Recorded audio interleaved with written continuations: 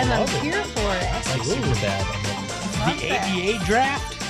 Yes. Welcome in, everybody. Thanks for joining us for our 2023 NBA Draft Watch Along. We're going to be here with you for the next 4-ish hours. We're here through tomorrow. Yeah, Something like that? listen, Lindsay, don't put a time limit on it. We're going to be here as long as we need to be. We are here for you. We're going to talk all things draft. We're going to have some fun. We even have little projects in store for ourselves. Sure do. Saul came prepared. I got my water bottle and bathroom right here, so we're good to go. Oh, no. Shivas. That's a hard no. I got a new beanie, you guys. Look at it. Isn't it so cute? We are. It's very cute. That is the worst draft day out. Well, maybe not. I've Hey, seen now. some pretty bad draft day outfits already. I Today. like my new beanie. It was a whole $3. I think it was money well spent. We'll find out. Look, this is gonna be a long night. We don't know when the Suns are gonna do anything. Nope. We believe it's the 52nd pick, right? That It finally is. came out. Yep. It's not 57. It's 52nd. Yes. We don't know if they'll do anything else. So we gotta have some things to occupy us, right, Lindsay? That's right, Espo. I'm actually gonna right now, as the commissioner walks up to the stage, I'm gonna press play on Lord of the Rings, Fellowship of the Rings Extended Edition. It's 3 hours and 48 minutes, and we're gonna see if the Suns make a move before this movie ends. Oh, So there, I'm not actually gonna watch it. Don't let me see it. I'll get distracted. So that is underway. in addition to that, I brought in some projects for all of you guys, Ooh. which I see that 2 of you have already abandoned them. Yeah, I left mine at the table. I So, didn't realize Emma, that. could you I was get- never handed it, so it did not exist. That's your project. I can show Sir. mine. This is my project right This here. is not your problem. Working on a whole bottle of Chivas Regal. So I have some kind of embroidery project. it's a llama, you There's guys. no way in hell No. you're going to be able to do this. Look, the Suns don't own their first pick till 2055, and I don't think I'll have this done before then. So But if I he don't even know if I'm does- going to try. Come on, it's look so how complex. cute. Look how complex this is. There's You no gave the way. I don't wrong know where the projects to needle- the wrong people. Do you want to do that one? No. Nobody wants to do that one. You can be the sharp object with 5 hours You're sitting here. So Like, dramatic. I have the What are you doing? Kmart Well, Rubik's we'll go Cube. down. Kmart.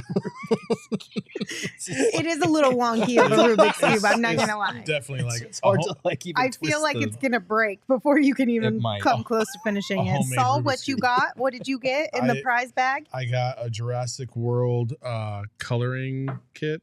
A So- felt Oh, that's coloring fun. kit? Felt. we spared no Felt. expenses. We spared no expense. And I Oh, got a man. 500-piece puzzle. Also, these colors are fucked. This is just not. This is just the diversity here is not very good.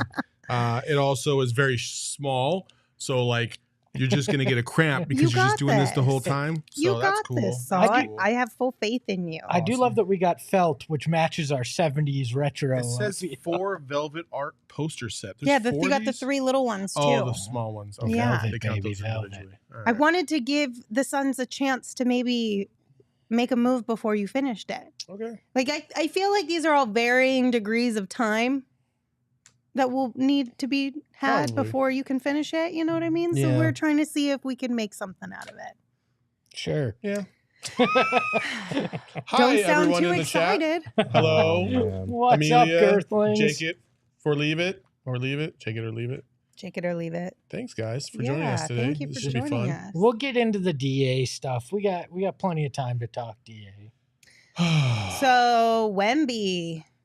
This is the thing that I hate about drafts Mhm. is when everybody knows that this particular player is a consensus #1 over. Just start the damn draft with the announcement. They've had this whole time. Yeah, what are they doing? Like, Yeah, I are they? mean- Is it really? Oh, we need the pomp, circumstance, and mystery of who the Spurs are going to take. You know, I don't get it. But it's for him. I think if you're Victor Wembanyama, you deserve to have this type of a moment. You're the #1 He's- overall pick. You've worked your butt off to What- be able to get What- there. what's Sit there what's for the 5 moment? minutes? Yeah, what's the Yeah, moment let right the now? anticipation The build build up. up. Let them show off your highlights and tell your stories. This is also TV time. They need a moment to be able to They could share have all done the this all things. before the announcement. They've been doing it for weeks. Yes. I I've seen all the He's been the highlights. number one pick for 6 months. He's gotten all the love he needs. Hater. Oh my gosh. Not a hater. I just want this to be sped up. Hey, We're going to be Saul, here for 4 hours. Can you hold up your poster from the side? That's like looking at Victor Wembanyama. That's how skinny this dude is. Oh, now we're being haters. Sugar. I wonder who it's going to be. Scoot Henderson, you're a San Antonio Spur. Oh my God. That would low-key be the most hilarious thing. Oh my goodness gracious. Is it fair that Pop gets another generational big man to work with? No, of course it's not. Yes. No. It's completely unfair. But I mean, dude is on his way out, and they're like, as a parting gift, you're going to get the best 7'5" guy we've ever seen, and maybe another title eventually. Listen, in terms of Victor Wembanyama, like, he is a generational talent. He's got the measurables. He's one of those freaks that can handle the ball, can shoot the ball, can attack the rim. I mean, you're seeing highlights already all over the place. A 3-point shot, put back dunks, like, what the hell? Like, you just don't see that kind of stuff.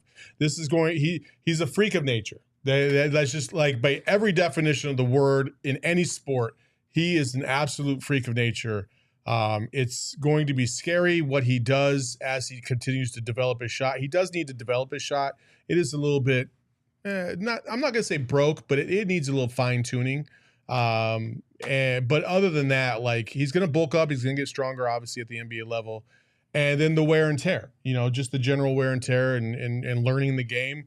I would not be shocked if this individual ends up, in 2 or 3 years, getting San Antonio right back into relevance. If not, I'm not going to say this year. I think he's going to make a splash this year, but I think give it 1 or 2 more years, and we're going to be talking about him as in the MVP conversation, possibly. The man has an 8-foot wingspan. Yeah. That's crazy. It's insane. Yeah. Mm-hmm.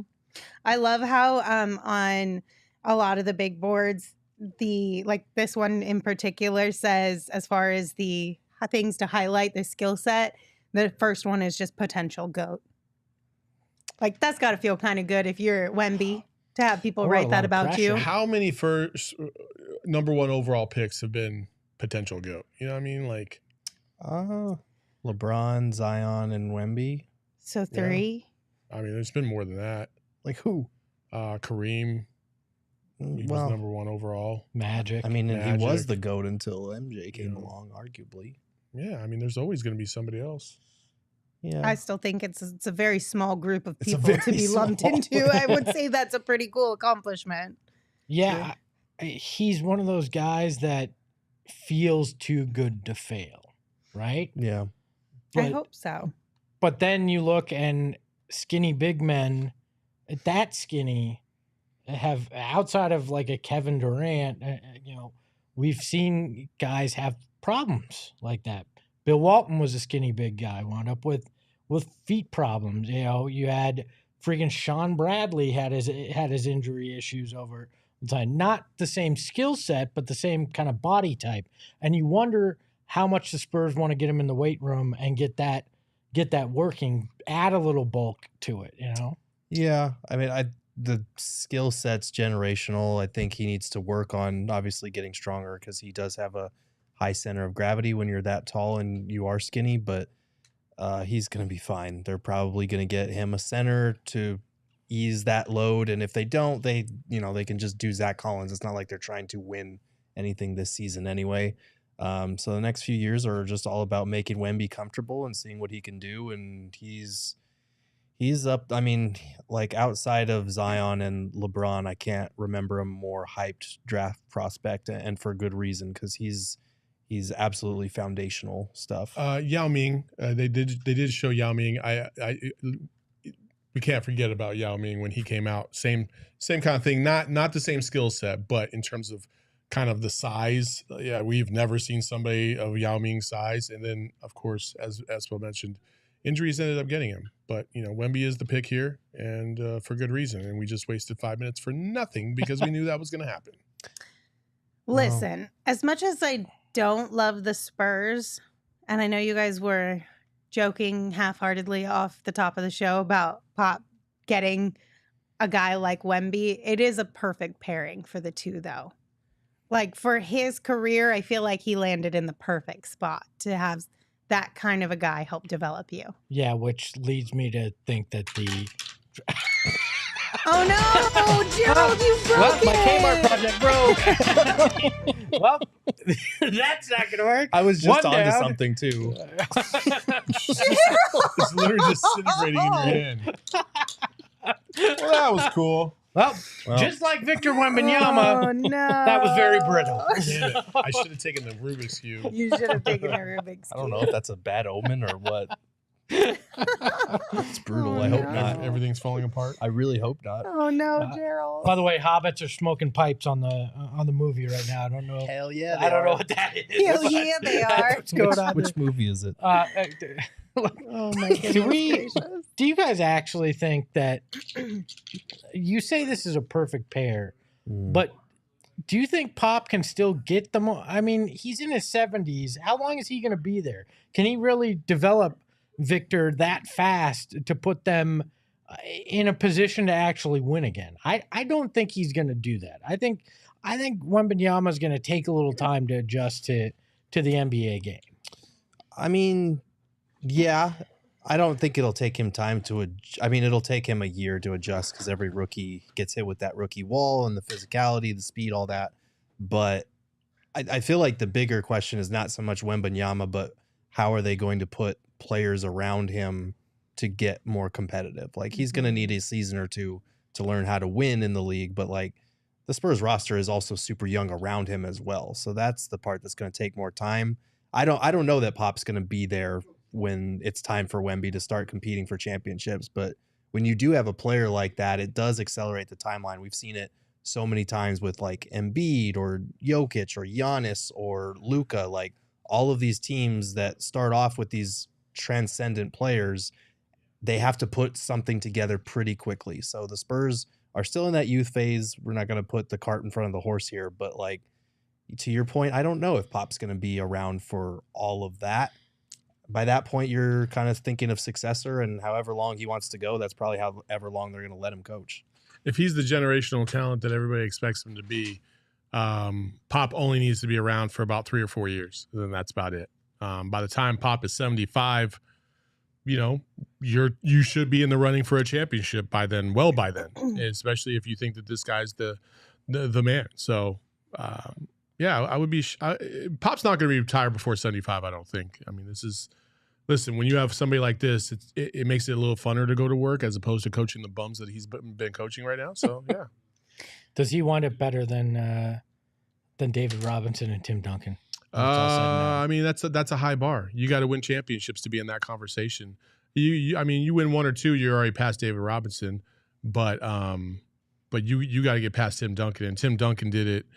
In the most Tim Duncan of ways. He was professional on and off the court. He's one of the true ambassadors of the game and one of the most revered because of his approach and the love his teammates had for him. I was in San Antonio when they won their 3rd championship with the trio, and I mean it's just Tim Duncan is just in a league of his own out there, and so that's a high bar to try and meet. And San Antonio fans, listen, like we might hate them, but they are some of the best fans that support their team because that's literally all they have. They don't have shit else. I think they have the Mission Tacos, which is like a 2A team, so a 2A baseball team. That's it. That's all they have. Well, is it Scoot? I hope it's Scoot just to shove it in Brandon Miller's face. Gerald, what do you? How dumb do you think it was, Brandon Miller insulting MJ right before this pick? I don't know if he was intentionally insulting him. He said Paul George was the GOAT. That's just a dumb thing to say. We got to stop using GOAT to describe something that we like. Like that's my GOAT favorite. has It's definitely the GOAT. lost That's not. Yeah. It's That's true not the GOAT. meaning. Paul George is a good player. He's not even the best player on his team. He's not even a GOAT in Clippers franchise history. But yeah, I don't know. Look, if he did that on purpose, it's because he doesn't want to play in Charlotte, but he also cost himself like $3 million. So I don't know. That might be worth it to not play. That's a lot play of for money. the Hornets, not Charlotte. I mean, but not play for the Hornets. Oh my gosh, this guy on the screen That's for his He's draft just pick. living his best life. with his jorts. Oh my Those gosh. are some legit jorts. Dude, those are some skinny jorts. Victor Wembanyama went from France to this. Just keep that in mind. Man. Yeah, that's a culture shock. Definitely. The France of Southern Texas. But I mean, Oh, at no. least like I feel like it would be even worse if you were in like a huge major city. Yeah. That culture shock would be Maybe. super drastic. I think one right? thing we do know, according to Charles Barkley, though, is that we do know Wembanyama has the potential to put on some weight because apparently in San Antonio, that's The churros You got are all the good. churros.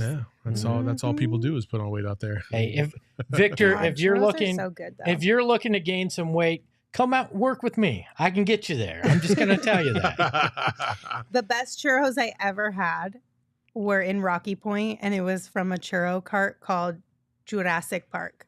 Jurassic. That's amazing. That is awesome. And they were so good. If you ever go to Rocky Point, you got to find that churro Jurassic spot. That sounds It great. was so good, you guys. I'd love for somebody to get so excited they just threw up. Just threw up. Why? In the Yeah. You're so weird. I would love to see live vomit on Let's, these. let's mix it up a little bit, you know? Oh my goodness gracious. What? Yeah, Scoot. Hey, Look, the pick has been in, and it's Brandon Miller on the phone. Is he talking to MJ? ESPN Do you want me to screwed it all up. spoil it? Is for he you? talking to Oh, MJ? Twitter already spoiled it, but Okay, well, don't spoil it for Okay. me. Yeah. well, we're gonna see. And the pick It's got to be Brandon is Miller. He was on the phone. It's Brandon Miller. Brandon Miller. So apparently MJ didn't Oh, say F no, that no, guy. No. This is what MJ said. I guarantee you. He probably got on the phone and was like, hey, I can't wait to see you in Charlotte. And you better bring your fucking workout clothes that game one. Because if you don't think Michael Jordan won't suit up or won't like hit him up in practice for Like a he little did bit. with Kwame Brown. Yes. A million percent. He's got to ruin one more draft pick on Yeah. the way out. Oh. That's tough. Yeah, I mean, this is the last that he's in control of the draft. And how poetic would it be if if Scoot winds up being generational and MJ yet again drafts the wrong guy as a swan song? I'm not very high on Brandon Miller myself. Like, he's got talent, don't get me wrong. I just Not there's- over Scoot. Yeah, there's something about him that I just don't love. Mm. I just don't. And it's not because of all the off-court stuff or anything like that. It's just I watch this game, I say he's a good player, but I just don't think that he's like generational talent or a top 3 type of talent. Unless you're Yeah. comparing him to like, Sam Bowie or something. But by the way, Hello says MJ ain't owner no more. MJ's owner and controlling this team till July 1. He was in full control of this pick. So Yeah, how would you like to? I think their GM said that too. Yeah. How would you like to be somebody that just spent $1.5 billion or $2 billion on something, and knowing you have no say? 3. Was it billion. 3? MJ spent 275 and got back 3. That's GOAT. And you're just sitting there going, That's Well, legit. I have no say in any of this. Okay, so now that we're assuming Scoot's next, right? He'd have to be, otherwise. The report that came out that the Nets turned down the number 3 pick and Anthony Simons for Mikal Bridges. Do you think that was a good move? Yeah, I think Mikal Bridges is tremendous. I agree. So I don't. I don't know. it You're just- getting A lot of people were saying that the hesitation would be that you don't know for certain who that number 3 pick was going to be. But now that we know for certain it is Scoot, if I'm would you have changed your mind at all? if I'm Portland, I'm calling back. Because if the Nets were worried that it could be Brandon Miller, you don't want to make that deal early. I at least call back. Look, the Nets need to decide: are they in full rebuild, or are they trying to do this thing where you stay in playoff contention while you try to build a championship contender? If you're in full rebuild mode, I probably make that deal, because then I get 2-for-1 talent there, and I hope I can get Scoot to be that guy that can change my franchise. The other question is Dame. If you're trying to build around Dame, which according to the Portland Trailblazers and all the reports, that they're not taking any calls on Dame. Dame is off the table. They're going to build the franchise around Dame. Mhm. Well, does Scoot fit into that picture with Dame? Like, you kind of did that a little bit with CJ and Dame. It didn't really go where you wanted to go. Now, Scoot is a completely different player. Don't get me wrong. It's just, it's just going to fit. That's why Brandon Miller probably would have been a better fit with the Portland Trailblazers. And that's also why Mikal Bridges would also be a better fit for the Portland Trailblazers. So to Espo's point, if Brooklyn is in full rebuild mode, then yeah, maybe you do it. And you take on Scoot and build around Scoot for the future. But if you're not, then you basically are saying that you're going to build around Mikal Bridges. Yeah, I think they kind of are. I think they're comfortable with that. We'll see how. I mean, I'm pretty high on Scoot. I really like him as a prospect. I think he is capable of being a franchise guy, but I also feel like from what we saw of Mikal, he's not far off from being that either. And I would say you're automatically closer than a rookie coming in to doing that. So I think if you're the Blazers, what you need to be doing is calling the Raptors again and saying, look, is that Pascal Siakam report from earlier today that he won't re-sign with a team that trades for him legit or not? And if it is, maybe you don't do it. But also, like, Siakam and Lillard, that would be a pretty good pairing, and I feel like that'd be a really good deal for the Raptors. I'm curious to see if Scoot stays, because if he stays, this might be the final time that Dame is like, all right, I can't win with this front office. Finally, I don't know if he'll ever get there, but do you really feel like Mikal more so than Scoot can be that guy? I didn't say that. I said he's closer to being that because he is, like, just age, just because of because of where he is now compared to like a rookie. You just never know with a rookie. I do think Scoot will be that, but the Nets like him and people there love him, and they're going through their rebuild and they're a little bit more competitive. I don't think they're starting from the ground up. They have decent wings. They were a playoff team, even though they got swept pretty quickly. Like, they're not as far off from contending as all that. I do like the tweet that Mikal sent out after that report kind of came out. We're assuming it was in response to that report, though, but it was basically him just showing, like, that's love. To turn that down for me, he's like, that's love. Yep. And then everyone freaked out in his comments, of course. He was like, sorry, my bad. Let me just chill for a second. Which was the perfect Mikal Bridges type of thing that happens on Twitter. Mikal sees the marketing dollars of being the Brooklyn Bridges. Like, he gets it. Mm-hmm. Like, he gets that's the perfect place for him to build a brand. He wants to be there. Honestly, as much as I hate not having Mikal Bridges on the Suns, like, I am glad that he landed in a spot that's going to be better for him overall for his career. Like, just the spotlight that's on him in Brooklyn is going to be huge for him. Any spot away from money was going to help him. So stop. Hey, doing that shit tonight. I'm gonna do that shit. Oh, who would have guessed? Scoot Henderson, number 3. Shocker. Yeah. So is this where we stop caring who gets selected? How do we feel about this outfit? I love the outfit, number one. Okay. I think we have a picture of it. I love Scoot Henderson. Mm-hmm. I think he is an absolute dog out there. Plays with a lot of passion. He's physical. He's big as shit for a guard.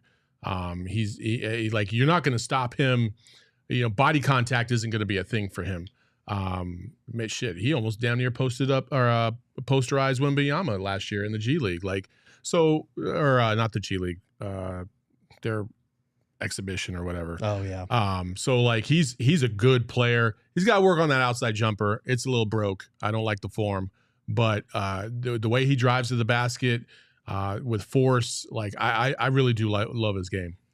What do you think about the path going through the G League to the draft rather than? I'm not mad at it at all. I mean, I'm fine. I like the idea of, they make some of that money, but do you think it's a good path? It works for a guy like Scoot Henderson because he's got all the talent in the world, but is it a valid path going forward, do you think? Yeah. I think a lot of people are going to start. I mean, the NIL stuff, I think, helped keep college in the fold, in the mix here. But I think the idea that you can get paid immediately to start playing in the G League is a pretty important thing. And it weighs a lot when you're deciding between, like, going to college or going to the G League. So I think that the NBA has put a lot of effort into making the G League a little bit better. And I think they're going to continue to do that. I mean, the NBA said every franchise will have a G League team come, 2024? Yeah. Something like that by the end of 2024. So they're going to continue to put more emphasis in it because now you're competing for players to an extent from Yeah. college to G League. You know, one of the other things that I do love about Scoot is that he is ultra competitive. You know, they show the graphic or whatever. But, you know, if I was a GM, that would be one of my first concerns. And listen, we're seeing it right now with Deandre Ayton. Like, you know, there's questions about his competitiveness. How bad does he want it? You know, everybody always throws out the fact that he said that, you know, he's working for that second contract. And then he got the second contract and he didn't have the greatest of seasons this year, especially when he got to the playoffs. So you definitely want to have dudes that like just love ball. Like they just want to work at it. There's a craft to it. There's a dedication to it. You have that with Devin Booker. Scoot Henderson, from all accounts, has that same kind of drive to be great. That's probably the first question I ask any of the potential prospects if I interviewed them. Yeah, It's kind of, can you tell that from I get in an interview asking them about it, all right, can you really tell competitiveness? Because there were times at U of A that DA seemed to have that beast in him, you know, and in certain moments. Like, is it because you wind up going from playing against, you know, guys that aren't at that level to getting your ass kicked? It's also NBA? Like, okay, I would really love to know what the Suns found out when they talked to Sean Miller, what they found out when they talked. Now some college coaches, because they like the praise of having the number one pick or a top pick, will just straight up be like, oh yeah, you know what I mean? But there's other dudes in that building that you can talk to, other assistant coaches or other players that would tell you like, oh yeah, maybe his work ethic could be better or whatever. Like I would love to know what those behind the scenes details were. But from all accounts with Scoot, like that's not an issue. Like he's in the gym all the time. Yeah, he just seems like that kind of guy with the way he carries himself. And you can tell with some of these guys, not just by the competition, but the way that the things that they say, the way that they answer these questions, like he's just a hooper. Like he is. I don't know how else to say it. It sounds very cliche and it's the go-to response, but he just kind of is that guy. Well, Gerald, you look like you're in the gym all the time. I mean, how do you get that mentality? Well, he's got a pool. I don't have that mentality. I got a pool. I'm in the pool now. I'm not in the gym anymore. But this will be interesting because I don't know if he's going to stay with the Blazers now, if they're still trying to work out trades on the phone. Like, I love Scoot. I feel like what they should be doing, honestly, is they should be trading Dame and building around Scoot and Simons and the youth. But as long as he wants to stay there, they're never going to do that. So why does Scoot's dad look like Mike Epps? He kind of does. Maybe it is. Maybe it is Mike Epps. We just missed there's gonna be some complications around here. We miss all of the things. Do you shop both of them though? Do you shop Dame and Scoot? See which one you get the better return for? I don't think you shop Dame if he still wants to be there. I don't think you do that to the best player that's ever suited up for your franchise. That would be the fans would never forgive them if they did that and Dame still wanted to be there. So I think at some point, does the organization need to go to Dame and be like, bro, we've literally wasted your whole career. Like, yeah, let us send you somewhere. I'm sure they do, but also as the organization, you're not going to admit that you've completely failed him, and you can behind the scenes. Yeah, but not to his face, because then that's just bad for business. Because then you were the organization that failed Dame and then traded him away. But we all see it. It's not like it's a we secret. all see it, but they're still trying to. It's like they've got him on that, on the leash as far as like we're gonna get you somebody. Don't worry, we're gonna try. We're gonna do it. Yeah, but the thing is, I'd rather trade a guy 2 years early than 2 years late. Mm-hmm. And Steve Nash was that guy here. Mm-hmm. And you minimize your return that you can get for a guy. At what point do they just have to go, look, we love you, Dame. We appreciate what you've done, but you're not going to win here. We need to figure out a path to the future and just have that honest conversation. They're stuck in this basketball purgatory where they think they can get Dame there, but they're going to do it at the cost of their future. And where here in Phoenix, I think it was a little different. Devin Booker in his prime, and you make some of these moves, but Dame is past his prime. Let's be honest. I mean, or very much at the back end of his prime, not entering into his prime. At some point, I feel like they've got to make there has to be an adult in the room that makes that decision and goes, okay, we're doing what's right for this franchise long term. Yeah, I don't fault that logic at all. I think it's difficult if your best player that you've ever had wants to stay there, and you try to have that conversation for sure. It's just like one of those relationships that you're just like, man, those two need to break up. They would be so much better off elsewhere, and they just stay together for way longer than you ever thought was possible. I feel like that's where we're headed with Dame and the Blazers. I feel like I've been hearing that for the last month. Yeah, years. Wow. I'm sorry, Sal. Oh, Dame and never mind. In relation to our team, Deandre Ayton. I misunderstood. I misunderstood.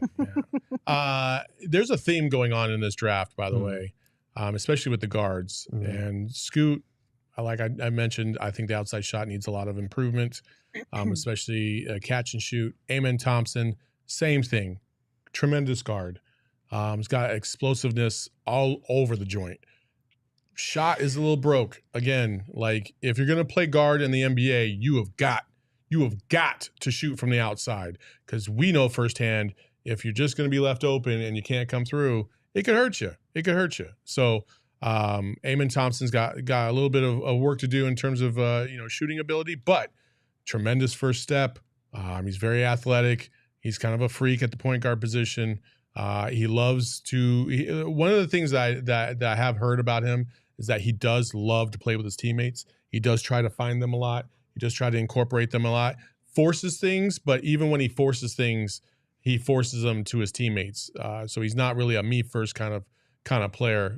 That's why he averaged like 9 assists in the G League. And he's the he's the first guy in overtime elite to wind up getting selected this high. Another interesting offshoot from college basketball here. Now we're looking at 3 of the top 4 guys did not play in college basketball, which is interesting in and of itself. And you got to wonder, does that trend continue? Does a guy like Amen going here push overtime elite into a more prominent place for these guys to go as well? You just better know that like you're that dude, because the G League will tear you up.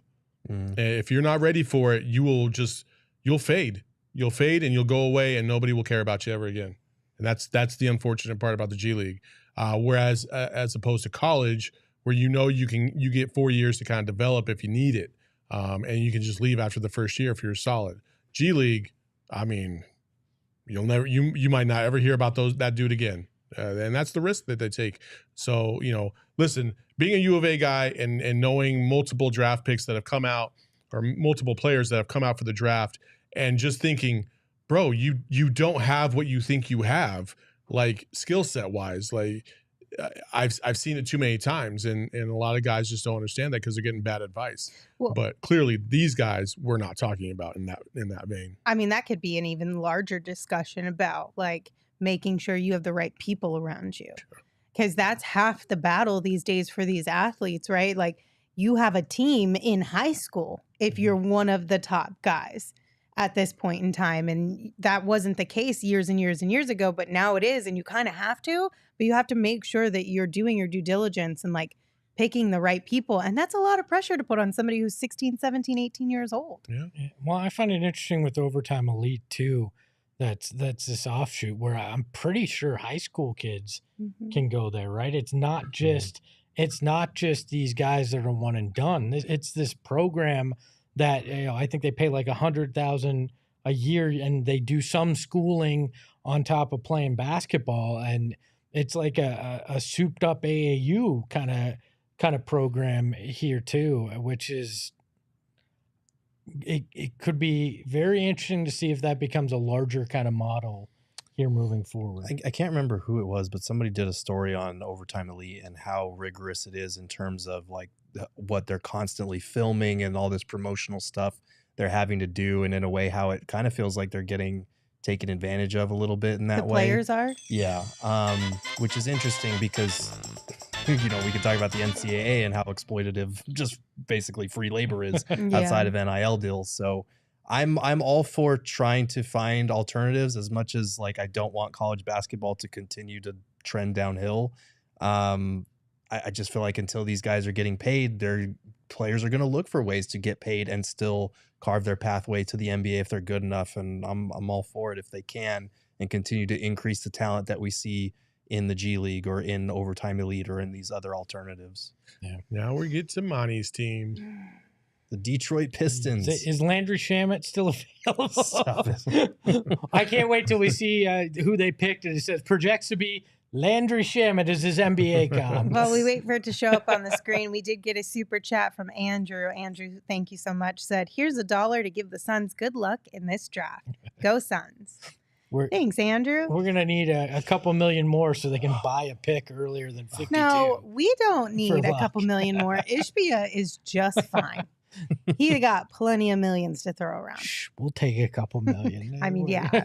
With the rate he's throwing money around these days, like, hi, can I get in line, please? Please. There was a question earlier about whether the Suns can buy their way into the draft because they cannot next year if they're above the second luxury tax apron. They can this year. They can package that pick and move up. They can try and buy their way into another pick because there are multiple teams that have a lot of second rounders that maybe they're not going to use. So we'll see. But I think they are running low on the amount of cash that they can offer because of the extra $3 million that they put, $3.5 million that they put in the Bradley Beal deal today. So just keep an eye on that. Goodbye, cash considerations. We love you. I don't understand that part. Why if they throw cash in a trade, they can't use more cash to get a pick? Like all the stuff in the CBA is so bizarre, and the little nitpicky things that they find. Well, I think there's like a yearly limit on how much extra cash you can throw into something. But what if say they sell 52 and they get cash in that? Does that replenish what you could spend to move up? I don't know how that works, to be honest with you. I just know that I would be really curious to see what Sarver's figures were as far as extra cash given out, because it had to be zero every year. Back-to-back overtime elite picks here. So now we've gone 4 of 5 guys in this draft have not played NCAA basketball here. Yep. Oh, how about that, huh? Asur Thompson. Back-to-back Thompson guys, huh? Mm-hmm. Twins. They look just like each other, too. Yep. Twinning. Stop me if you've heard this before. He's a guard that has a good mid-range game. Guess what? Not the first time Twins have been picked back-to-back. Do you know who? The Lopez's, right? Nope. Oh, the Collins twins. Nope. Ooh, who else? I hate them. Because the Morris twins. The Morai. There we go. Yeah, that's all I got to say. I suppose we tried to eliminate that Kawhi from memory. was right there. Yeah, well, he sweat through his suit. But he was sweating during. You can't draft a guy that sweats. God forbid he sweats in an interview. Can't Phoenix. draft him. Rest in peace, Lance Blanks. That will go down in infamy as one of Was the worst that draft genuine? stories. Like Yes. for real? For Yes, real? that was He real. was nervous and he was sweating a little bit during the interview, and that they felt Wait, who was that? Kawhi Leonard. Kawhi Leonard, Oh. the year they took Markieff. And that was genuinely the reasoning that they gave behind was why. it. It probably wasn't the only reason. No, but it was a big part of it. Yeah. That's insane. That's nuts. Think about who was the whole front office at that point. So, I mean, could you Who imagine? was the GM at that point? Lance Blanks, rest his soul. Oh, Yeah, that's I'm tough. not going to talk ill of him. No. Yeah, that's brutal. Well, That's crazy. now that we've brought the mood down, Anytime You you wanna bring talk up the about the Morai, sub? No. the energy just gets sucked out of the building. That's terrible. Y'all want to talk about Chris Paul real quick? Because Might that as well. popped off a little bit before we started here. Who? Yeah. Chris Paul to the Warriors. Mm-hmm. Yeah. Did anybody see that coming? No. no, especially not I for Jordan Poole. did, Oh. but not for the reasons that it wound up being, to be honest with you, because I put together a bunch of Chris Paul trades last week, and I thought he made sense as a guy that they could waive and stretch and then get out a ton of money off their cap situation. Because, like, let's be honest, Jordan Poole had a bad season for the Warriors. The whole thing with Draymond Green, they were never going to pick him over Draymond moving forward. It just felt like that needed to break. I thought maybe the Suns might investigate that kind of situation. And then Gambadoro reported today that they did, but they opted for Beal, which I think all of us are glad that they did that. Yes. But it made sense, but they're actually not going to waive and stretch him. I was kind of surprised by that. They're going to pair him with Steph. Do we and believe Clay this? Wiggins. Do we believe this? Who said it? Who said it? Chris Haynes. Crispy Haynes. who probably got that from Chris Paul directly. Which, let's be honest, Chris Paul's track record of reporting what's going on with him has not been that great so far. It's He doesn't been even know If we what's happening. believed it, he would have been waived. He doesn't even know what's happening in his own It's house. been a little one-sided, the reporting, yes, from Chris Paul's camp that is being put. But I really don't know if he would have gotten, if Chris would have told him that, if that wasn't true. If that's Like if he's wrong back-to-back times this soon this after, will be or like the 3 fourth times, I time in guess. the Yeah. last month. Yeah, I mean, Bless his heart. I feel like nobody's gonna ever believe him again. I just don't see. Get 2 sources, bro. I don't see. I don't Chris and works. Cliff. He had Chris and Cliff. I just don't see the fit. I don't. Like, Chris Paul's a tremendous facilitator, and I know you can have Steph and Clay come off screens and pick and pop and blah blah blah blah blah. But we literally just saw 2 tremendous players as well, and now he got injured. I got you. I get you. I'm not gonna say anything ill about that because I do genuinely believe that Chris Paul could have taken you over. But now you're adding another year. You're a completely different system. Steph Curry does not play backseat to anybody because he's that good. So I genuinely wonder, somebody put it best. Every system Chris Paul has ever been in has been a Chris Paul system because he's made it a Chris Paul system, right? To a certain degree. This is the Warrior system. This is a Steph Curry and Klay Thompson system. Like, he's got to adjust to that. It's not the other way around. He's not going to make it his type of game. The Warriors do like to get out and run every now and then. Like, because can Chris Paul keep up? Can he keep that pace going? Like, there's a lot of questions about this that I'm very curious about. Eldon in the chat says CP3 should be the 6th man. Are you really paying a guy $30+ million to be your 6th man? A guy who's never been in that role, a guy who may not want to be in that role? Yeah, that's my question as well. But they're also kind of doing that with Jordan Poole as it was. So I don't know.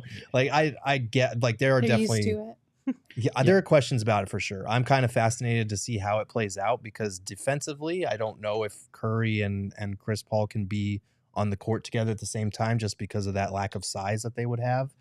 Even when they have Wiggins and Clay next to them, they do have to, like, if the Warriors are going to implement him, Chris either has to be much better about adjusting to his off-ball role than he was this season with the Suns and letting it fly from 3, because he was efficient from 3, but we saw him turn down so many shots as an off-ball shooter. Especially early on. Yeah, and that's something he's going to have to be a lot better about. And the Warriors are going to have to, like, redo their pick and roll offense because they don't, they run a lot of motion, a lot of movement, shooters curling around screens and stuff like that.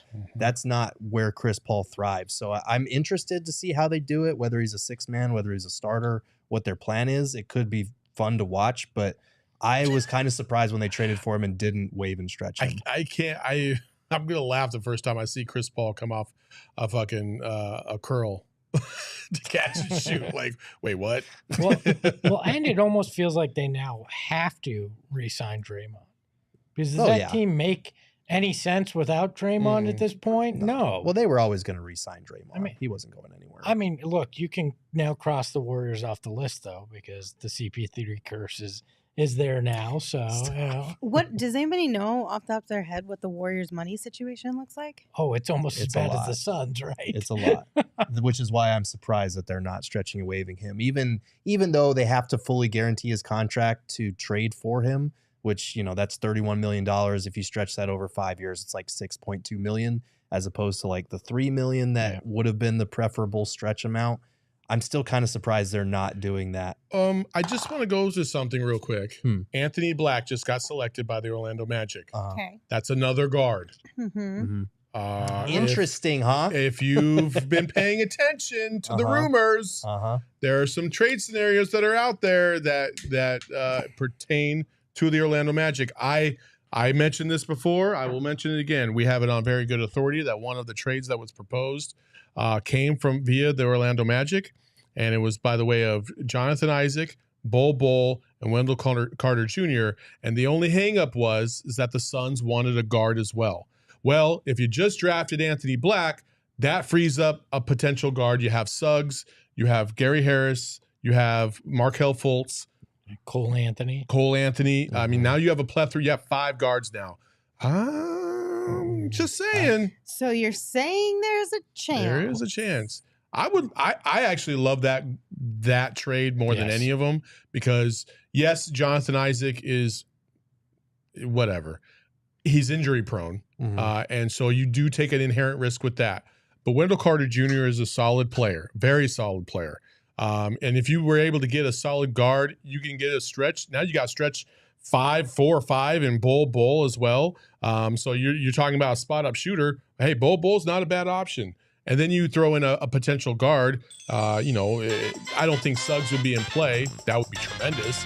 He wouldn't be in play. It's But Fultz or Cole Anthony. But Cole Anthony would be a solid backup guard. I definitely would love that. So let's see. The Suns have to weigh right now how important is depth and what is enough depth to trade Deandre Ayton for. We're hearing from Gamble in particular, the Suns are going to are leaning towards keeping Deandre Ayton. But at some point, if the right offer is made with enough depth, you have to make that deal, because running those 4 guys and having a bunch of veteran minimums probably doesn't get it done here.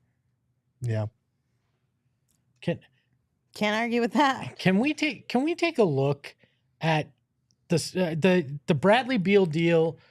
Supposedly is official now. We haven't seen a press release from the Suns, but They've finalized it, but not officially Okay. yet. Yeah, The it league takes hasn't time. approved it. Real quick, Lindsay, pronounce that name. No. Come on, do it. Let's play a game. Bilal Koulibaly. Trade alert. What? Koulibaly? We got a trade? Uh-oh. Is that how you say it? We got a Uh-oh. trade. How do you say it? Go ahead. You have your mic on? Let's do that, please. All right, here. Okay, we got it. Gerald, you got it? Yeah. Sources: Indiana's selecting Bilal Koulibaly at number 7 and trading him to Washington. Oh. So Wizards moving up in the world. So And what did the Wizards are give then them? sending him as well to Phoenix. That's been finalized. All right, they'll approve tomorrow. So what are the Wizards giving up for him? Man. Nothing. That's the question. 6 second-round picks. And a bunch of first-round pick swaps. Can you trade pick swaps? Yeah, you can trade. Well, yeah, you should be able to. So then, I mean, why not? If you trade a pick swap, is it then Indiana gets to choose between the Wizards or Suns pick? Like, Yeah. how would that Yeah. work? Yeah. My God, that could Yeah. that could In get theory, complicated. right? Actually, the Wizards. That's why. So the Wizards are at Oh. 8. So it's just a Oh, 7 it's for just 8 flip, and they included 2 second-round picks to the Pacers. Oh, look, the There you Suns go. helped. The Suns helped them make that deal. You're welcome, Congratulations. Indiana. This is the part of the draft that makes me mad, is that the Dumbest trade has thing. happened, and now he's going to take this I picture in this know. Pacers hat, and it makes no sense. It's so yeah, dumb. I They agree. shouldn't. When the trade happens, they shouldn't make him wear a hat. So it's easy to Photoshop. Or at one the on. very least, like at the end of the night, redo those pictures with the right hat on, so Right. those Sometimes- players can have that. Sometimes they do that, but it's not the same as on the stage You're with right. the this is- commissioner in it's the their moment. definitely not. Like they But- should be able to have this picture for the rest of their lives. Instead, they're going to be standing up there with a hat for a logo of a team that they'll never play for. Yeah. Do we think that the hat is a part of like a partnership deal, and that's why it's still stuck? It had in the. Well, the hat is a partnership deal, but that's not the reason why they're not swapping it out. It's No. because it I'm can't- just it's not talking about in official. general as why they make them wear the hat and all of these things. Is it a partnership? Yeah, deal? I think now, but initially, I think it's a cool thing. Here's your hat. Yeah. You're not going to get your jersey. You're not going to wear that up there. So here's your hat. You can represent it. So I get it. can we talk about what the Suns draft future looks like? Yeah. I think we have. It doesn't bother me at all. I think we have a tweet that kind of lays out what all the draft future for the Suns is and what this landscape looks like here in the future. And let's just say the cupboard is very, very bare when you look at all the picks. I mean, I think we're at a point where when you look at all the picks that we have on this tweet here, it comes down to there is basically the Suns don't own their own pick till 2031. There's either they've traded their pick or somebody else gets the pick swap Yeah. with them. So if you look at it, according to Woj, the Suns are sending seconds in 2024, 25, 26, 27, and 28, and 2030 to the Wizards in that deal, plus pick swaps in 24, 26, 28, and 2030. And the years that there aren't pick swaps, those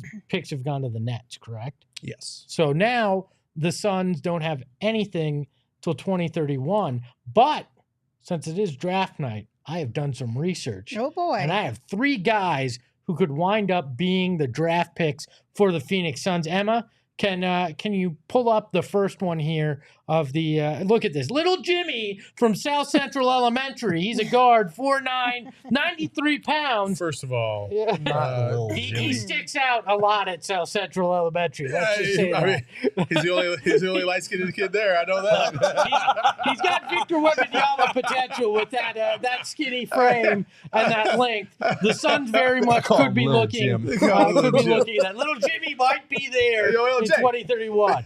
Can we go to the next one? This is my favorite prospect here. LeBron James, not the same spelling, totally different, from Akron Middle School. He's 4'3", 73 pounds, but projects to be one hell of a point guard in 2023. I like this kid's style. God.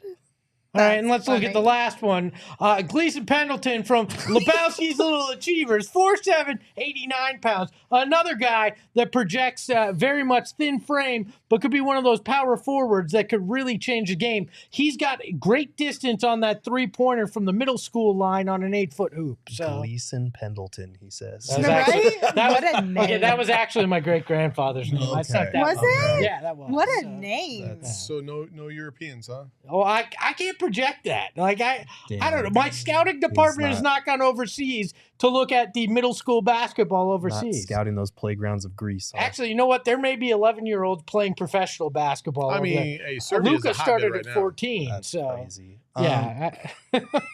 Look, I know we're doing a bit here, but we do need to clarify one thing because people were freaking out about the Suns' lack of picks through 2030 now. And it's like, oh, the Suns don't own a pick or don't have a pick until 2031. That's not how pick swaps work, first of all. Like, pick swaps means that the Wizards can swap with the Suns if the Suns' pick is more valuable than theirs.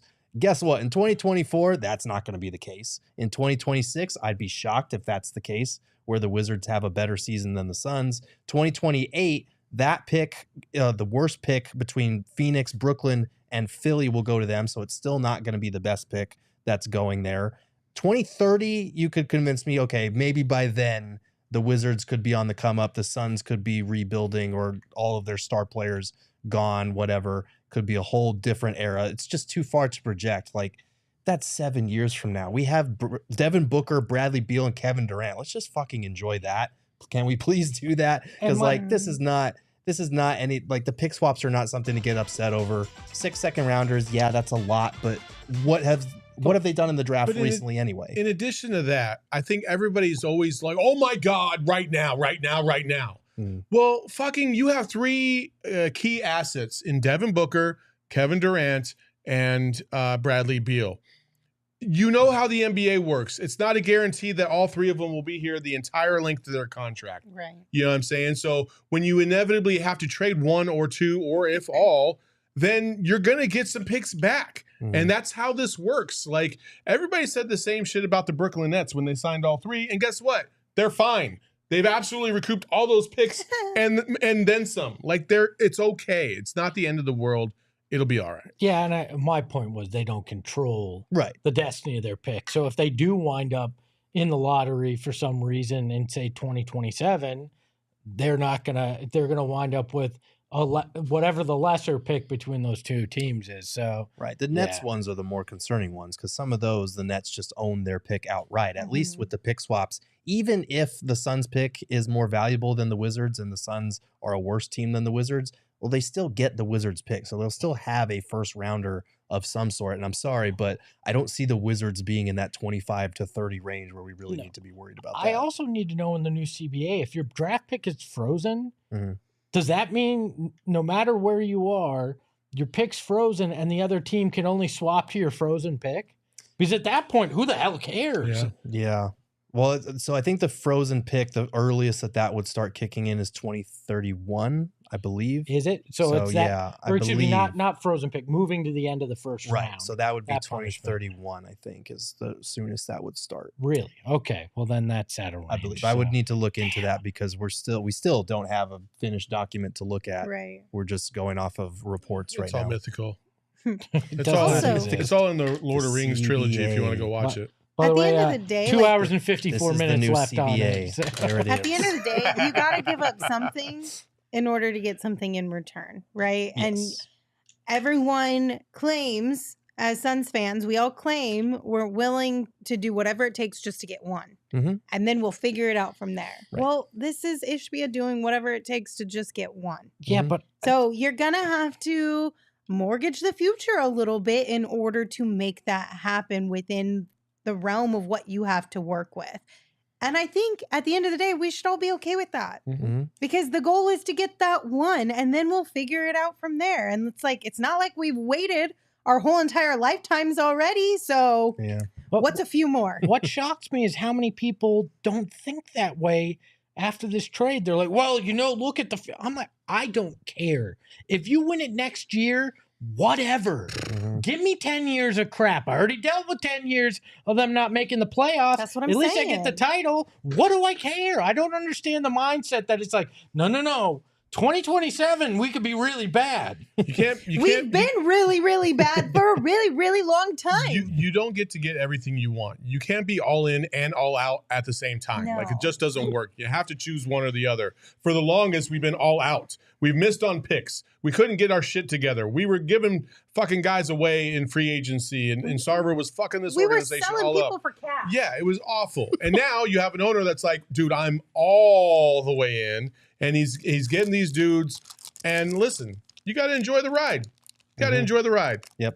This do is you- supposed to be fun. Championship or not, we're supposed to enjoy watching basketball. We have Bradley Beal, Kevin Durant, and Devin Booker. That's pretty fun. Do you remember those days where they'd sell off the rights to Yes. Rajon Rondo and Yes. and Nate Robinson and all these guys, and you're like, but we're fighting for a title and we need a backup point guard. Mhm. What the hell are you doing? Yep. What's a backup point guard?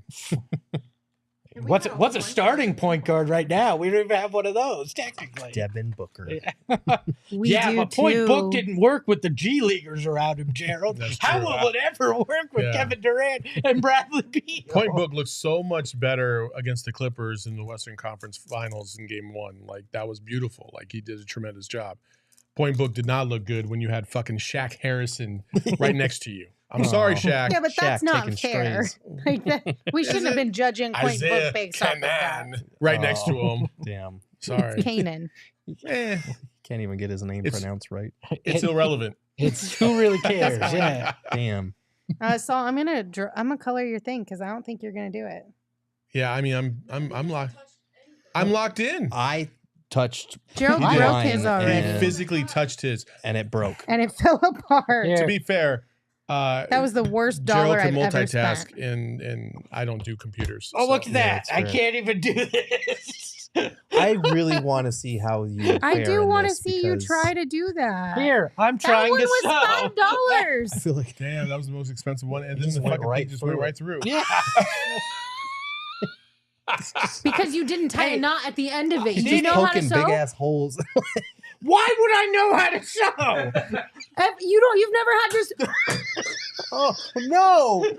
She spent $1 on that. No, that was $5. fine. She spent $5 on that. That's like 4.5 McChickens. How many sauces do you get with that? That was the most disrespectful thing you've ever done to me.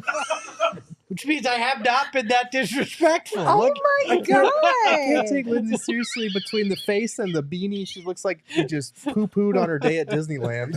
You did. I'm legitimately hurt. I'm sorry. I'm very frustrated. Oh, I don't really want to be here right now. I'm gonna start crying. I put a lot of effort. I left did. the house today for this. damn. And this is what I get in return? Don't you ever ask me to do anything ever again. Now Espo's laughing like the I hate Joker all over of here. you. What do you mean? Why me? You were coloring your dinosaurs. I was distracted by the Gerald draft. broke his I thing. was Espo genuinely threw the other trying. one. How am I supposed to solve multitask this. this and watch the draft at the same time? Like, that's a lot.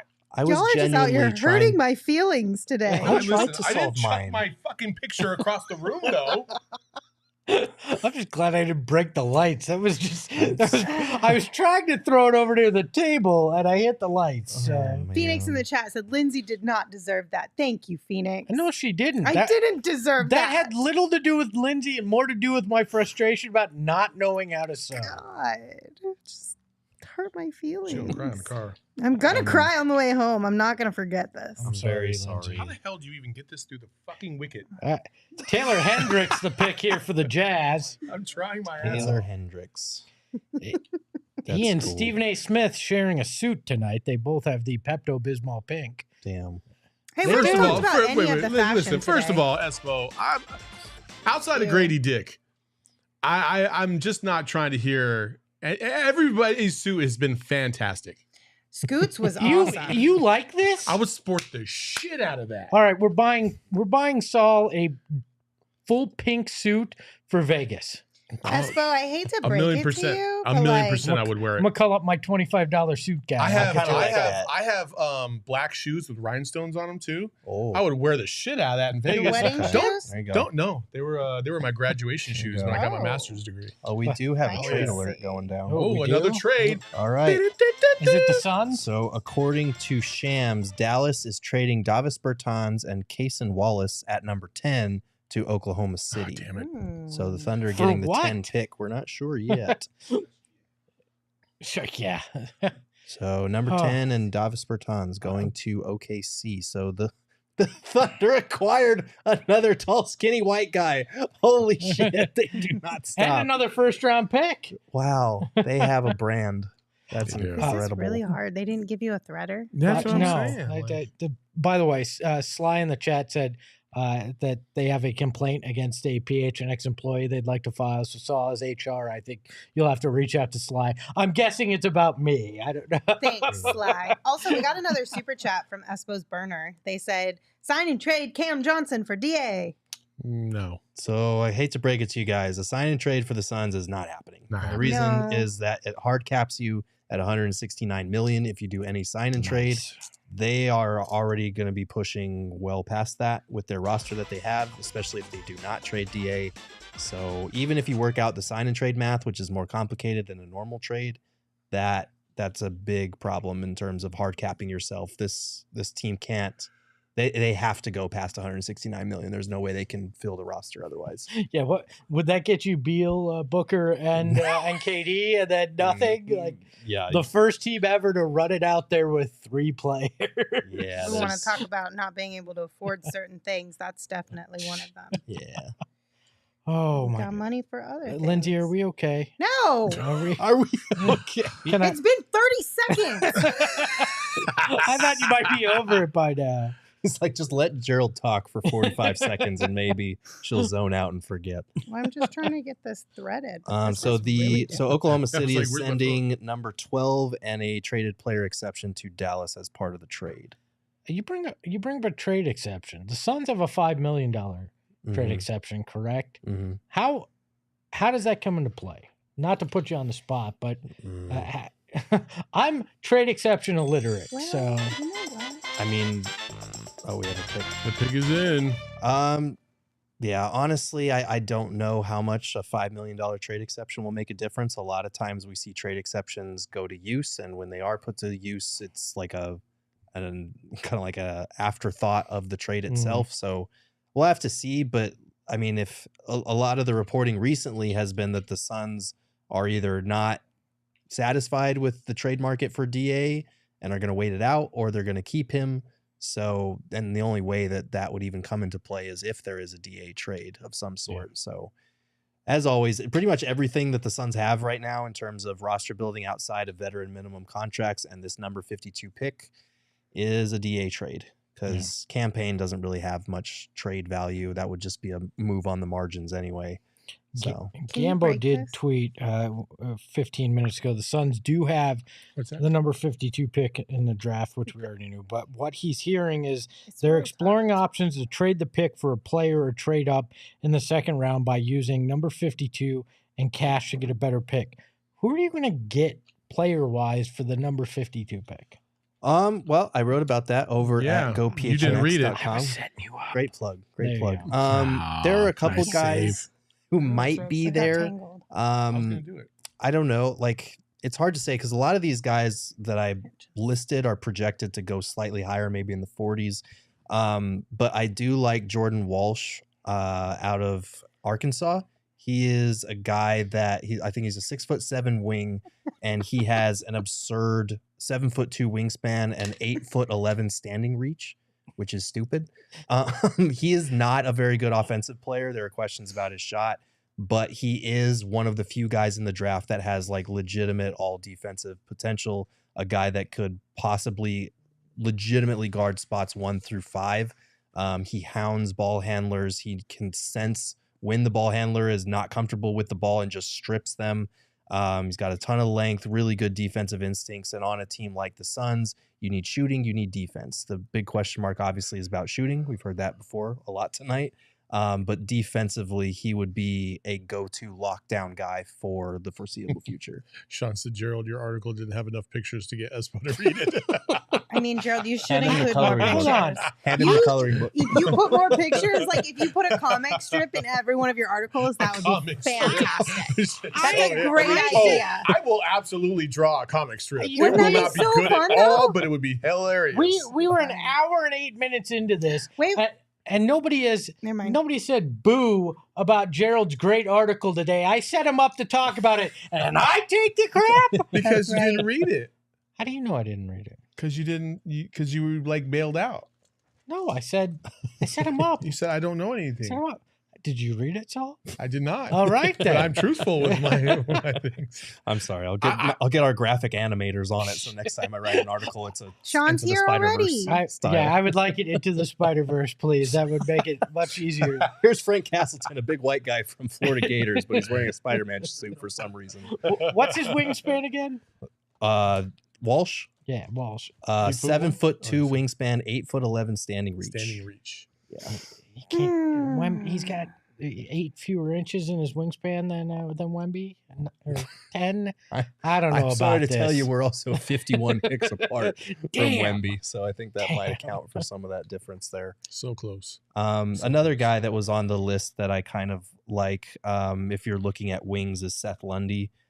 He's a shooter that can come in right away. If you're looking for shooting, he checks that box. He's a guy that really thrived in big moments this season, and he played for Penn State. He's got a 6'10" wingspan. He's 6'6" overall. He's a little bit older. Some of the guys on my list, you'll notice, are all 23 years old or around that age because, you know, this front office loves their 4-year prospects and their polished guys. But he can hold his own on the defensive end. There's some questions about whether he can guard 3s and 4s at that level because of the athleticism, but he can come in and shoot right away, which is what the Suns need to put around, you know, their 3 guys to help space the floor a little more. What I found interesting in that Gamble tweet too is he insinuated they could trade the 52nd pick for a player. Mm-hmm. Yeah, I don't know How what would that even player work? you're going to get for 52. Yeah, who's real desperate and going, man, I really need to get in the back end of the second right. round. Like, who are you getting for pick number 52, especially with your cap Well, situation? it was- Because you're going to have to include some money. They were going to include money, I think, within that No, report too. that No, was to So it was a buy secondary one? That was to buy further up in the second round. Right. So I don't know how. Yeah, I don't know what play. And if you no, are it trading said for both. He said, "What Right. I have heard is they are exploring options to trade the pick for a player or trade up in the second round by using number." Never mind, you lied. I lied. No, but that's my question though. Is if you're trading for a player under contract, you have to Oy. send some money back because you don't have cap space to take on money and just trade away. Unless the trade Second exemption, round. can you use that with the? Well, yeah, I mean, guess, mean, but I don't. look, 5 Lindsay, million. Who are you getting for 5? Unlike Gerald's article, I read Gambo's tweet. Thank you very much. Did you? Damn. And it wasn't even in a comic strip. Poor Gerald. That's fine. Hold Hold on. Strays. Is this dude wearing advertising on his suit, or is it An advertisement? HPT. You know what? That would be freaking genius to go to the draft in a NASCAR style suit that you sold advertising on. Are they allowed to? I don't know, but I would try. I would do that in a heartbeat. I would try it. I bet you they'd pay you so much money for that. I mean, they already get sponsored deals and things like that for social. We see that all the time where they all post the exact same copy because they forgot to make the changes. I love that. I love when it's got the fill in the blank. It's one of my favorites. Yeah, the fill in the blank where they're like, you know. Where they forget to actually do that. I have one sleeper pick, but I don't think it's for 52. I think it's undrafted, and that would be Azuolas Tubelis from Arizona. Okay. Power forward, can play. He can score. He's a little soft, like defensively. He's not going to be able to stop anybody worth a shit. That's why you need to put him in your GLeague program at some point. But I think he has a lot of room for potential. And again, he's got a feel for the game, especially offensively. It's just defensively, it's a good way to take a flyer on somebody to see if you can maybe squeeze him in as an undrafted prospect and see if he can make his name. Fiend Kicks has a sleeper pick as well. They sent us a super chat. Said Marcus Bagley could be a sleeper pick at 52. Just look at the 11 minutes he played in 3 years at ASU. Damn. Shit. I even got the former ASU co-host laughing. Oh man. Damn. I mean, no lies detected. No, none. Outside of Zero. the maybe he'd be good at 52, Yeah. but That's tough. But his dad thought he should have been a first round pick. So guess. So the Magic took a guy named Jet Howard at number 11. Jet? Who another has a point really guard. really cool name. No, he's a wing, That is a but good he name. was like not projected to go that high. I don't know if he was projected to be a lottery pick at all. Ooh, so. hold on. So could this pick have been This traded is to the the one Suns that for we wanted. For Oh James my Jones? James Yeah. loves his guys that were projected. You remember? Jet Howard is not a very good player. Not for this high. Not for number 11. So this was part of the original Nikola Vucevic deal. This pick. So this finally was the end of the Nikola Vucevic trade with Chicago. So It's been a minute. I wouldn't mind Drew Timmy. I wouldn't either. I like Drew Timmy's all around game. He reminds me of Kevin Love a little bit, to be honest with you. Yeah. I like Drew Timmy. Like the mustache. Timmy? He's got a good mid range. hold on, Jets Jawan's kid. I didn't realize that. It's a dope name. So somebody owed Jawan a favor in the Magic front office? Yes. Yeah. Like, Oh, Espo. what? I mean, We got some illegal Pete's here. I think we should bust it out. you know, I think we should too. Should we play the Frank Kaminsky clip from yesterday talking about his draft so we can go get our food? Sure. Sure. Let's do Why it. don't we take a listen BRB. to Frank talking about what he went through in his draft? Oh, wait. Actually, let's Maybe hold up. not. Hold up. Maybe not. We actually have our guest for the evening. Oh, we Friend love of the special program. guests. Yeah, put your crayons away. Former there, Phoenix Lindsay. Sun, the one and only Casey Jacobson is joining us on the program. If Emma can get him queued up. Yeah, you kind of rushed the thing. Emma there. was like, I wasn't I heard her ready. clicking. I was like, Hold on. don't do it, I- Jespo. Don't do it. Casey Jacobson will be here in a moment. He can hear. Oh. Casey, if you can hear us, turn on your camera and we'll bring you in here.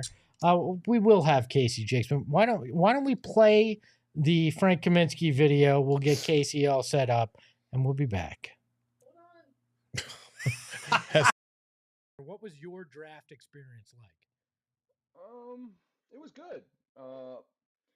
The draft is like a nerve-wracking experience. And the draft in like 2015, it's just so much different than it is now. It's like, and I'm sure you guys know this, like I can't even look on the Twitter screen on my phone, but like and I'm sure you guys have done this. I don't really look, but like there's 7 million trade ideas that are just being thrown around constantly.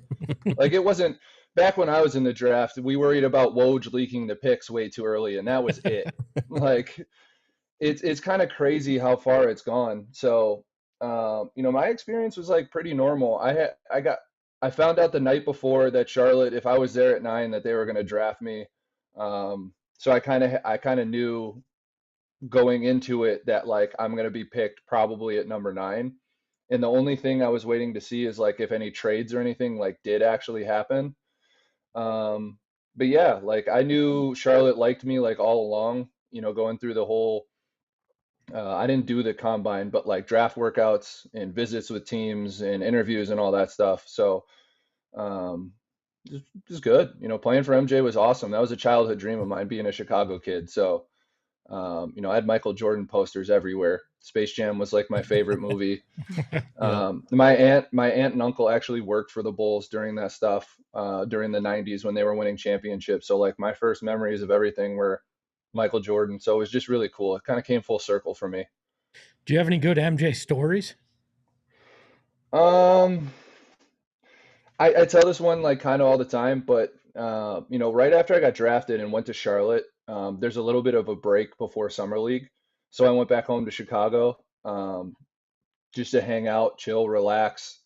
And I was working out at my high school with a trainer of mine back home, and I kept getting a phone call from a Florida number, and I don't answer phone calls that I literally will never, even if I know who it is, it's like kind of out of principle. I don't answer the phone if I don't have the phone number saved in my phone.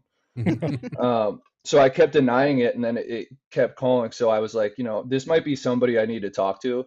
And I finally answered it, and it was MJ. And I was like, I'm sorry, like, I know I just denied your calls like 3 or 4 times in a row. I was like, sorry, I was working out, like my phone was off. Screening MJ's calls. That's a power move, Frank. What was it? Wait, what was his response? Did he was believe like, you? yeah. I mean, I was in the gym, so technically speaking, I didn't. It's like a fib. It's like a white lie. That's amazing. There were rumors that the Suns were interested in you in that draft. Did you ever hear anything, or is that just kind of hearsay? So I worked out for the Suns. It was a great workout. Had a great visit with the team. Like I knew they were picking number 13.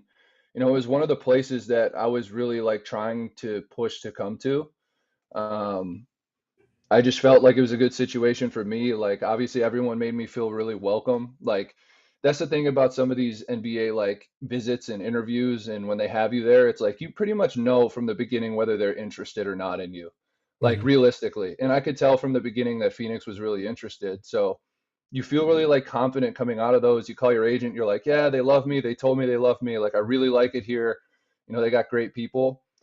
But the thing was like I didn't know my draft range that they gave me, like from my agency, was I could go anywhere from like 5 to like 20 something, like 22 or something like that.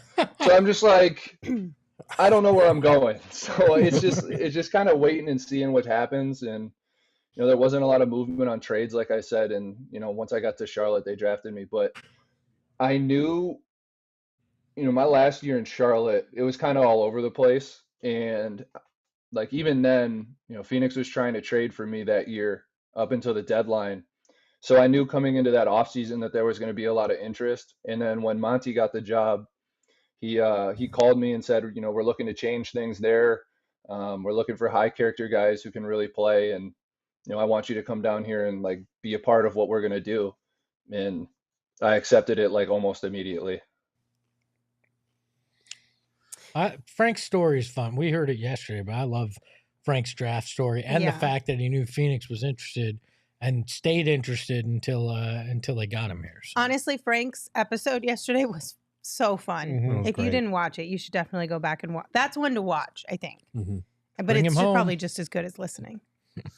All right, so I think we're about ready for our special guest. Yes. Yeah, now we can officially welcome in Casey Jacobson. Casey, thank you so much for joining us. How are you? Guys, I'm doing great. I'm actually I'm in Southern California right now. I'm at a water polo tournament for my daughter, but it's a good time. It's in between games right now, so I'm just like hanging out in my car and watching the NBA draft while I'm also watching my daughter. I don't know if that's a bad dad move, but my girls are so used to me like, watching stuff while I'm also watching them. I don't think they're offended too much. The multitasking skills. Casey, water polo sounds more entertaining than what we're doing as Suns fans, waiting for the 52nd pick in the draft. So Yeah, no, I hear that. There's a lot of trades going on. There's not too much surprises so far in the draft, but yeah, I hear if you're a Suns fan, the fireworks show was just a couple of days ago, not necessarily tonight. What For sure. what do you remember about your draft night? I mean, you drafted 2003, correct? 23rd pick? 2002. Damn. And the 22nd pick, but that's all right, Espo. You've been around a long time, seen a lot of draft picks come and go, and so yeah, they probably all just melt together. But yeah, it was a special night, obviously. I think the interesting story that I have, a couple of things. One, I did not want to go to Madison Square Garden to be a part of the draft. And the reason I didn't want to go was because I wasn't sure. Like I heard you guys interviewing Frank Kaminsky. I guess that was a replay from yesterday. And his range was anywhere from 5 to 20 something. Mhm. My range was like 18 to second round. Yeah. And, to me, that made me nervous to like go and be a part of the draft and, be one of those guys that's in the green room forever, or until the second round. And instead of it being a great night, a night of celebration, it ends up being a night where you're kind of anxious and it's not very much fun. I didn't want that. So I was planning on having a private friends and family only party where I grew up in Glendora, California, a suburb in LA. But Brian Colangelo, who's the GM of the Suns at the time, he called me and said, after all the draft process was done, it was about, I don't know, maybe 7 days before the draft. He said, hey, we're going to take you. We have a pick at 9, which ended up being Amari Stoudemire, and our later round pick, we're going to take you. And I said, that's amazing news, Brian, but I'm not going, man. He's like, no. Like, I'm telling you, we're going to take you. And I want our fans to see you. I want them to meet you on TV and all that and get excited. And so he talked me into it. I went, and I was still nervous as heck, man. Brian Colangelo is a trustworthy dude, but I was still like, I don't know, things happen. Maybe they have a player that slipped, later in the draft and they would take him before. And yeah, I just, but it ended up being great. And the second part about it for me personally that was unique was, my mother, Becky Jacobson, she passed away a year after I got drafted. So she got sick with cancer my rookie year. And she was just in and out of hospitals pretty much my entire rookie year. That draft night was the last time that I got to dress up. I was in a suit. My mom's in a dress. We go out to dinner. We had a great weekend in New York.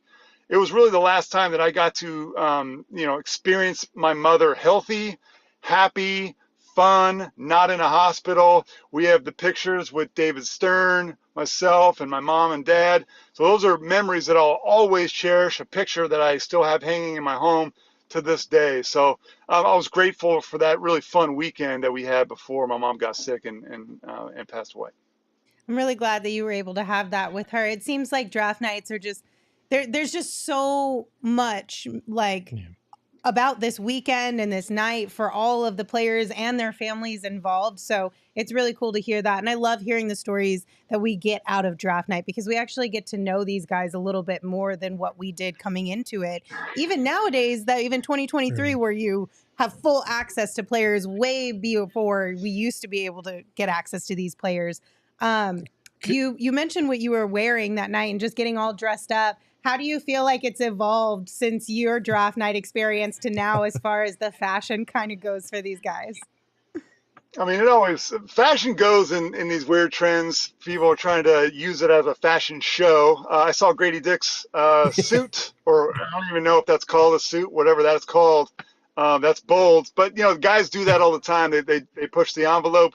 Whether it's Grady Dick now or in 10 years, somebody else is going to be wearing maybe a see-through suit and all they're going to be in is their underpants. I don't know.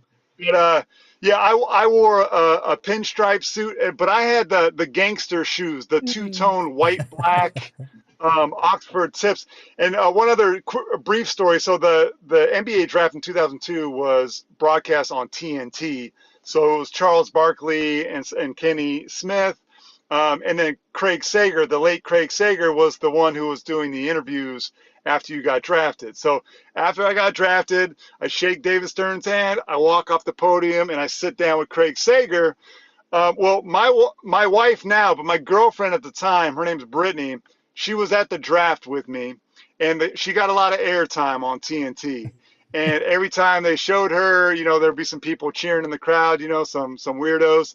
And then Craig Sager, one of his first questions to me was, "Does your girlfriend have a sister?" And immediately it was, my God.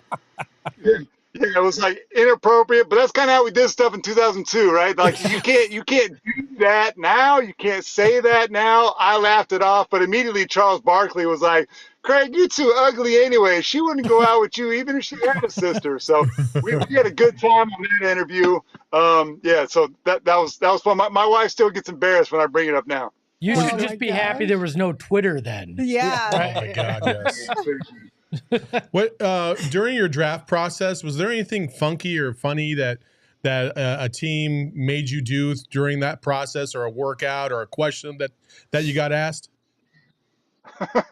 No, I mean, I'm kind of a boring guy. You probably get some other answers from people. Like I born and raised in Southern California. I went to Stanford. I was kind of a nerd who loved to play ball. So I wasn't doing some wild and crazy stuff.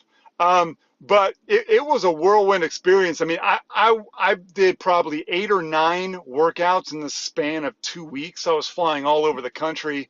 It was as wild, but also like, I mean, I had trained my whole life for that. So I was nervous before every single workout. I got my nose fractured in one of the workouts. I guess that's an interesting, the Detroit Pistons. It was me, Tayshaun Prince, who they ended up drafting that year, Ryan Humphrey, and somebody else whose name escapes me, but we were playing one-on-one. I was against Ryan Humphrey, and he tried to clear out some space, and unfortunately my nose got in the way of his elbow, and yeah, he cracked my nose.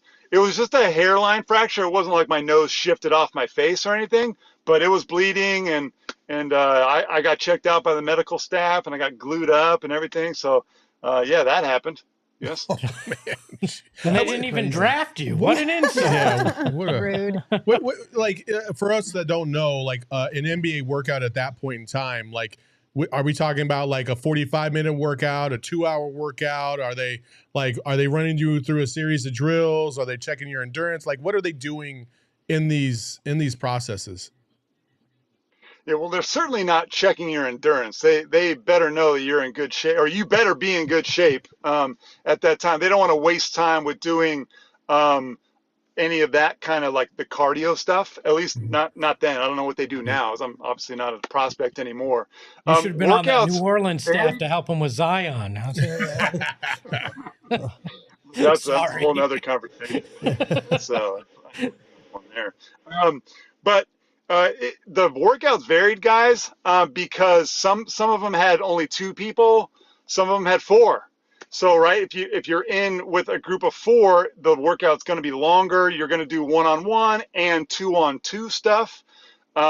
Usually you would ramp up during the workout, meaning you would start with some, just regular, like getting loose, getting warmed up, and then you do some shooting drills. Then you would go on to 1-on-1. Then it would progress to 2-on-2 and all of that. I never had a workout that was more than 4 people. But yeah, just a lot of 1-on-1, and then like during my workout with the Suns, for instance, we finished our workout, and then the head coach, Frank Johnson, at the time, he actually asked me after the workout was over if I could do some more shooting, 3-point shooting work, which no other coach really asked me to do extra. He wanted to see like my footwork in specific instances, flare cuts, down screens and stuff like that. And I was more than happy to show him I could shoot. That was like the strength I had. If he would have told me that he wanted to see my defensive capabilities, I'd have gotten nervous. But he asked me to shoot a few times from deep. I was like, yeah, you got it. Let's do this. So, but then you would always have a conversation with the head coach. assistant coaches, and the general manager. So I got to sit down with guys like Jerry West, who was the GM for the Memphis Grizzlies at the time, Joe Dumars, who was the GM for the Detroit Pistons at that time, Brian Colangelo with Phoenix. So it was pretty cool to get to Mitch Kupchak for the Lakers at the time. It was cool for me to get to know these men that I've been following and either watching during their playing careers, get to know them a little bit more on a personal basis. That was fun. Oh, that's awesome. I do have to ask because obviously your former team has a pick way later in the draft tonight, but they've been very active leading up to this. So I'm just curious, what are your thoughts about what the Suns have done so far with Bradley Beal, what they might have yet to do tonight in terms of moving up or maybe a DA trade if there's some fireworks to come? Just what do you think about the Suns situation right now? Well, I've loved watching the Suns over the last couple of years, watching them go after it. Winning an NBA championship is nearly impossible. Being relevant in the playoff contention is really, really difficult. People don't even understand. Really good teams and great players don't advance deep into the playoffs very often. What the Suns have been able to do over the last 3 years has been really awesome to see. Now they have a new owner, and obviously Matt is going after it as hard as he can possibly go after it, throwing all of his chips into the center table, man. I'm stoked. I love watching teams like the Lakers, like the Warriors, like the Suns push it all in, man. This isn't a 5, 6, 7 year plan. This is a today or tomorrow plan. And those are the type of organizations that I like to watch.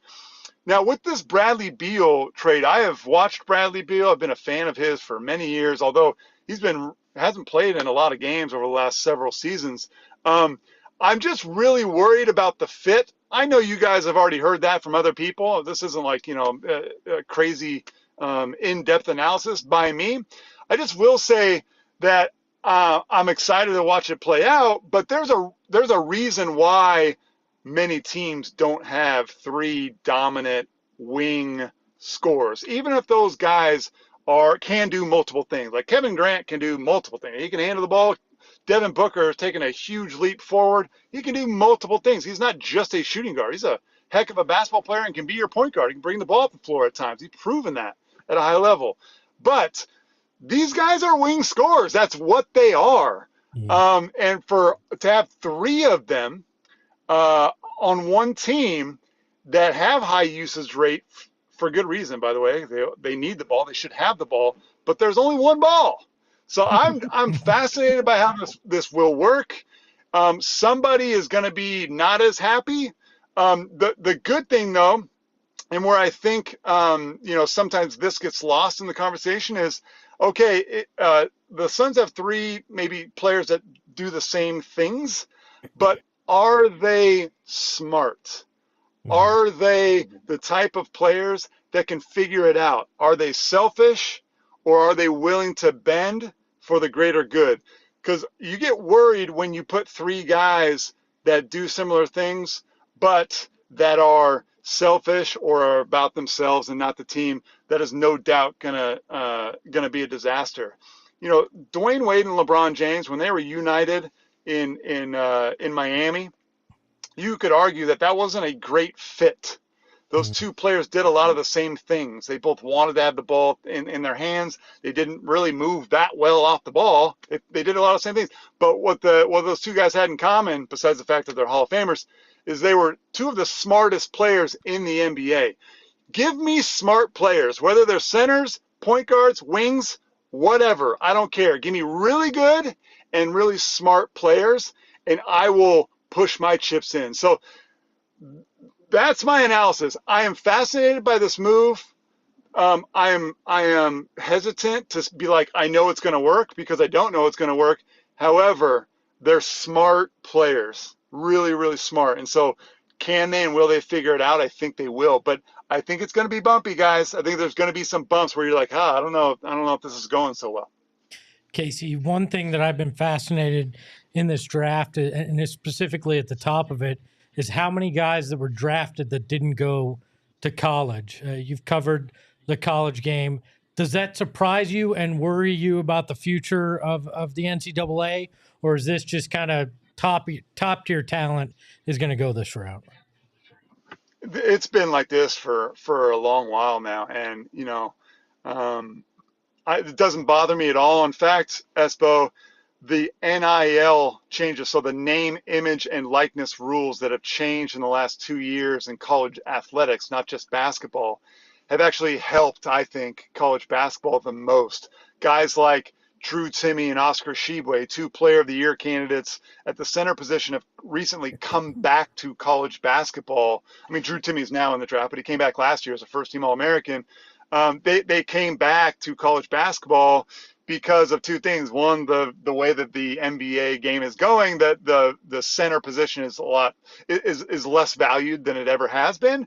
But 2, these guys can make hundreds of thousands of dollars coming back to play college basketball. So I'm super excited that student athletes all across the country are getting paid at the college level for their name, image, and likeness. Long time coming.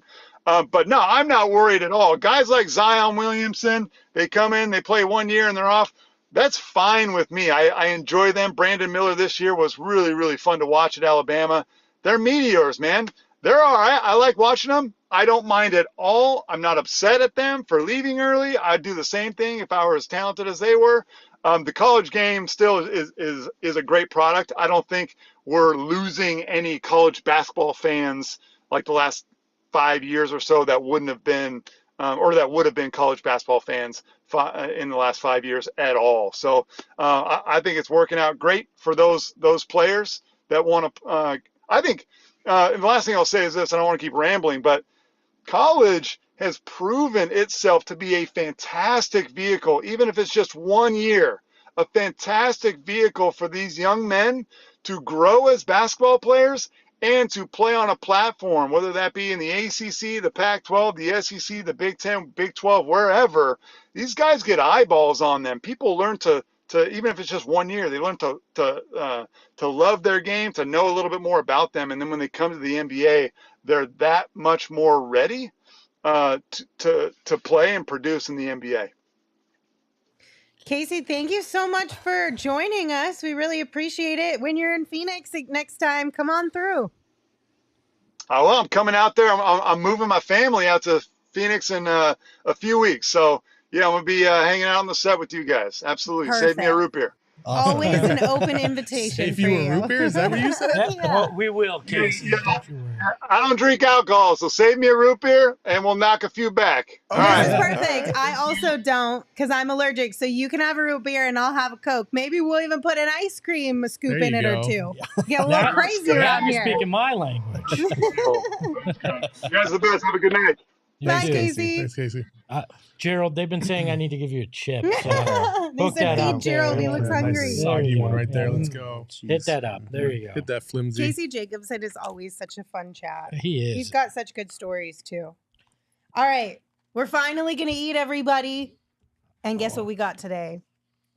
Illegal Pete's, because it just seemed like the right day to check out Illegal Pete's, right? I feel like Illegal Pete's, I've told you this before, it travels really well because of the way that they pack up all the food if you want to get it to go. Or if you do like a full on, what is it called? When you kind of like not a takeout order, like a catering order. Catering. Yeah, no, a catering order. Illegal Pete's packs up your orders so carefully. And I've also told you this, but we should go. Actually, Sean, will you grab it for me? The chip box, because I've told you guys about this chip box that turns into a basketball hoop that you can crumple up the foil and use it. Before, I've told you this a million times, but I feel like I should show you. Is this one of them? We're gonna need that at some point because look. we're only 15 picks in this draft. Okay, push this in. We're Okay. building it on the fly. Yeah, I'm gonna make it. It's so easy. Look. So you have it here. Your chips are in there, and then this pops up, right? So you see it, and it becomes a basketball hoop. And tell me this is not the most fun, like party favor that you get with your delightful food. I absolutely love it. I think it's my favorite design of it. Thank you. I've ever seen as far as like a to-go order thing is. I know it's the little things though. You guys know this. It's the little things in life. Illegal Pete's has those covered as well, but they've got burritos, they've got bowls, they've got nachos, they've got tacos. They have happy hour every single day from 3 to 8 p.m. And they've got Margarita Mondays and Taco Tuesday. So you get $3 margaritas all day every Monday, $2 tacos all day every Tuesday. You guys can enjoy Illegal Pete's. So make sure you swing by and start your week off right at Illegal Pete's. Thank you guys for the food. We love you. Sly in the chat said, I remember when Johnny deteriorated in front of us when Bo wouldn't let him eat during the draft. Wait, Bo wouldn't let him eat? No. Bo was like a... was like begging. Yeah. What was Bo's why? Yeah, they had the headsets on. Johnny was like, no, you can't eat. You can't eat. Because it would make too much noise?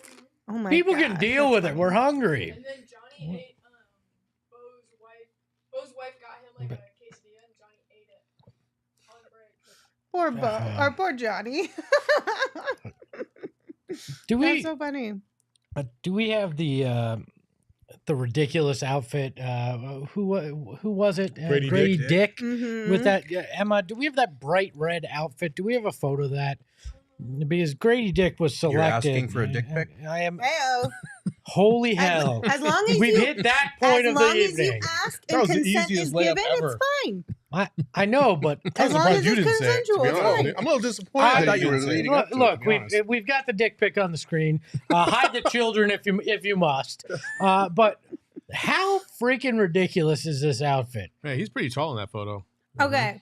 It's like Saul- a big dick pic. Saul pointed this out earlier when we were talking about this outfit. If it fit better, it would be perfect. I think the fit is a little bit off, but Gerald, you did say there's a story behind the idea of this, right? No, I said that. Oh, you told me Or that? maybe you did. I don't know. We both said it. Yeah. It don't matter. Well, say it again. He went to Kansas. Okay. So you got the red glitter going on. So he's got, the little Dorothy shoes. Mm-hmm. No place like home. Just Dorothy shoot. I love that. Mhm. That Wait. makes it so much better. He definitely looks like he should be in the group Cameo. It's like candy. No. Now. Was this I got you now. 1983? I got you now. I kind of like it. I'm kinda kind of like here it for now, it. too. I'm not as big on the shoulders. It looks like a suit of armor in that area, but Yeah. Can you put it back up one more time, Emma? I can't get enough of this dick pic. Can we put it? Can we put it back? Emma's like, you're not going to be able to look, have this picture anymore if this- you don't stop it. This is ridiculous in every single way. Like if you, Why? ridiculous. You know what? He's wearing my a God. turtleneck You know made what? of the material This is too. what we should do. What we Uh-huh. should do is we should have like a fashion night. Mhm. Everybody has to like put on their best Okay. and have everybody else critique us. Okay. I've already worn my best on the show. She's That's- wearing it she's right wearing now. Right now. No, Jesus. no. This is second. The wolf Monsters, coat Inc. is the collection. best. The wolf coat. Oh, the wolf coat. Hey, they're on the clock. We're for those asking. We're at pick 15. The Atlanta Hawks made the pick. Kobe Buffkin. It sounds like a fake name, but it's real and it's spectacular. Two so Michigan there. players for a team that was pretty mid this year. Mm-hmm. Have been selected. Whale? What do you think of? God, this is Ask Sean. the Grady one- Dick's fit in Toronto. The dick fit. I spilled. I don't mind it. I really don't. I don't mind it. Grady is like a hilarious person. Also, Oh my God. somebody posted a video of him content. dancing, and it was so funny. And they just called it Grady Dick highlights, and it was amazing stuff. He's For, kind of a dork, and I love that about him. Musab in the chat just said, just wait until Dick's first load management. Oh my God. god! Really, we're going. That's a good one. You're all going to get put in timeout. Yeah. You're gonna get an alert that says "Get parentheses load Oh, management." no. Dear Yeah, Lord, too that's bad he didn't go hilarious. to the Clippers then, right? All right, so who all have we missed so Unreal. far? Like everything. You want us to go down the list? Do we have a big I mean, board you of can- all these A guys? couple? Was there anything that we missed that was like out of left field? No. Cam Okay. Whitmore falling out of the lottery is a little surprising, but I think that's a medical concern. So other than that, not a ton. Jordan guessing- Hawkins went kind of high for where he got selected. He was projected to be a little bit lower than that. Maybe the best shooter in the draft, but still. Caesar says, "Did someone say turtleneck with Grady Dick?" Yes, he was wearing a turtleneck. We do have the big board of players that have been selected already. Cam Whitmore, as you guys mentioned, one of the higher prospects on this list, but so and not selected. You said injury. You said injuries, right? Is the primary concern there? Probably, yes. I would assume that's the reason, because most people are pretty shocked that he is falling out, and people are already making the Michael Porter Jr. comparisons as far as dropping much further than expected because of injury stuff. So 52. Here we come. In 3 hours. And here's a look at everybody that's been picked so far. For those of you asking at this point, God, we're so many picks from the Suns still. Why really do you are. guys keep setting yourself up for failure like this? What, talking about how many picks we have to go? We get to talk about this for 3 more hours. Okay, Monty I'm all about Williams. ball, baby. Let's go. All right, you give us your analysis so far. This is a get to, not a got to. Yeah, there you go. There you go. I'm just Monty here so I don't Williams. get fined, all right? No, I think basically it's gone to form. There's been a couple little curveballs here and there, but nothing crazy. We're still waiting for that like blockbuster trade by anybody, to be honest with you. Like, we haven't had that quite yet. I don't know if we're going to get it tonight, to be honest. There's a lot of movement that might happen after this draft. But listen, the Suns specifically know that they have, if they're going to make a DA trade because of the whole 125% versus 110% in terms of what you can return in value, like that has to be done by July 1st, correct? Yeah. Yeah. So they're running out of time. You kind of expected something to happen tonight, maybe, if anything was going to happen at all. I will say this: if DA doesn't get traded today or tomorrow, I'll give it till tomorrow. I don't think he's going to get traded. Is that a good thing or bad?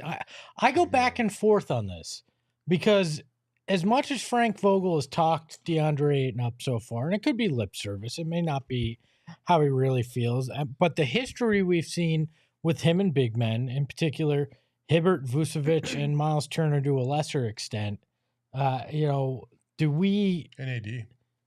AD was otherworldly talent before Frank Vogel got his hands on him. But yeah, he coached AD as well. Do we feel like can he actually maximize DeAndre Ayton enough where you can justify not moving him for depth? Because you're just signing vet minimums at that point. I don't know. Well, how would you feel though, personally, If DA stayed, if DA stayed? I would be okay with it, because I don't want to, and I think there's a lot of people, listen, there's probably a majority who are just ready to move on from DA. Mm-hmm. But there is a smaller group of people who are like, if he stays, I feel better knowing that the situation is different and that the outcome may potentially be different. Would you feel 100% comfortable banking on that? Not necessarily, but I also don't really want the Suns to just make a move to make a move if it's not going to actually help them. And that's where I'm at. Listen, you're not trading Ayton for scraps. Like, it's been said a million times. Like, you if you trade DeAndre Ayton, you need guys 5, 6, 7, or 6, 7, 8. You don't settle for 8, 9, 10, or 9, 10, 11, right? Like, you need value in return. Also, somebody, I think Austin H in the chat said, well, doesn't he have a no trade clause that into July? This is true, but you can still make a trade with that and make it be official at that time. That's already happened today with a different player. Who was it? Damn it. Whose no trade kicks in, I think, at July 6th. So it's possible. You can still make a move and just delay it until that day. He's not gonna. If you've got a deal, he's not gonna force your hand, because you'll just do it 2 weeks later. It'd be ridiculous. As long as the math still lines up as far as the 125 versus 110, and you're not over that second luxury tax apron. Yeah, but so here's my thing is, I feel like if we're talking about restoring DeAndre Ayton to 2021 form, or to this all-star caliber player like Frank Vogel said, too much of the expectation is being put on the offensive end. And for me, I don't see a path to more touches, more points, more shot attempts with this group, because The offense is either going to be the same or very similar under Kevin Young, who is staying, and that's kind of his job as the offensive coordinator. And what you're basically hoping for is that with a change of voice at the top, with a coaching change, you're getting someone who's going to be able to tap into DA again and say, look, I need you to sacrifice touches. I need you to set good screens. I need you to roll hard. And I need you to do all the things that we need from you defensively as that defensive anchor for us to win. And ironically enough, that's kind of what the Suns have been asking him to do for years before Vogel came in. You were hoping that with Vogel's defensive prowess, you take a top 10 defense like the Suns have been and make them downright elite, and you tap into what Vogel has done with Hibbert, what he's done with AD. But a lot of these guys that he's had those defensive instincts. Like Vucevic had some good seasons in Orlando, but defensively, he's always been a turnstile. Like he's never been good, and even Vogel couldn't get through to him. Not that DA is that. But my thing is, like, you are still asking him for the same sacrifice, the same mentality in terms of, we need you to protect the rim. We need you to be out on the perimeter. We need you to defend and be our anchor.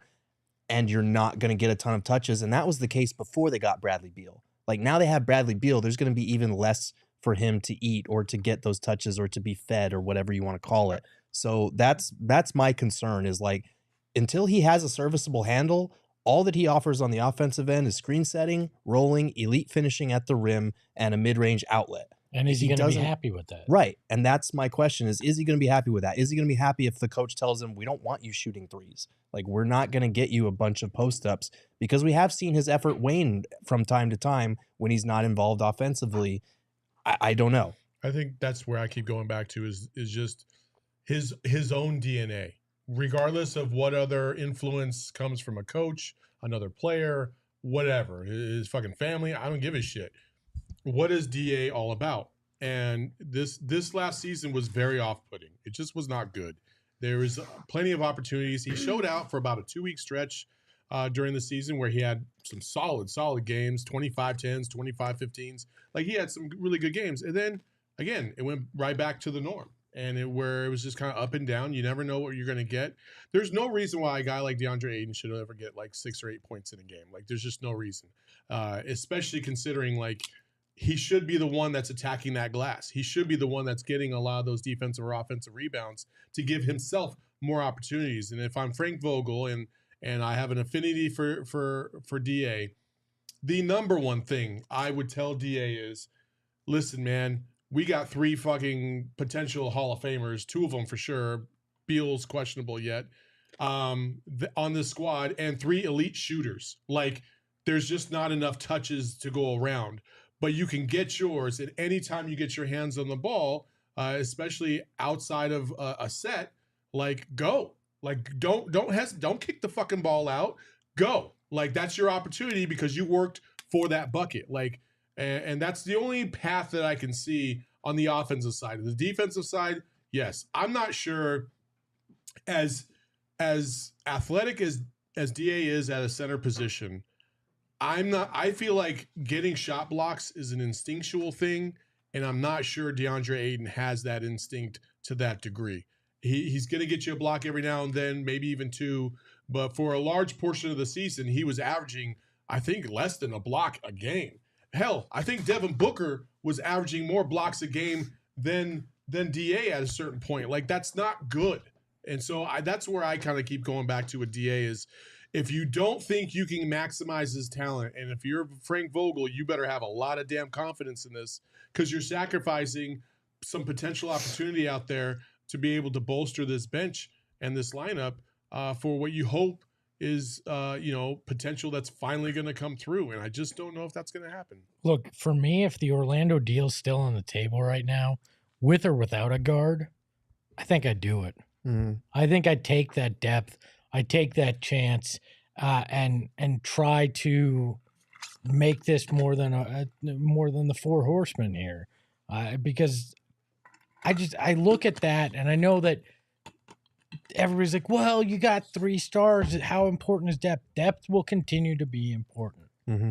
Whether it's injuries, whether it's off nights, whether it's just simply the defenses, shut down 2 of the 3 guys and you need somebody on that bench or in that starting lineup to hit some open threes. Whatever the case may be, this team still needs to figure out that part of the equation, and the only true path seems to be moving DeAndre Ayton. So if I have that Orlando deal, I look at that and I go, that's value, right? We talked about a Dallas deal that had been mentioned. I don't think that was value. Tim Hardaway Jr., the 10th pick, and Green, I think it was, or you know, like that's not value to me. But what Orlando reported or supposedly was offering to me, I go, that's the kind of value that could make you better off here. I think there's this sunken cost fallacy where it's like, well, he was the number 1 pick and there's this potential. At some point you need to go, what's just good for us?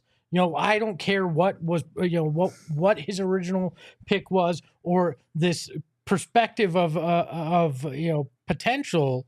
It's, I need to win now. I'm all in and I need pieces to do that. Yeah. And their cap situation, like $32.5 million is a lot for a guy that you're not sure what you're going to get out of him offensively at this point. And you look at other teams, like at a certain point, you need more bodies on this roster and you need more capable rotation players. So if you can turn him into a starting caliber center and maybe another rotation level wing, you got to at least consider that, considering what he is making and how little flexibility you will have in free agency to round out your roster. Because, you know, we can talk about how attractive it is to want to play with Book and KD and Beal, but at the end of the day, all they have to offer are veteran minimums. And sometimes in free agency, what speaks the most is money. Yeah. And they don't have, rightfully so. Yeah, and they don't have that to offer right now. So, because they're basically nearly at the luxury tax line with just their 4 top players right now, which is crazy. Carlos said, you know, in the chat, said Miles Turner is the guy he wants. And look, Miles Turner and Buddy Hield is still an intriguing thing. I think I'd slightly more want what Orlando's offering, but even that, I'm going, all right, that at least is 2 for 1 and gives me something. I want to say yes to that, but again, we're running into the same thing with Miles Turner, I think, as you are DA, where is his touches going to come from? Yeah, he can do the pick and roll, pick and pop. Okay, cool. But outside of that, he's not the type of grinder down low to get you ugly points, right? That's why the Wendell Carter thing to me feels better than the Miles Turner thing. You know, Jonathan Isaac, you know, to a certain degree. Like that's where I'm like, I need some grinders down low that are going to give you more opportunities to shoot with these 3 guys, as opposed to and I'm more focused on the defensive side. I'll be flat out honest. Like I want somebody who's just going to muck it up. I want somebody who's physical. I want somebody who's going to be able to block some shots, be a rim protector that you need in this league. Miles Turner can block shots at the rim for sure. Like he's a decent defender, but I'm not sure about that fit as well. I mean, it's not a bad fit. I'm just saying, like, you run into some of the same issues with DA that you do with Miles Turner. I do think he provides that floor spacing element that DA doesn't, though. Like the you could go 5 out with Miles Turner out there, and he's not like a knockdown 3-point shooter, but it's at least a threat. And we keep hearing from DA how he wants to shoot more threes. We've heard that for like 3 seasons straight, and it just hasn't happened yet. And at this point, I don't know if it ever is going on. It's also like, again, this is where I will say that the Suns failed DA to a certain degree.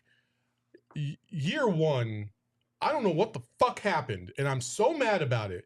If you watch his catch and shoot and his release, and even when he's coming off of, like, because when he was at U of A, he was coming off of down screens a couple times because Dusan Ristic was playing the center position. So he would catch and shoot at the elbow, or he'd catch and shoot on the perimeter, and it was smooth. The transition from catch to shoot was smooth. Then he got to the Suns, and somebody got in his head about that, and all of a sudden his form changed a little bit. He developed a hitch in his shot. I'm like, what is this? I don't understand what happened here. I will go down, and I will always go down by saying that Igor Kokoshkov was one of the worst coaches of all time because of what he did to ruin DeAndre Ayton in year 1, and how Monty had to try and fix that in year 2. Trash. I wondered if he had how that man has a job in the NBA is beyond me. I don't know how much of that was Igor, but I also don't know if he had the range like he shot threes in college, but that's not the NBA 3-point line. And he's always had a decent mid-range touch, and the last few years it's gone to very, very good.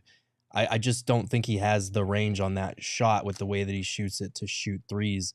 And he still has like that hitch in his shot when he's shooting threes. It's very clunky, and it doesn't look great, and it doesn't come off his hands great, despite the fact that he has really good touch in the mid-range and around the basket. So I don't know if it's a thing where he needs to use his legs more or what it is, but it just looks very robotic. And at this point, I'm not banking on that ever being part of his repertoire. It's not a total body jump shot, to your point. It's definitely not a total body jump shot, meaning your legs and your upper body are working in unison together. Right. It's very much more of an upper body jump shot because he gets very little lift on his shot from three.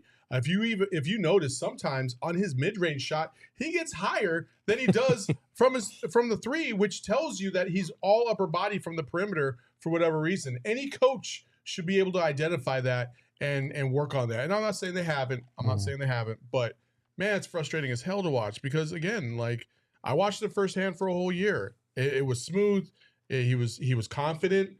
Now a lot of that offense was being run through him. And when you know the offense is running through you, you feel a little bit different. You know, look at Devin Booker. Like that's just what it is. But like again with Igor, like I just every single fucking post practice or interview that I would ever hear Igor, he would always talk about Devin Booker and how they're using Devin Booker and la la la la la, and he would never talk about how he's trying to get DA into the flow of the offense or doing this and this because everything revolved around Devin Booker, which is understandable. Don't get me wrong, but at the same time, there's a certain degree of you're also kind of limiting your number one overall pick, and that's where I felt like we all kind of went askew. And again, Monty had to fix that. At some point, though, part of it's on the player. 1,000,000%. To fix your own shot. Like if you're relying on your head coach to try to fix everything, I mean, jump shots are very finicky, though. You know, I get it, but I remember, for instance, like one time in high school, I missed like 4 or 5 shots in a row, and my coach was like, "Book, you got to get your legs into your shot more." And I was like, "Oh, okay." Because I couldn't identify that when I was in it, right?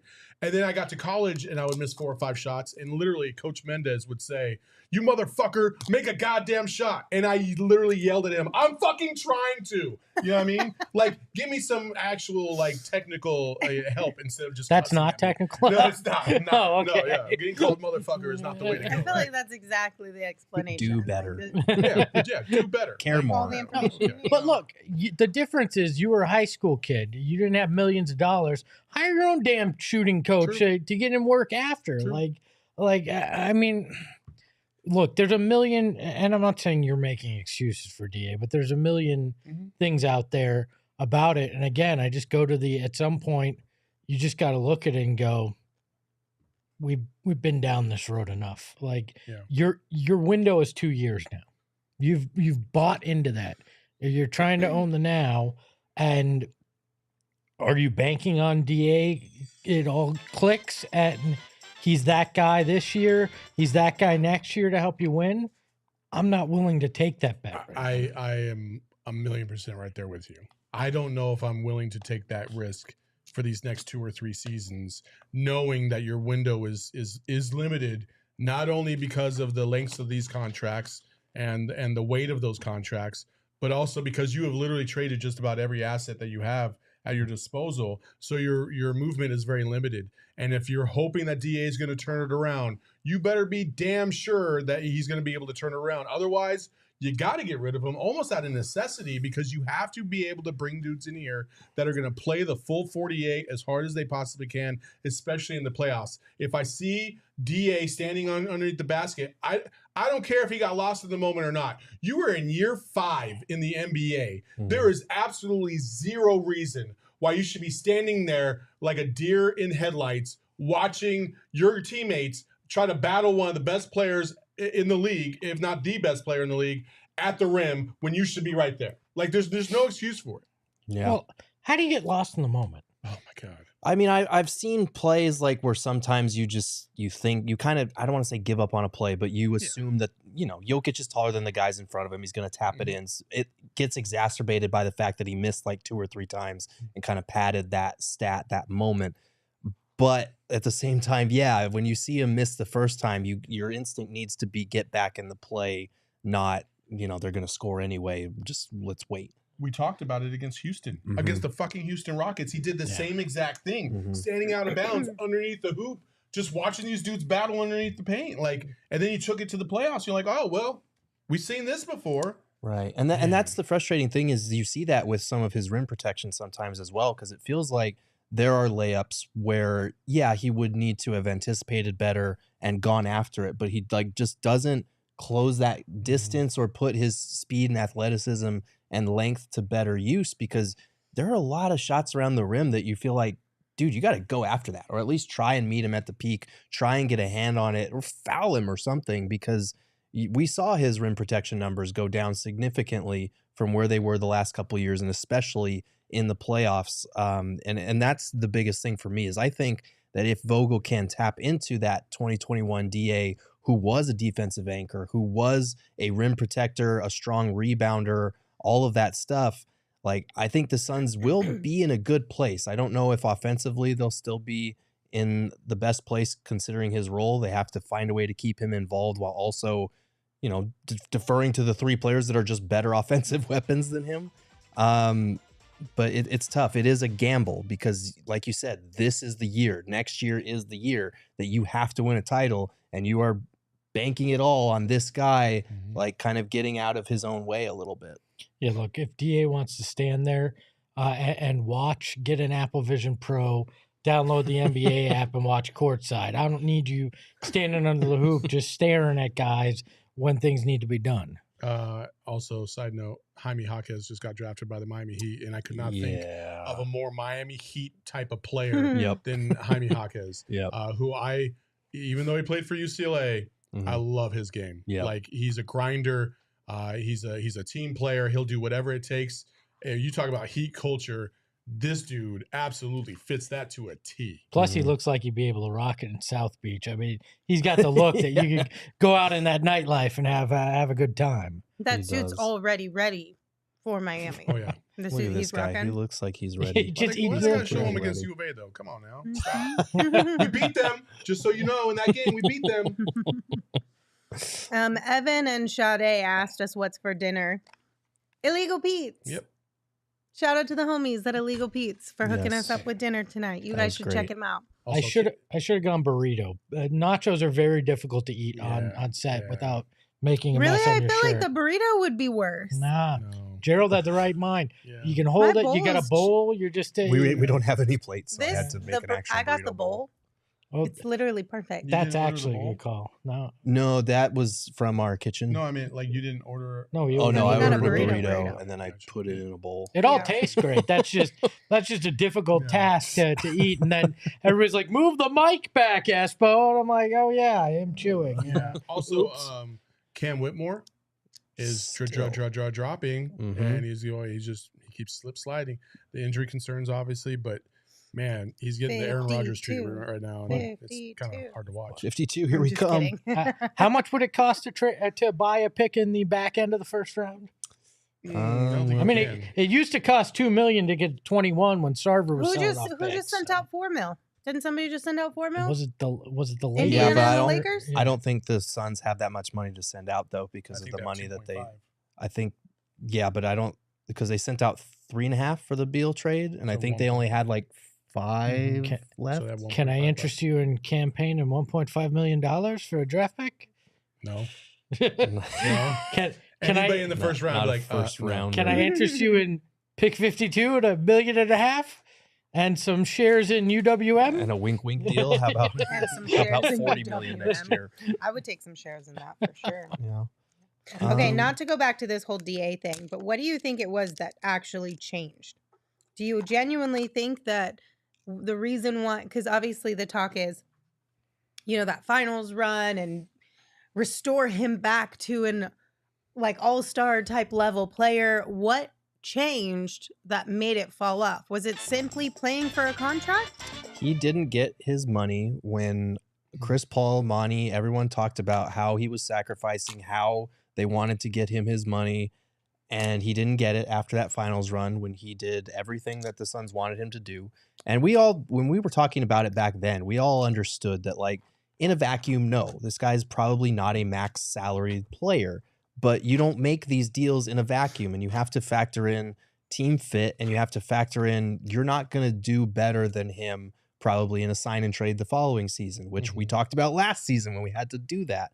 I think by not paying him, it sent a bad message, and it sent the message that we've been getting repeatedly since then, that they're not comfortable with DA's skill set being worth max money. Also, on top of that, you fast forward another year, another playoff where he played decent, especially against the New Orleans Pelicans. Him and Chris Paul basically won that series all by themselves because nobody else was fucking helping. Mikal did okay, but it was basically DA and Chris Paul, and he has a fantastic series. Then they go over to the Dallas Mavericks series, and from my observation, when things were falling apart and Book and Chris couldn't get theirs, they didn't default to DA. And he had opportunities, don't get me wrong, but they didn't have any adjustment. And so, you get to game 7 and DA's like, guess what? We're falling apart again. And that's when the kerfuffle happens with Monty. But again, like, hey, it's water under the bridge, according to Monty. It's not a big deal, whatever. They move on, doesn't talk to him. He finally gets rewarded because of the deal, and Monty doesn't say anything. And I think that relationship right there was broken right then and there. Like, I'm sorry. Like, I don't hate anybody here at PHNX. Don't get this twisted. I don't. Yeah, I don't. But even the most, if I hated one particular employee, but we needed to give them a pay raise or whatever, like, I'm still gonna congratulate them. Like, hey, you did put in some work. You did do this, you did do that. You checked all the boxes. Like that's leadership. Like, and it does stun me that a person like Monty was kind of opposite of what his character had been for most of the time with the Suns, right? Against DA. I don't know what was happening behind closed doors.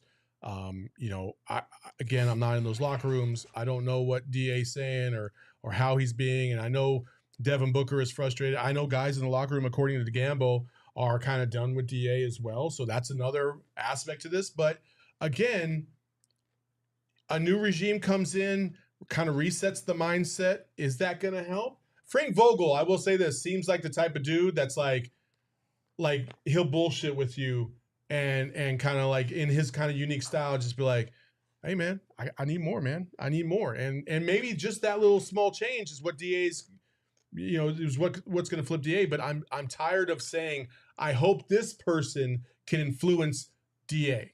DA has to influence himself. Right. He's got to change. Right. And it's one of those things where there are definitive faults on everybody's side involved in this. Like we've talked about how it can, like, guys are getting frustrated with certain things that DA does, or when he has those mental slip ups out on the court. We saw it in the playoffs, some of the body language, KD, Devin Booker, Chris Paul. We've seen that a couple of times over the years.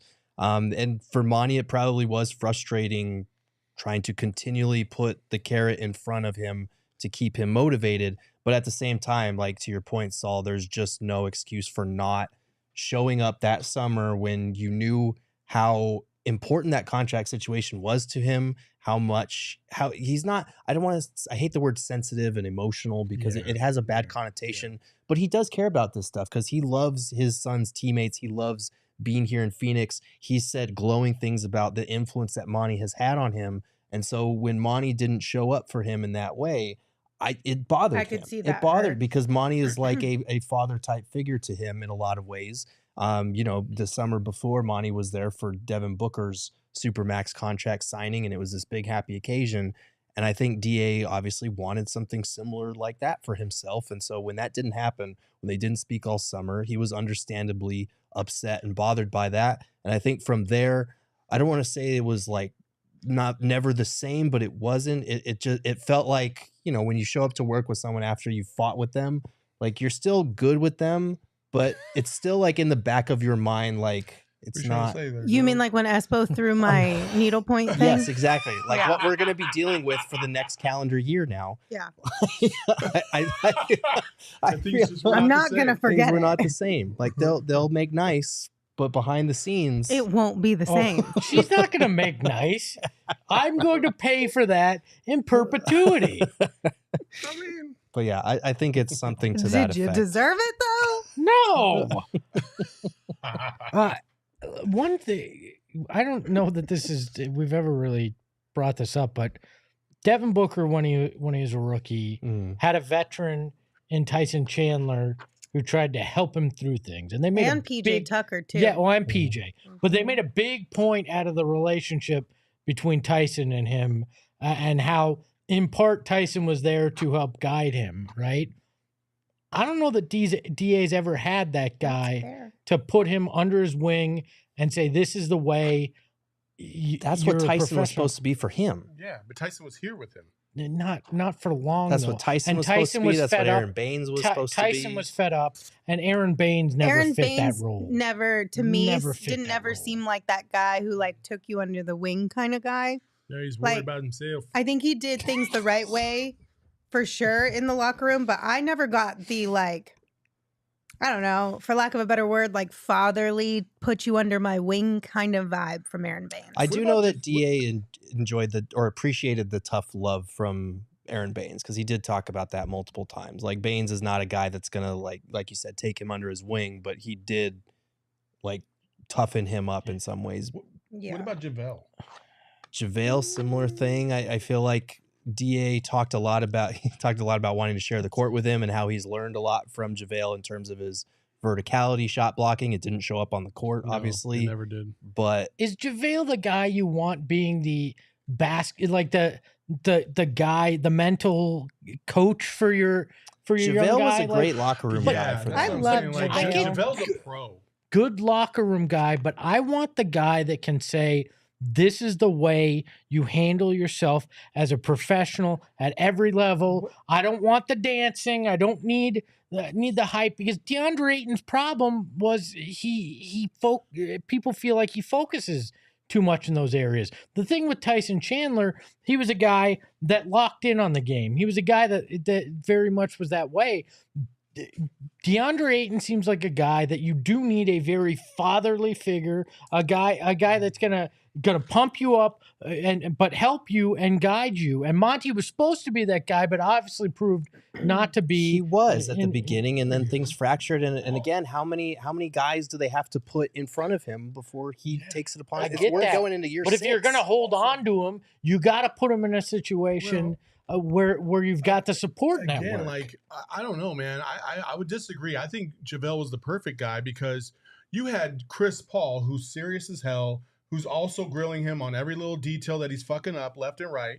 And then he added Devin Booker to that mix as well, because Devin started to pick up some of those cues from Chris and started to do the same thing. Like, if you have, and that's part of the problem. 89 motherfuckers are coming off the bench. Jock said that, like, it's like every single time DA's coming to the bench, 18 different people are like, you're fucking this up, you're fucking this up. And like, it's a lot. And sometimes Jock said it on our show, like, sometimes he would look and be like, yeah, it's just a lot. And to he'd deal go try to pump him up a little bit. Yeah, because he needed that. That's why JaVale would have been that guy too. I mean, maybe. I admittedly, I have not spent a large amount of time around JaVale McGee to say that. But again, at some point, you just got to look at it and go, we can't make this work. But I don't know.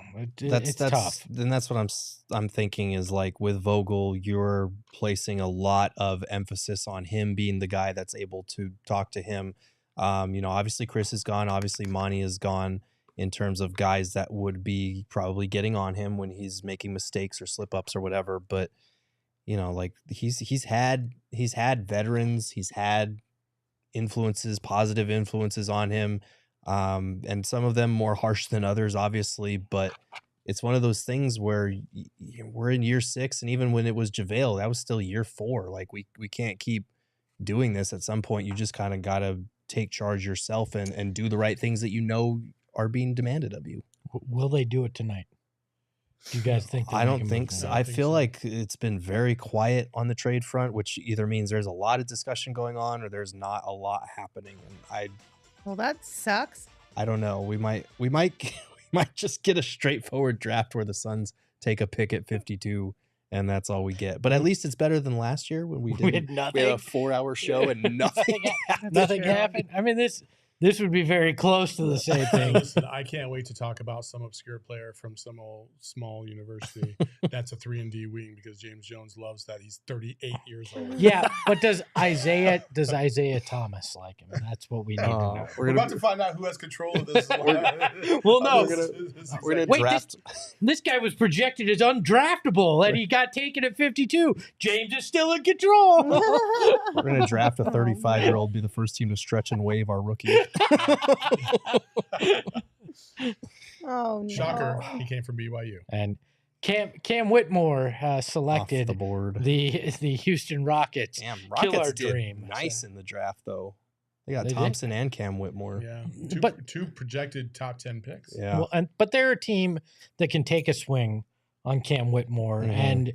and if it pans out, much like Denver did, with the MPJ, if it pans out, great. If it doesn't, well, they're still in the rebuild mode. So, it's not a whole lot lost there. Every pick in our projected top 16 is gone. Nick Smith's still there in the top 20.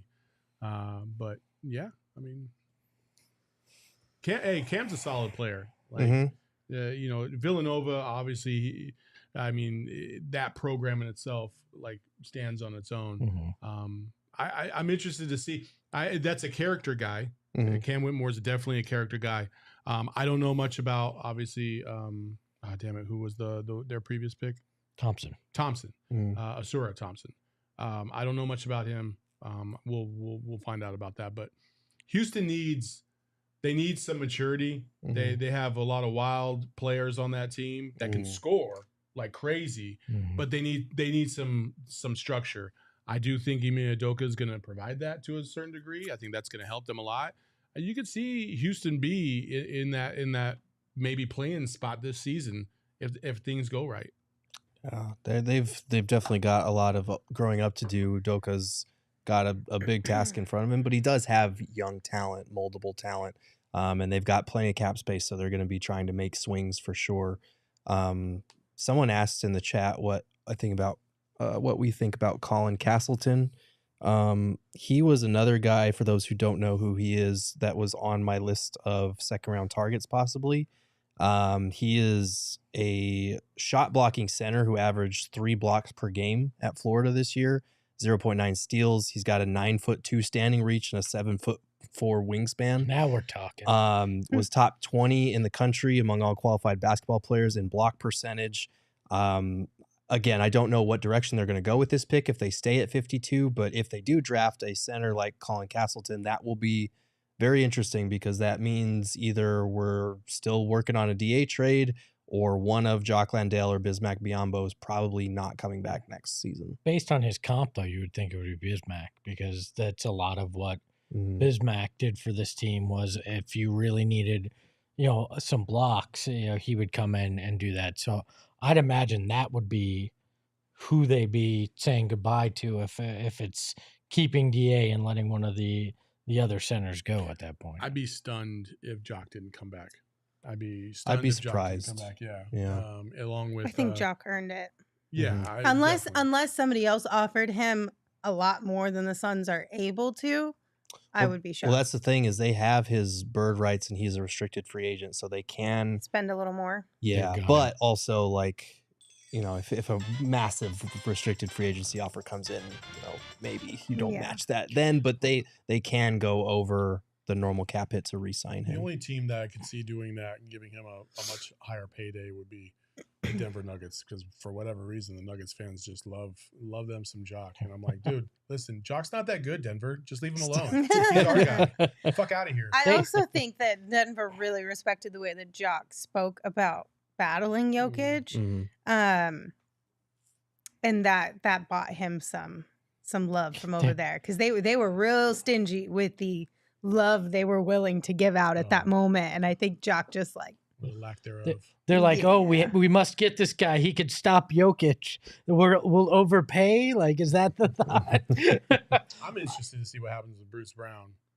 I really want him to go anywhere else. So he posted on his Instagram story, I think he was in Boston, and he had like smiley faces or something, like very ambiguous. But Could I the would dude not be on like vacation. I would not like him to be in Boston. He just As really long as likes he's- the Boston As comment. long as he's in the Eastern Conference, I'm cool. That's with that. true. He was a real problem in the playoffs. You bring up restricted free agents. We talked about this a little bit, but isn't there a chance the Suns overpay their own restricted free agents so they have more trade flexibility? Hour 3. Yeah, I dipped into those new OGs. is anybody else's butt hurt a little Yeah, bit? I can't feel my legs at this point. But more trade flexibility going into next year. I mean, isn't that kind of what they might have to do to work around these rules? Yes, and that's leaning into the whole idea of not just putting your foot in the doorway, but smashing right through it. If you're going to go past the second luxury tax apron, you might as well go all the way in. And so it is kind of an interesting loophole if you're willing to pay up for it, in terms of if for those free agents that you have that you own their bird rights, you can sign them to a much higher amount than just the veteran minimum or whatever, and it won't count as that full amount on your cap hit. So that is a way to keep your own free agents, to make sure that they stay happy, feel wanted, want to return, but also, you're not just stuck with veteran minimum offers that you're sending people. So, and when you do that, depending on how you structure the contracts, you can make them tradable. A lot of people kept talking about how bad the Landry Shamet contract was. Well, actually, it was pretty good for structuring matching salaries, which is what we saw in the Bradley Beal trade. So if they do something similar near the mid-level range, you could have more flexibility to trade for difference makers down the line, even though you don't have like draft picks to offer on top of it. And the non-guaranteed money on the Shamet deal helps too. So if you get creative like that, that can help as well, because it can protect a team, where they could accept that salary if he's playing really well, or decline it to have more cap space. So there's some interesting ways to get around this stuff. So yeah. How about that trade last night with Kristaps? Did y'all expect it to it was kind of cutting it close there, down to the wire? It was. It's kind of weird. I feel like it was almost a lose trade for everyone involved. Like, Celtics fans were furious that they traded Marcus Their heart and Smart. soul. Yeah, even though they got 2 second rounders and KP for him. 2 first rounders. Yeah, 2 first rounders, excuse me. 2 firsts and KP for him. Wizards fans, what did they gave up KP and didn't get a whole Tyus lot. They got Jones. Tyus Jones. I like Tyus Jones. So maybe they kind of won that trade. And then the Grizzlies, they traded out their backup point guard when they're going to be missing John Morant for a guy who's a great defender, will fit in with the grit and grind, but is not a ball handler or facilitator. Tinfoil hat club here. Do you think that John Morant's suspension gets reduced, because didn't the Players Association also write a letter, and maybe they're negotiating behind the scenes? I'd be surprised. I feel like that doesn't really happen that often, honestly. Yeah, it didn't help Okay. DA. So it didn't. They were saying the same thing, and it did not help DA. That was for a much lesser offense. But yet it was the same exact amount of games. Right. The NBA is very arbitrary in these Tainted things. pee, guns. You peed in a cup. Oh, and it wasn't the right consistency. So 25 games. You ignore the commissioner's advice about using guns on social media. 25 games. Yeah, NBA, it's like one of those random wheels that they just spin. Okay. In terms of the trade, though, Marcus Smart helps fill that Dylan Brooks role since he's going away. He does. So I mean, I understand it from that standpoint, and okay, it's 25 games you're out without Ja. Maybe you go a much more hard-nosed, focusing just on defense, try to shut teams down rather than high flying trying to score like that. But yeah, it was a very weird trade, and it felt like almost a panic trade between the Celtics and Wizards after the thing with the Clippers fell apart, and Kristaps had a midnight Eastern deadline on on his contract. So it just felt like, oh, little crap, rushed. something has to be done. And we've Right. already discussed 2 legs of this. We better get a third. And Boston was like, let's trade the guy everybody loves. I guess that's what we'll do. Yeah, that's rough though, because the Malcolm Brogdon situation does not sound good for them. Like No. they were making it sound like he's probably gonna miss a significant chunk of the season if nobody is gonna be able to trade for him in the short term. Like that tells me like at least half the season or multiple months, whatever injury he's dealing with. So Peyton Pritchard's their answer at point guard? Yeah, that's rough. I mean, one name I'm intrigued with, Danilo Gallinari going to the Wizards. If they do some kind of buyout or something with him, that's a name that I would be interested in as veteran depth in Phoenix. Okay, so speaking of veteran depth, Sean said, assume the Suns do keep DA. How do you see them filling out the roster? I don't know, it's man. basically vet minimums at that point, right? That's or overpaying the guys who you have the bird rights for. Yeah, I think a lot of Suns fans need to wrap their heads around if the Suns own a free agent's bird rights, there's a good chance we're going to see them back in Phoenix next season. Which Josh Okogie is not one of those. And I know everyone keeps talking Yes. about wanting Josh Okogie back. Okogie will be the most difficult one to retain because all you can basically offer him is the veteran minimum.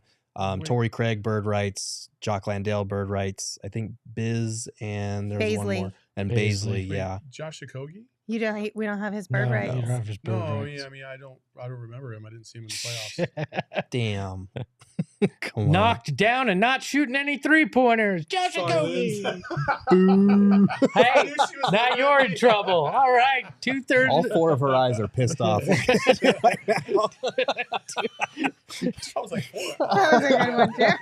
2/3 of us are very in trouble with Lindsay now. Oh, man. That was a good That was one. very good, Joe. I'll give you that. Congratulations. Oh, man. Yeah, that's a good question. Rude. And that's... That was to Saul. Sorry, I had to get it in. No, it's fine. Yeah, so wrap your head around a lot of the same guys being back if they own their bird rights. Wrap your head around some other guys maybe being back on veteran minimums.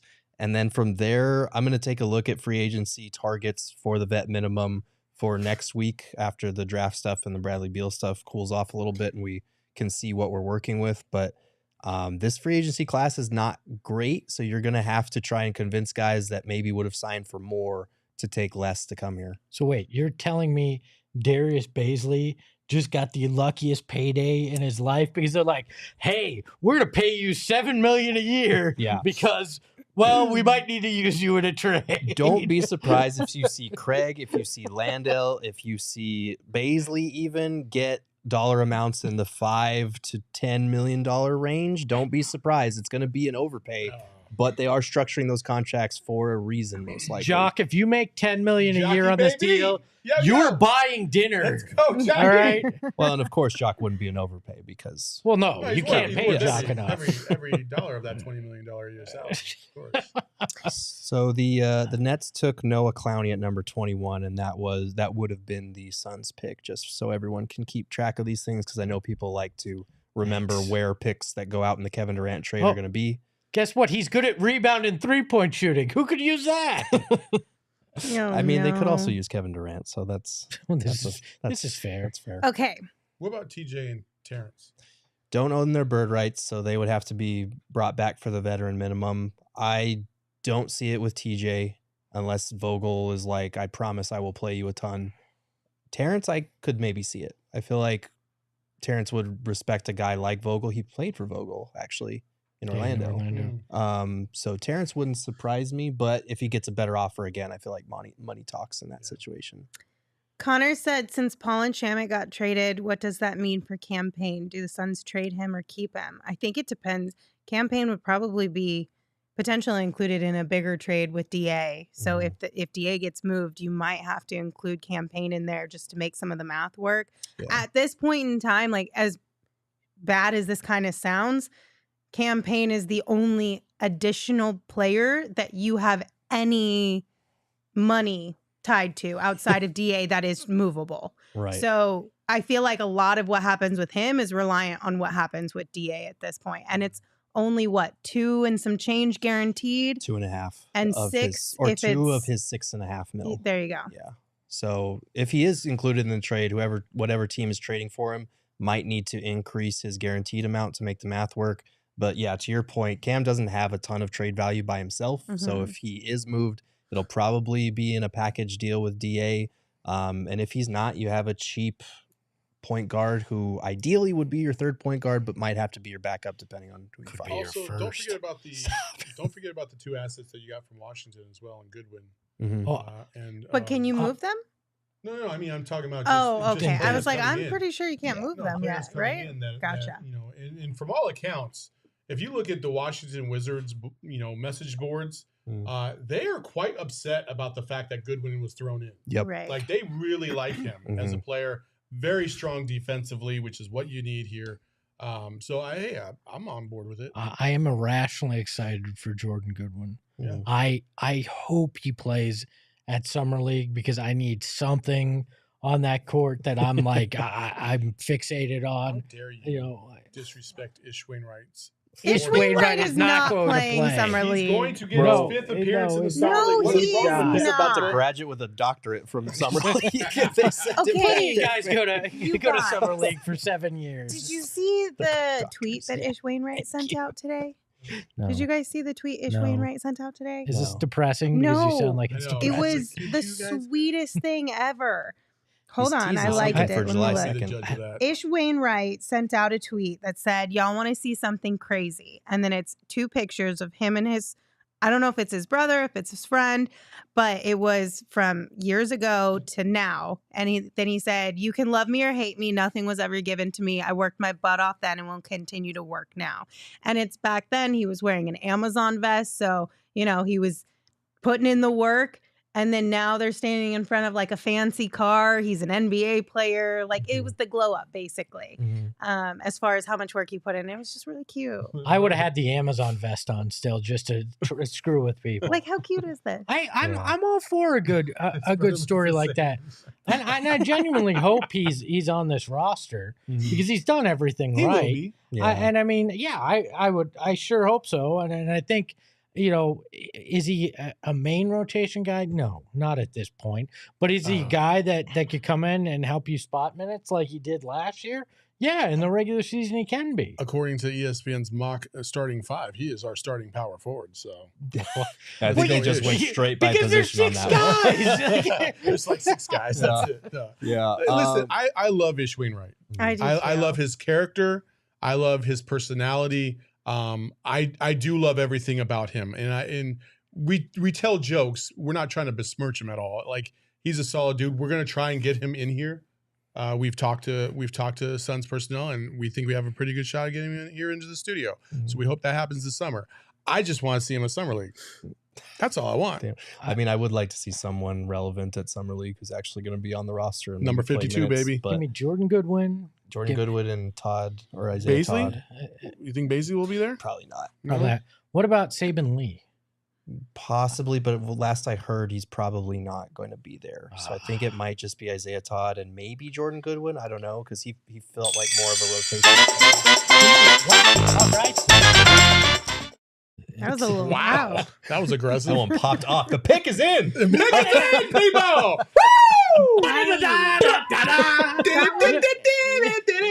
That hurt my ears so. I love the like Mario Kart jingle at the end. I love that Emma's like, I think they're falling asleep. Yeah. Let's make it really loud. I was in an engaged conversation about Ish Wainwright. All I was right. feeling pretty good. I have questions for us. Let's So go. you know how this time of year we get new NBA players into the league, all the rookies, they have to answer all the questions.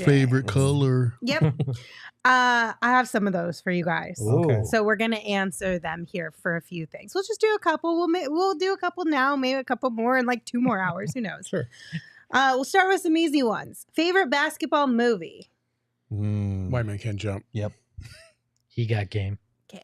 I mean, I love me some He That's- Got Game, that's good too. but man, White Man Can't Jump is just legendary. I hadn't seen He Got Game until a few years ago. Oh, really? I have a period that I missed my God. a bunch of movies in the early 2000s. I literally saw So that 10 times in 2 weeks It's at amazing. the theater. I mean, 10 times? 10 in 2 times. weeks? it's I amazing. watched it every other day. And Denzel's fantastic in And it. twice in one day. How many times did you sneak in? Yeah, I several. was gonna say, how bad was the security at this? He saw it 4 times in a row. So He just good. never left the theater. Oh my goodness. But Mine I is love either that one. Space Jam or Love and Basketball. Space Jam's up there as well. I do like Space Jam is Are you like serious? my I would not draft either of you if you walked into my interview room and said Space Jam's the best basketball movie. Space Jam is a I terrible said I liked movie. Space Jam. I didn't say it was my favorite. I mean, Oh, like, my I God. like Space Jam. it's I your look at that prerogative. like sweating through a suit. I'm not drafting either of you. That's terrible. Well, Well, you're going to that's a miss terrible out on a take, both generational sides. talent and a Sweating championship. through a suit Espo. and not drafting because, or taking you because of Space Jam is a terrible take, Espo. Also, Chris- I love Coach Carter. That's a good one. Chris Stewart says Hoosiers, hands down. I don't feel like that one ages really well. No, it doesn't. It used to be No, cool it's- growing up, and now you're like, Yeah. damn, we were rooting for the bad guys. Yeah, I was like, oh shit. Yeah. Oh Hey, no! I was too, so it's all good. And speaking of movies that didn't age well, Classy Nasty says Joanna Man, another one that did not yeah, age yeah. well. Nope. It's very Nope. true. Hoop Dreams was actually pretty legit for a documentary. That was the first time you got behind the scenes kind of look at the recruiting process for some of these kids and the unrealistic expectations some of them have placed upon them just because they can play basketball in the inner city. Like, that was a fantastic movie. Yeah. Guilty pleasure basketball movie, Blue Chips. Okay. It's ridiculous, and that's why it's fun. Mine to is watch. probably what was it called? The Six Man. The one where his brother, who's like the better basketball player, dies, but he comes back as like a ghost. Oh, and, like, yeah. helps out their Mine- team. Mine's probably Above the Rim. Okay. Yeah, that's a good one. Above the Rim. Okay. Look Get at the the- Irish. get There out you of go. here. No, Celtic Pride. No. Celtic Pride is my guilty pleasure Oh my God. basketball movie. Terrible. Y'all remember that Disney Channel movie Double Teamed, and the Yes. basketball scenes were like the worst thing I've ever seen. Yeah. Ooh, James Phelps with a great one as well. Oh. He says Teen Wolf. Teen Wolf was not Oh, a basketball yeah. movie. It had basketball in it. What was Yeah, it? That's not a Was it basketball a movie. puberty movie? Like what was Teen Somebody Wolf? said It was that about a Space wolf Jam is not a Playing basketball, basketball. Space Jam's 100% That wasn't the a basketball premise, movie. though. Yes, it was. It wasn't the whole movie. It was about him turning into a wolf, not about basketball. Playing basketball. He Oh. was a shitty Uh-oh. We got a trade. Is it us? It's not, no. God damn it, Gerald. Get out of here I right just now. wanted to be out of that conversation. Gerald said, I'm over you, Espo, and Saul fighting. So, according to Adrian Wojnarowski, the Kings are sending Rashawn Holmes and number 24 Aw. to Dallas. Rashawn. Wait, they've got JaVale McGee and Rashawn Holmes? It's Yeah. every Suns fan's center dream in Dallas. You can have our Now- sloppy seconds. I don't Now care. all they need is DA. So, the Kings are sending him into their traded player exception that they created by sending Bertans to OKC Hmm. for those keeping score. Okay. Hello said my fake 30 for 30 may be their favorite basketball movie. So Yeah. I'll take that. What else you got? I got a couple more, but Matthew, real quick in the chat, said, just joined at this point. What'd I miss? Any breaking news? Nah, Matthew, you good. Nope, you missed us eating illegal pizza. But stick around because it might happen. Somebody earlier said, "Oh my God, typical Suns. They don't do anything." And I'm like, "Bro, they've been busy all week. What are you talking about? They just traded for Bradley Beal. What more do you fucking want?" Fabio says, Alan Williams of the Mavs. They're just going to collect all the fan favorite Sun centers. There you go. All right. Oh, they better not get Frank. Oh, semi-pro. That was good. Semi- This one is that was a funny one. Mhm. This one's a little bit more like when they do an actual piece of content around this, but like 5 things you cannot live without. Mm. Definitely things. coffee. You can't say family either. You Okay. can't say my No, wife, no my people. kid. no. No, I'm out no, then. No no people. cheating. No people or pets. No, people or we're not pets. defaulting to that. Yeah, no people or no pets. Okay, coffee for sure. Doesn't Damn. food and water have to be 2 of the 5? Like, No, just like because air, it's not water. necessities. well, like, literally, you can't live without them. So, Espo, This fucking guy. well, seriously. you know what a GM's thinking if I answer that? We're That's gonna a be- smart man. We're Oh, gonna have man. issues for the whole off season. You keep it up. This 4-hour show is gonna ruin our relationship. Damn. Okay, I said one, so somebody else can say one now. Oh, Books. Books, okay. I mean, Just all of literature. I want every book available to me. This man goes home to his Beauty and the Beast style library room. It's called a Kindle, Gerald. It's called a Kindle. music. okay, but music is one, The right? arts. No.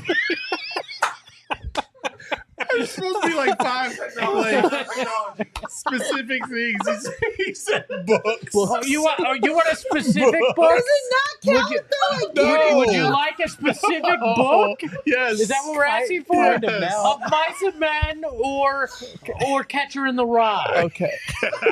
Now I sound like a serial killer. All right. but- Oh my god. Books. And then, he didn't put his hand up, but that's what we're doing. Books. Books. All the books. Oh my god. I want to be where the books are. Oh my gosh. Holy shit. Jesus. I Oh, would no. say my grill. Okay. My grill. Okay. Okay. You hunting on this island to get what you need? Or? Who the fuck said we're on an island? I go there. I default there. Oh, look at it. Michael Lewis's money ball. All right. Books. Let's read a passage from here. Oh, no. The No. Oakland A's clubhouse.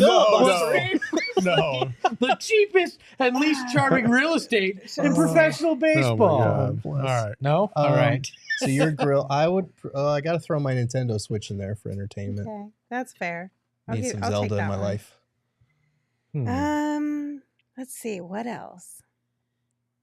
Can't live Oh, without. So we had a couple of trades. The Bucks are acquiring number 36 in a deal with the Magic, and Boston is drafting Marcus Sasser at number 25 and trading to Detroit for number 31.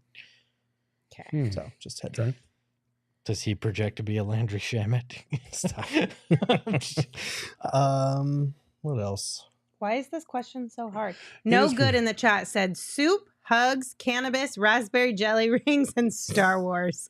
Yeah. LM Ladras. I don't know how to say your name unless it's an I. Mhm. Said Fellowship of the Rings, Two Towers, Return of the King, Twitter, and earbuds. I will say, There you go. I would say based on yesterday, I would say, okay, so my first one was shit. Oh, my grill. Mhm. And then I would say Shawshank Redemption. Okay. I love that movie. It's my favorite movie of all time. Mhm. My third one would probably be, I would say, I have a favorite cologne that Okay. I use pretty frequently. Mm. I forgot the name of it. It's like in this weird bottle, but I love it. Okay. And then 4 would be hair clippers, because you got to be right. And then 5 would be, actually, it's grown on me over the past 3 years. Lindsay? I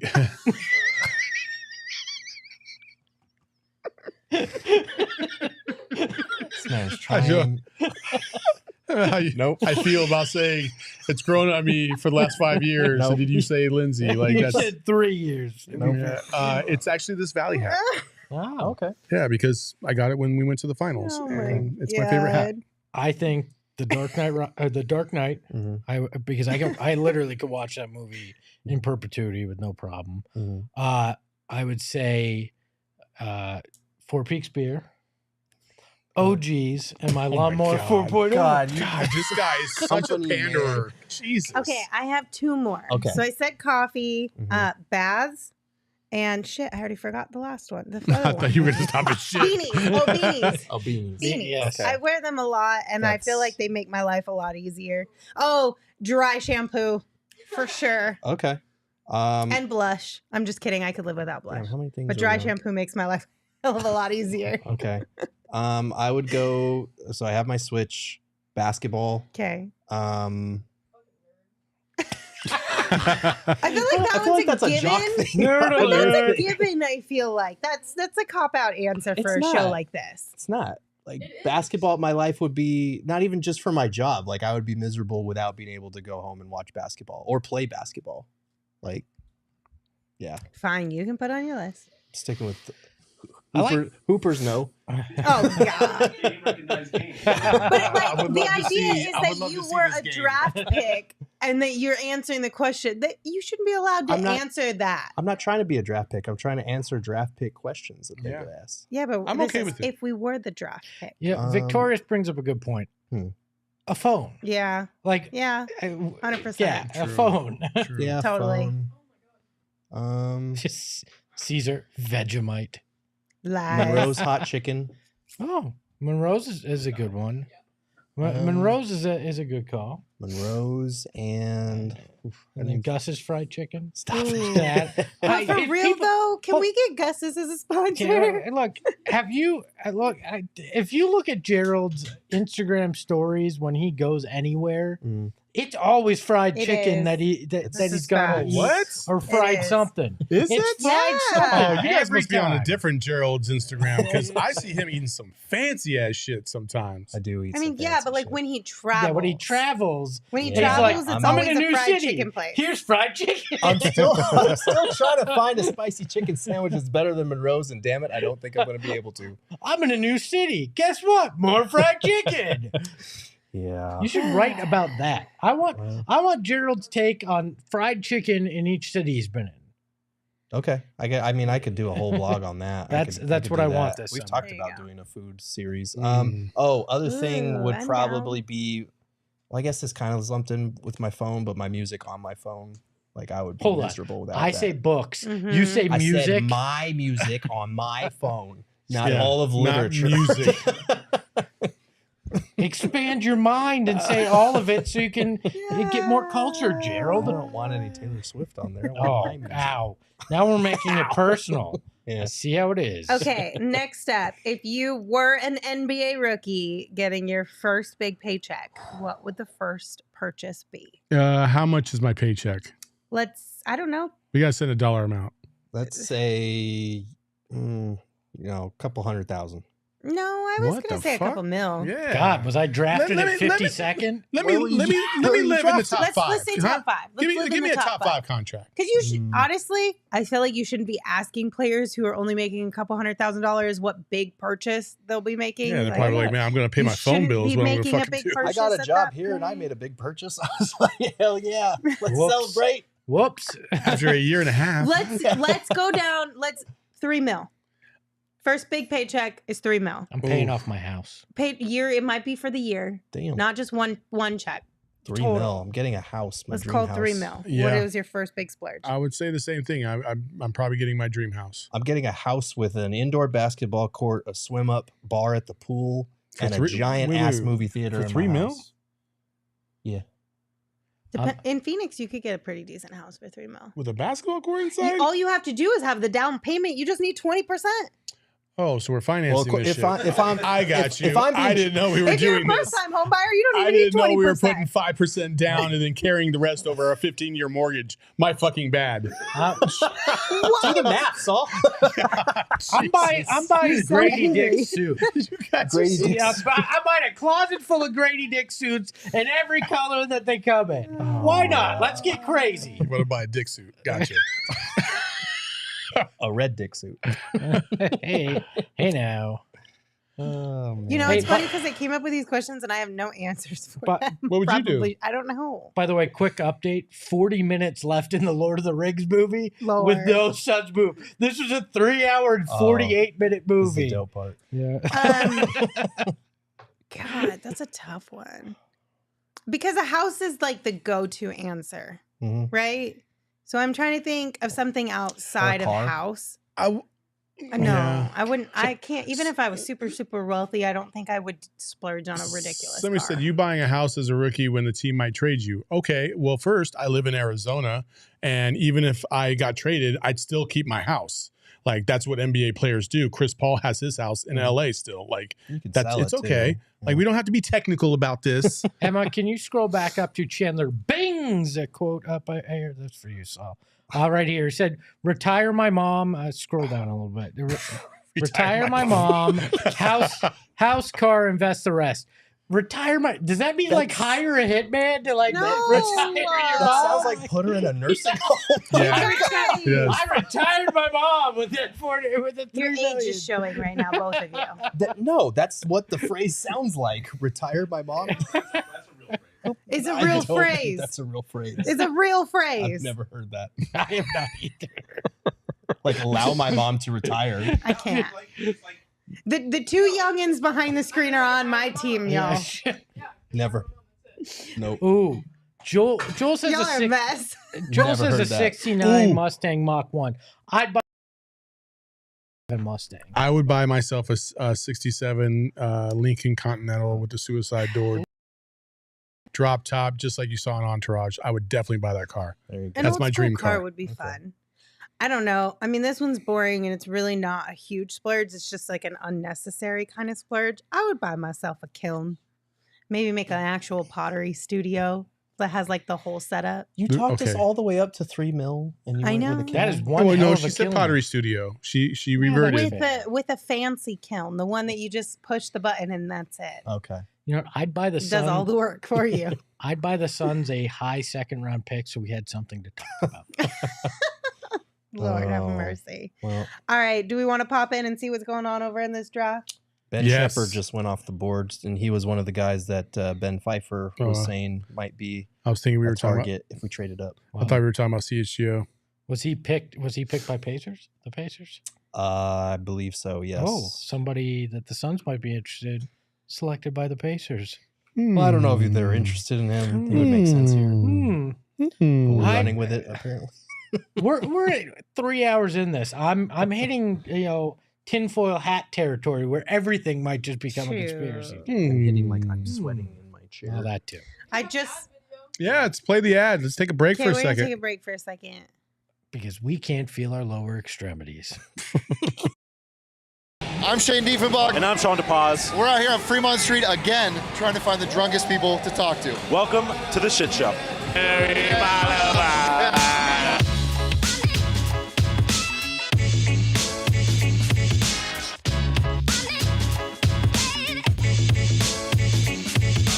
What's your most controversial opinion? I like mayonnaise. I ain't gonna lie. Joe Burrow will win MVP next year. Pineapple on pizza.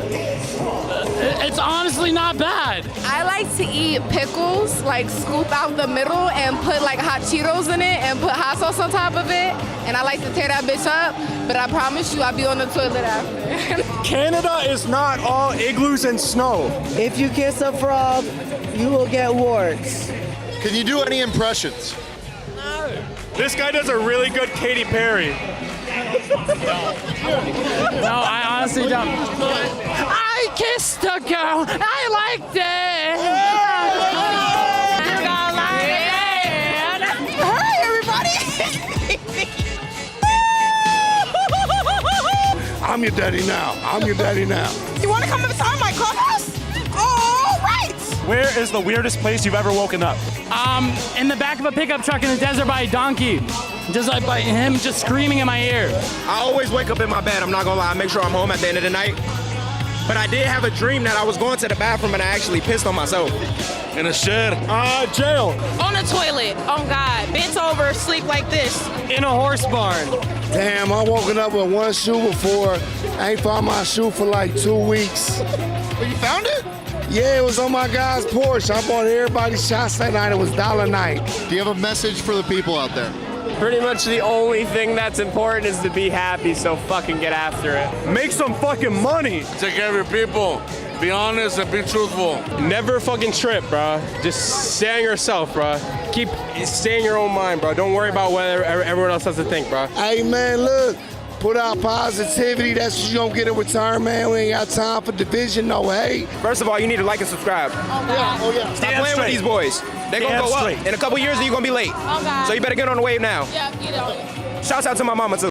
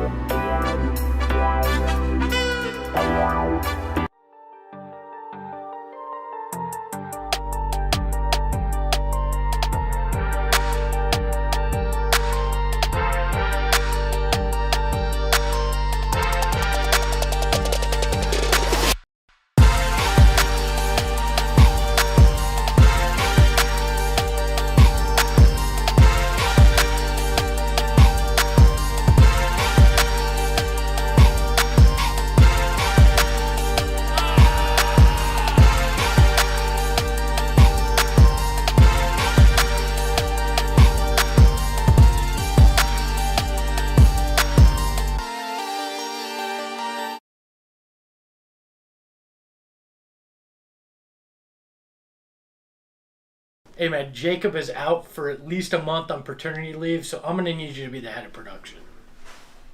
Sounds good to me. Did you guys send out your tweets yet? No. Not yet. You dickheads. Look, they're a little sensitive, so we probably shouldn't call them that. I'm Shane Diefenbach. And I'm Sean DePaz. We're here in Old Town Scottsdale, my day club, trying to find the drunkest people to talk to. Welcome to the shit show.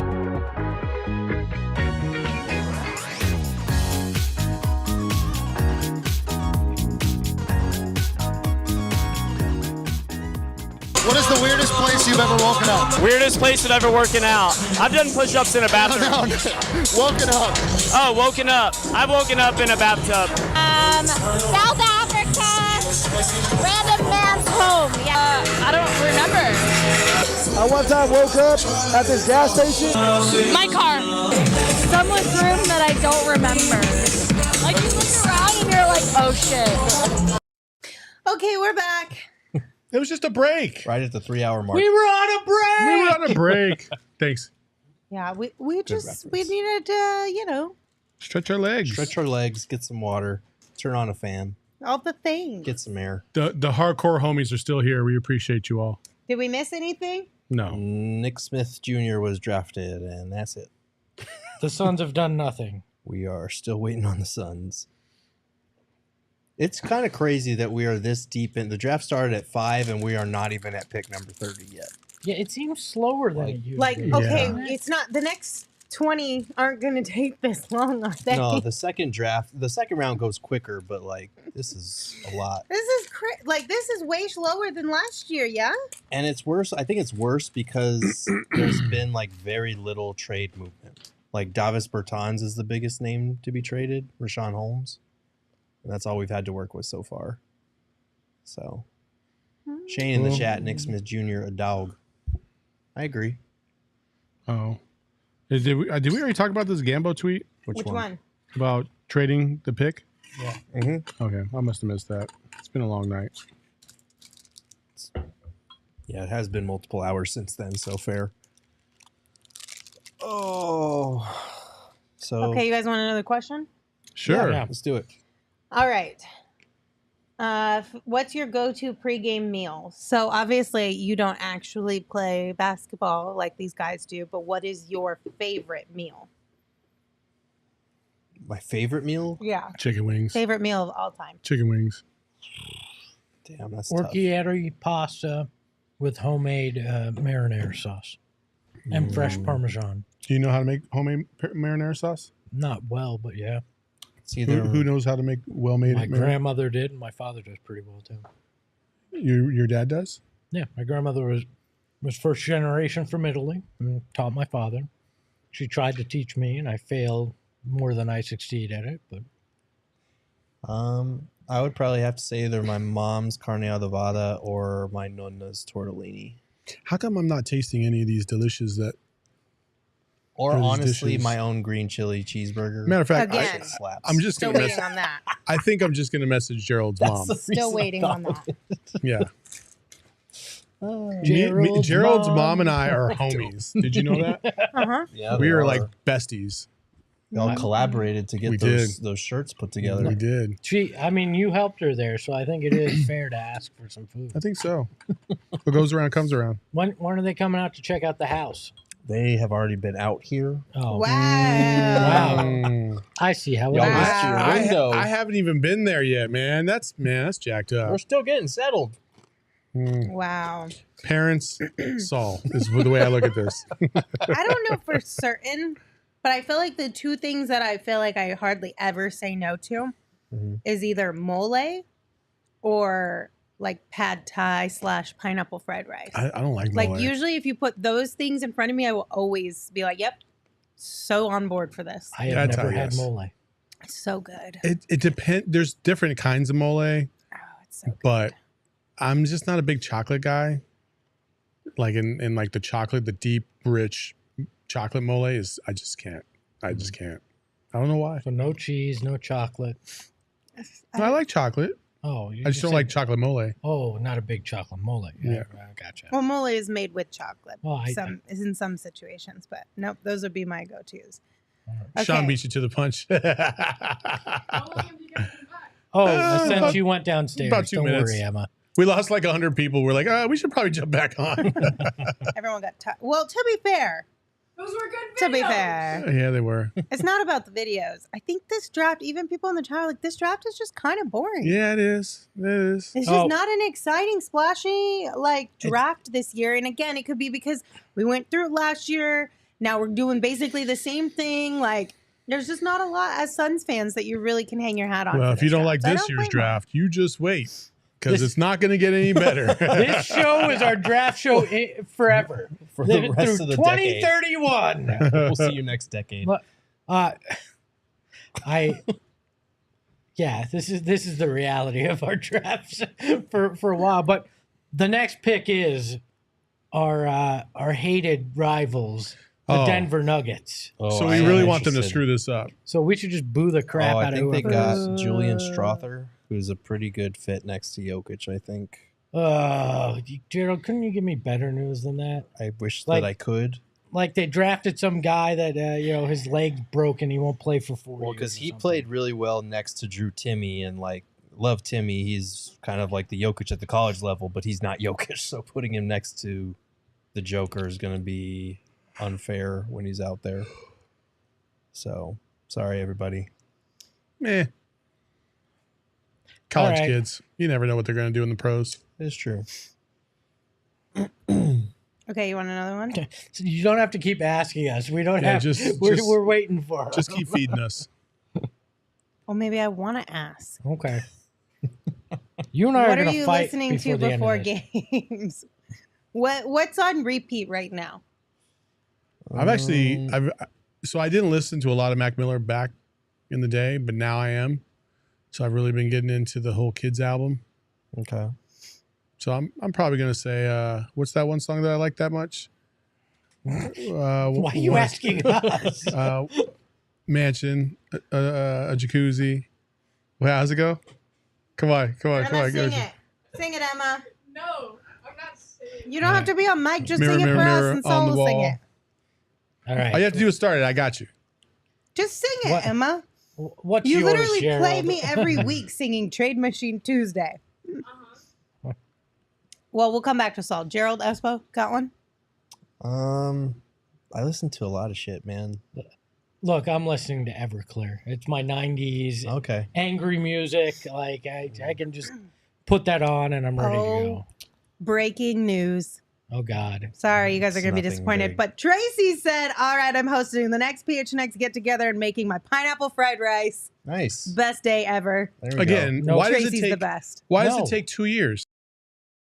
I veto it every time this is brought up. We've been You're here. not invited. Ooh, damn. Even better. He doesn't even go here. We've been here for 2 years. I'm just saying. Even better. Anyway, Gerald, back to your music. I listen to a lot of rock. Oh, trade. So mostly that. What? Yeah, Proposed the trade? Timberwolves are sending the Spurs 2 future second-round picks to get to number 33. Oh, So well, we have no future second round picks, so we couldn't have done that. no, we could not. So this pick goes to Indiana? No. Oh, it's- well, Strother is Yeah. going to Yeah, Indiana. No, he's going to Denver. I thought. No, Yeah, it he's says going to- Indiana. no, he's No, that's the pick is Going in to for Indiana Denver. at 29. I think. Says proposed trade. Oh. Right. No, that's right because that was part of the deal that the Nuggets and Pacers made. The before. Oh, Nuggets got traded you. and- So how Okay, the got Nuggets you. had that pick Got you. before. Got you. Yeah. So again, stupid with the way NBA does things. We know it's going to Denver. Just say Denver's pick is in. But music stuff, I listen to a bunch of rock music, and before games, heavier rock and rap. Definitely. What about definitely you, some Emma? Eminem. She doesn't have a mic, does she? I do now. She does. Oh, all So, right. first of all, Saul's song was The Spins by Mac Spins. Miller. Yes, it was. I want Okay. to get a mansion, a jacuzzi. jacuzzi, a theater to watch my movies. Yeah. Hey. Lots of fancy things, the kids that call them groovy. There we go. So I'm a huge Mac Miller fan. I'm Okay. in the same boat with Saul. So like anything Mac Miller or, I've been loving, the Spider-Man's album. Yeah. Yep. I saw Spider-Man Across last the night. Spider-Verse. Wow, great movie. Okay. It was so good. That's why I drafted it yesterday. Yeah, Oh, without yeah. even seeing it. I think the two people that I've been listening to the most to lately is Frank Ocean Okay. and Peso Pluma. Okay. What's your Frank Ocean jam? I mean, let's see. What are the ones that I've been Ivy has been on for a little bit right now. Thinking About You. I mean, those are probably the two newer ones that I've started. Not newer, just new again. Lindsay, if that makes sense. Do you like Dominic Fike? I don't know. I feel like you would. We've got more breaking news. Oh boy. We've made it through the entire Lord of the Rings movie without the Suns making a move. Congratulations, everybody. We've done it. So Fire up the two towers. Can we? I was just asking this because you had mentioned it earlier. Is it possible to raid CHGO?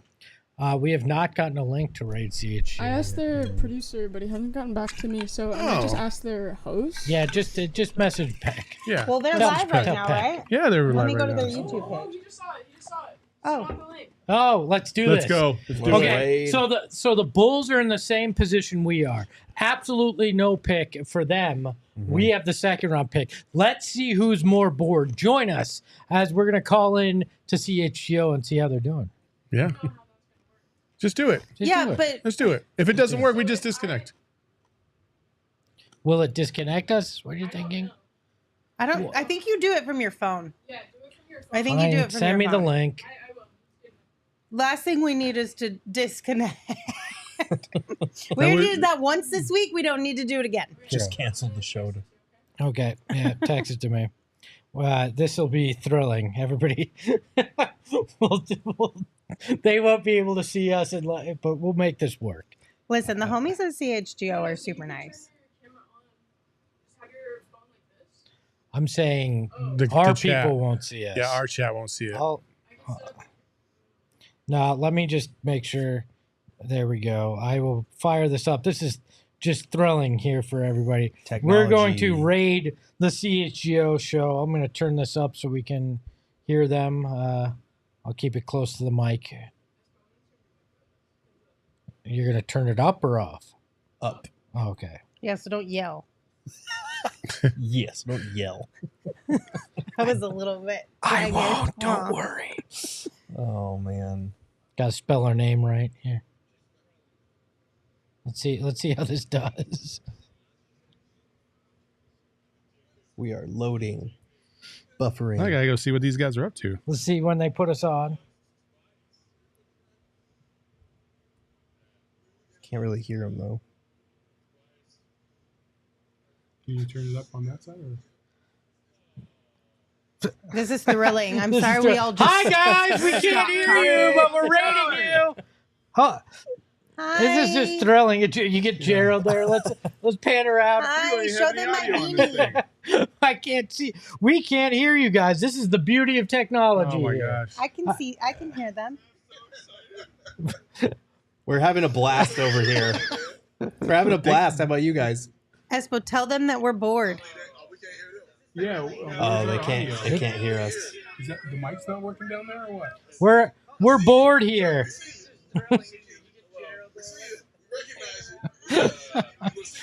Okay, bye. Well,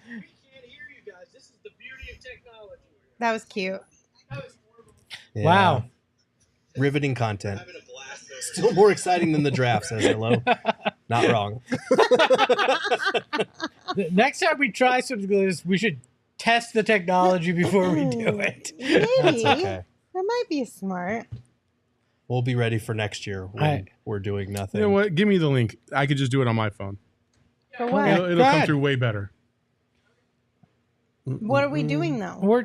I guess we're just going to talk. actually talk to them real quick. This is the second guy named Kobe getting drafted here. Kobe Brown from Missouri by the Clippers. You texted to me? Yeah, I mean, 2 Kobe's. Peter in the first chat said that was something. Something. Yes, it was, Peter. Sure was. Yes, it was. We are You only get at pick it. 30. Holy Bro, shit. Yeah. I'm not gonna last. This is nuts. We took a break. I'm in off-season mode. I go to bed early now. We got through the whole Lord of the Rings before we got through the first round. That's nuts. This is wild. Yeah, I'm trying to Extended. type the fucking name, but it's all right. I'll just 3 keep it hours solid. and 48 minutes. We got through in that. That's wild. Has it really is been this that the front I don't camera? know. Wait, but has it been? It's only been 3 hours and 15 minutes. How is that possible? I don't know. Did we? Maybe there's a lot of credits because I stopped and There's hit the 30 credits. minutes of credits. Maybe. Damn. Oh, look, that's so much better. There we go.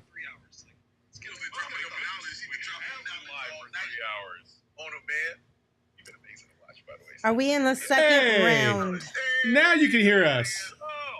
Can we hear him? I still can't hear him. Oh, I can hear you guys. Oh, I hear you. There it is. Hey! There it is. Exciting first round for our teams. Yeah, thrilling. That's all we gotta say. There's nothing fucking happening at all over here. How have you guys killed the time?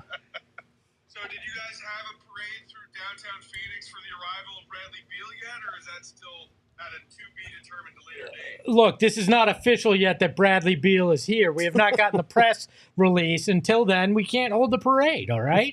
You guys are welcome to come out for it, though. Yeah, because you guys apparently love to go to Denver to celebrate championships. I mean, yeah, I'm just saying. If your Suns go to the finals and the Bulls aren't there, we'll come to Phoenix. I'm just salty we didn't get the invite. That's all. That's all. This is terrible. We invited ourselves. Yeah, we said, hey, we should go. Okay. I hit up Tim. I was like, want to go to Denver for games 1 and 2? All right, let's So how is everybody? They're having conversations with our CHGO friends. Well, fellas, Congratulations, sir. I heard you got engaged, sir. Congratulations to you, my friend. Thank you. I did appreciate that, guys. Good. See, this is why we like the CHGO homies. They're nice. They're nice.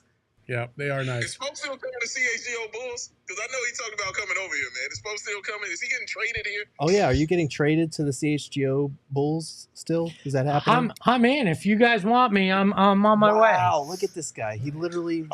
So yes, You can take him from Summer League. trade alert. Yes. Trade alert. We Trade just alert. traded Espo to CHGO. We don't know what we're getting in return yet, though. Tracy, Hey, Pack you it up. Give us all the chips in Vegas, baby. All the chips in Vegas, and he's yours. That's it. Guys, Damn. have fun. We'll see you guys later. Night, guys. Love to y'all, man. We'll see y'all Summer League, baby. Summer Yes, League sir. around the corner. So, Maybe we. We got that summer league we're reunion. like Washington. You're trading me, and you have no clue what you're getting back in return. That's all right. Nor do you LOL care. at Jeremy being like, this is still more entertaining than the actual draft. A Yeah. podcast inside of a podcast. Yes. It's a low bar that we tipped Yeah, over. it's Inception. It's the Inception of podcasts. Do we want to do one of our drafts? Yeah. We Yeah, should. let's do a For- draft. I did not plan ahead for that either. Oh, I thought you I had. started writing them down. No, like, I mean, I know what we're drafting. Oh, I just you didn't forgot plan. to write all of them down. You forgot how to So- finagle the system. I did. Right. Which one do we want to do? Let's do Sweet. inconveniences. Inconveniences. Who goes first? Let me do a draft. It won't be generator. me. Don't worry about it. A draft order generator. Okay. Another thrilling thing to be done on live video. Listen. Listen. I want none of your sass. We have different people in the chat right now. This is pretty cool. Says Lindsay, Saul, Espo, Gerald. Always second. Lindsay, Saul, Espo, Gerald. I'm last. Gerald. So I got back-to-back picks here. Okay, inconveniences. Inconveniences. Oh, you didn't. Fucking. Wait, this is so funny. Text What? them to me, Emma, because I forgot to prepare. Oh Hello my said, God. This is Lindsay such only bullshit. planned to go to the store. Let's do rom-coms You are now. absolutely correct. Hello, I was the only one that went to the store and picked up some goodies before the show. We sent out Sean, the homie, to run to the store because nobody else went to the store. You Right. can't send that. You should play. Reporting on Damian Lillard and the Trailblazers next on Stadium. I might have to listen to this real quick. Ooh. You guys go ahead, though. Nothing's let's happening. wait for Gerald. No. Let's wait for No, Gerald. make a pick. We're gonna sit here and wait for Gerald to listen to a phone. Just turn it I down. mean, we and just want to get- know keep it about in here. You can hear Damian it. Lillard and the Trailblazers, Well, right? no.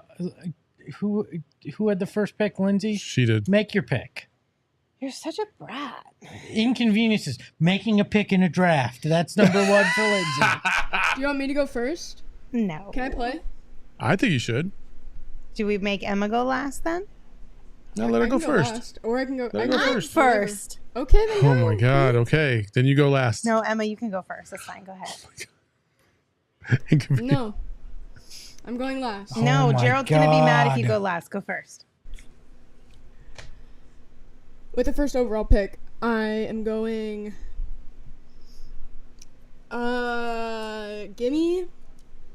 Gimme traffic, like stopped Traffic? Stopped traffic. Okay. Traffic is a good one. I'm going to go feet blisters. Like blisters on your feet. I'm gonna go. Recognizing your car is on E. No gas. Yeah. I'm going to go NBA drafts when you have no draft picks. NBA drafts without draft picks. Are All right, we have to wait for Gerald now. Do we just skip Gerald in this Yeah, draft? let's just skip Gerald. It's fine. Emma No, steps in. No. Having to wait for Gerald. Okay, so basically what Shams was saying is that the Blazers are, as of right now, not moving Scoot. They received calls about him from the Pelicans, and the Blazers refused to move him. And they are dedicated to keeping him, knowing that Lillard has said he doesn't want to come back to rebuild. So now we're going to get a lot of Damian Lillard speculation in the coming hours and days as far as what his future looks like moving forward. So. Suns need a point guard. Stop it. Deandre Ayton and campaign for Dame? Scoot? No, for Dame. Give me a Dame for that. Come on. So what was drafted so far ahead of me? Traffic, blisters on your feet, no gas, NBA draft without draft picks. Okay. Not having internet, which I can speak to personally because thanks for that one, my internet provider. And let's go with, when you're walking behind somebody and you can't get around them and they're oblivious as shit that they're walking slower, that so slow they might be walking backward. That drives me nuts. Okay, we're going to say slow walkers who don't move. Yes. Okay. You're up, Emma. No. Not That's a even snake draft. close. It's all you're up. Is it me? I Wait, thought it was isn't it you. him? It's you. Jesus Christ, Espo. Yeah. Well, we Espo. changed this all up. I don't know. Mine would be, it's got to be having a cold. Okay. Who took traffic, by the way? Emma. Okay. Mine's Saul? kind of similar to Gerald's, but mine is like a whole group of people taking up a whole sidewalk. Like walking towards you, Like and you have to go out of the way. It's not, you're not trying to get around him because the people he was talking about were going in the same direction, correct? Yes. I'm talking about a whole group of people coming towards you, and they don't move at all. But her eyes are doing the same thing her actual eyes are doing on top of her head. They're like looking at you sideways. Is that too close? Yes. Is that too close? I would probably say that's too close. It's basically the exact same thing. It's really not, but okay. It falls in the same category though. Oh, okay. So sidewalks and people are out. Yeah. Awesome. Not people. Jesus Christ. I got you. How about no water? Like you like fuck here in the office sometimes we don't have any water. I'm like, God damn, that sucks. Okay. Some of y'all's picks are a little crazy. I'm gonna go with, when you lay down and you finally get fully comfortable and then you realize either the light's on or the remote's too far away or you left your phone somewhere and you have to get back up. So sloth. It's your inconvenience. No, it's just when you finally lay down and get comfortable and you have to get back up for something. I know. Okay. Tell me that doesn't piss you off. It is an inconvenience. I'll give you that. Mm-hmm. Okay, Emma. You get back-to-back picks, right? Yeah. Okay, this one, it was my sleeper. Tell me if it's too close to Lindsay's, but mine is like when you're laying on like the couch and you have a blanket on, and then you can't find anything like the remote or like like a device, your phone or something, like you just can't find it. So not being able to find something. Yep. Okay. Can I take not being able to find something? Sure. Yeah, you can do that. Okay. And then for my third pick, give me when you need to sneeze and you can't sneeze. Okay. Those are good. Mm-hmm. It's Lindsay now. Okay. Oh fuck! It's my turn again. Mm-hmm. Damn, we got 2 curse words out of Lindsay back to back. Let's go. She puts the head on so and it tired. becomes an actual monster. We're at hour 3. She's like, I'm so tired. Poor Saul's been up since 3 a.m. Lindsay's been up since noon, and it's I'm so tired. Oh man. Somebody, I don't know how to pronounce your name, but it said, Lindsay, are you an introvert? And I would say mostly at this point in my life, yes. Definitely. Okay. Stall tactics. Okay, let's see. I'm gonna say I don't know about that. unskippable ads. Okay. Oh, Yeah. that's a good one. That's a good one. That's a very good one. Yeah, and they're a major inconvenience. Very good. No, Very good. I don't think you ever actually get used to it. It's annoying. What you got, Man, Saul? I don't know if this is an inconvenience as much as I fucking hate it. Mm-hmm. I'm gonna say screaming kids Ooh, in a I restaurant. mean, yeah. Yeah, that's good. I think or that's just fair. in general, really. Your kids or somebody else's? My kids are older, so Which would make it really weird. so definitely other people's kids.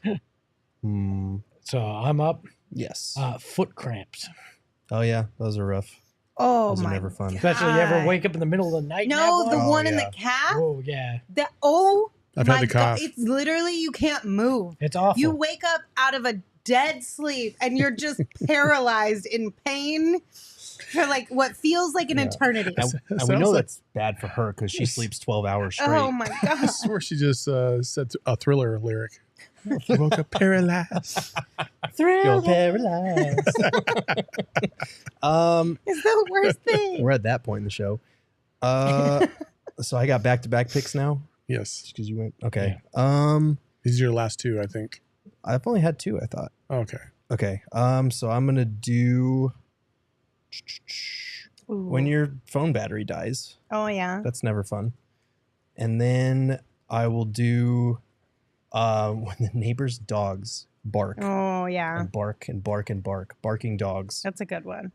Because you have no control over that. Back to me. Yeah. People talking at the movie theater when the movie's going on. Yep. Get the hell out! I had people talking / cheering in the movie theater because sometimes that can be just as annoying when you go see a new Marvel joint and they start standing up and cheering. Look, and shit. I can deal with a cheer at the end. At the end, You know, but talking during the movie, hell no. Yeah. Damn, man, I'm kind of lost right now. Let's go with shit. Damn, this is gonna be very first world. Oh my god! I got a good one. People parking in your spot. Okay. Okay. I had finding parking downtown on mine, so parking is just a pain in the ass in Okay. general. I'm gonna be kind of mean. Well, it's not really because I'm not throwing shade at anybody. Okay. But just in general, 18 more picks, people. when you're talking to somebody and they're just telling you the most long-winded story and you're just like, oh, cool. And then you're like 3 minutes of like, yeah. And they just won't get the hint that like, I'm Bro. over this. Yes. Yeah. So like, how do you just say that in a shorter way? I don't know. You just did it to us, so I. People.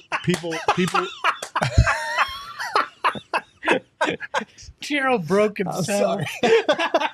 I saw her face and I was like, oh, I done fucked up. People now. rambling.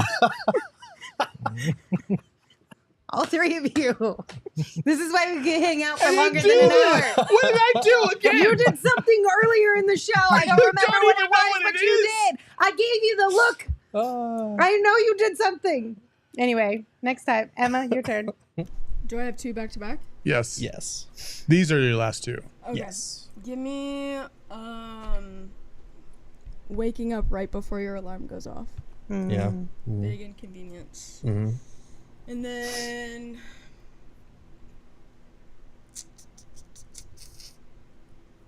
give me wet socks. Damn it. Emma told us she was going to pick wet socks. Yeah, but I wasn't listening. Wet socks. Yeah. yeah, it's up but there. when the fuck do you have wet socks here?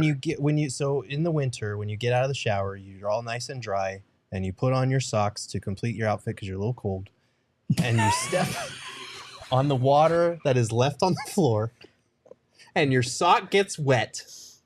It is terrible. It's the worst feeling. You're all warm, you're cozy, you're ready to go about your day, and you step in the little tiny puddle of water that's on the wipe floor. your floor before Well, 'cause you put your you socks just got on. out of the shower. Sometimes your feet are cold. Who's putting their socks on that fast after they got in out the of the winter, shower? your feet are cold when Okay, you get out of the shower. also, if you ever had pets growing up and you're walking around your house, That's if, fair. like Like the dogs, slobber? like I had That's like golden fair. retrievers growing up, so they didn't know how to drink water properly. There would that's be fair. puddles all over the house.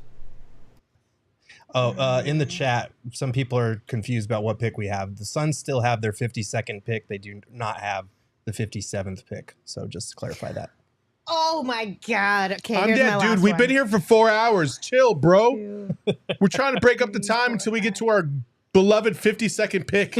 We've talked about every single thing Suns related in the first 3 hours. Leave us alone. Let us have fun. I'm not here for this. You really want us to break down the 34th pick in the NBA draft when it's not a Suns It's a pick? Suns draft show. I can give a shit about the Pacers or the Celtics.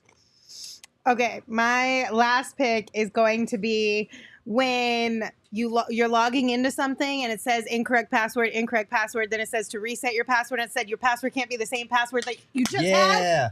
That's a good one. Oh, That's it's a- like, are that's a you good for one. real right now? Yeah. Try writing that one on the That's a good one. graphic. So, Yeah. Da-da-da-da-da-da-da-da-da-da-da. That's a good one. Mine is actually somebody in the chat said it. It's fucking people. Whoa. I love you, I'm dead dude. I love you, I'm dead dude. Fucking people that use a speakerphone in public. Thank you for finishing that. Okay. Like people Speakerphone that in put their public. phone on speaker and they're talking and having a conversation out in public. Like at I'm not your gonna lie, I do that sometimes. fucking annoying as shit. Here's my Nobody thought wants to hear all process. your business. Here's my thought process on it, though. Like, if me and you were having a conversation in public, is that not the same thing? Some people, like old people, put that shit on and they're like, so, sir, yeah, your prostate exam came back and I blah, mean, blah, blah, blah, yeah, blah. And I I'm like, get bro, that. hang that shit up. But if I'm on You're not, but other speakerphone, people have. if I'm on speakerphone or FaceTime and I'm like, yo, which brand of this thing do you want? That's is fine. that aggressive enough? That's Is fine. it the I don't same care thing? about that. That's not really relevant to you guys. All right. Good pick. So, Hello says odd pause placement. That was very, very odd. Oh man. So final inconvenience. I have a weird house setup, so this one may not pertain to others. But when UPS or Amazon is too lazy to put your package at the front door and they just set it somewhere else, you're like, just put it at the front door. Like, Where do they set it, well, though? we have like an alleyway, and they'll just throw it there, or they'll throw it over our fence into our backyard. And I'm like, Oh my God. seriously, people? Like, there's a door to the house. Go there. We should have said DoorDash. I can't figure out where your fucking work building is. Oh, Yeah. Oh, man, that's an awful inconvenience. Okay, so I got the last pick now. You know when, like, this is gonna be tough to explain, but you know when, like, you either left your device's volume on full blast, or when it accidentally the volume button gets pressed up and you have headphones in and it scares the shit out of you because it's so loud and you think you're gonna die. I hate that. That happens to me at least like once every 2 weeks. The It's Bulls got terrible. a trade before us? Rude. Did they get a pick? The Bulls are acquiring the number 35 pick from the Wizards and selecting Julian Phillips. Hold on. Oh. Seriously? Seriously? The Bulls got something done Look at before we that. did? Oh, Julian Phillips. We Two-way sent them- wing. We sent them some good jujus. We did. See? They might. Maybe we'll get Now some they're good not karma in bored. return. We're just bored. Okay, so let's recap. Mhm. Emma took traffic, not being able to find something, aka misplacing an item you need, whatever. When you need to sneeze but you can't, waking up right before your alarm, and wet socks. Okay. I said blisters on your feet when you finally lay down and get comfy, but you have to get back up because you forgot something. Unskippable ads, people rambling on and on and on without catching on to the social cues that you'd like to leave the conversation, and then passwords lying, saying that it's incorrect when it's not incorrect. Saul said no gas, no water, screaming kids in a restaurant, people parking in your spot, speakerphone use in public. Espo said NBA drafts without draft picks, having a cold, foot cramps, people talking at a movie theater, and when your package deliveries are done incorrectly. You left one off. Books. Sorry. Keep I was going. like, what? This, all these sound like an Alanis Morissette song. Like, isn't it ironic? Gerald said no internet, slow walkers who don't move out of the way. When your phone battery dies, neighbors, dogs continually barking, or when you get scared from loud noises in your headphones. Does that kind of sum that up that last one? Yeah, I'll revise it for the graphic. Let's put a poll in the chat. Can we put a poll in the chat? Yes, Can we do 5? Leave you out. Damn. You can leave me out. Rude. You can leave me out. Sounds Why, like you I'm don't going to wanna lose lose? anyways. No, I was going to lose anyway. I think I lost Okay. the last draft. Yeah. Mike B says We're gonna put a poll in the chat. So vote for whoever you think. And if you think Saul won, then you can write Saul. Okay, if you think Emma won, then you can write Emma. What were you gonna say, Espo? Like, you know what?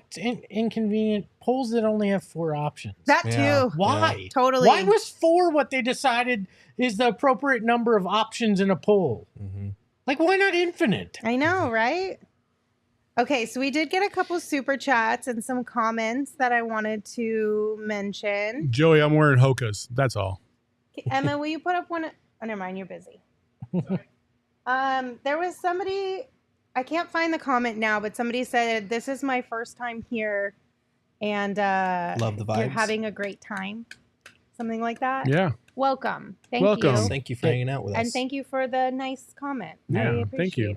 it. Did you see the other one that said, what? Are you guys just paid to hang out? Yes. Yes, we are. Yeah. It's great. It's a pretty cool job.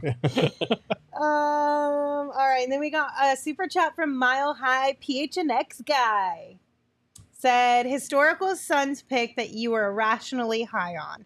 Mine was Wesley Person. Thought he was going to turn into the next Reggie Miller. Thanks for all the great Suns coverage.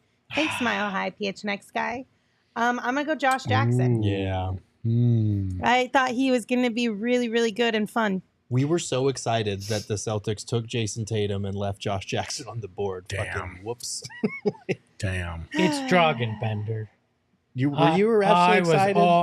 Dragonbender at number 4. Yeah. You're like, oh, this mysterious Euro that can shoot threes and he's tall. Oh, maybe it'll work. And then it just did not. I liked him, but I was a little skeptical still. I still own property on Bender Island. I'm After- underwater.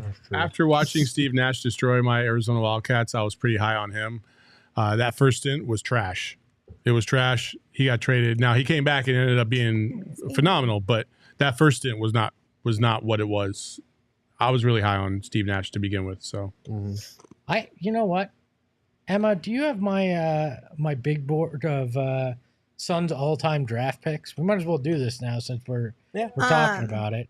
Well, while we're waiting for that, it was Andy. Andy said, "Yo, first time on here, love the vibes." Thanks, Andy. Thanks, Andy. Let's go to that list. Let's bring it up. I had my 5 best Suns draft picks of all time in order: Devin Booker, Walter Davis, Sean Marion, Alvin Adams, Amari Stoudemire. I mean, I don't think those are terrible. There's at all. one name that people have been yelling at me all day about. Who's that?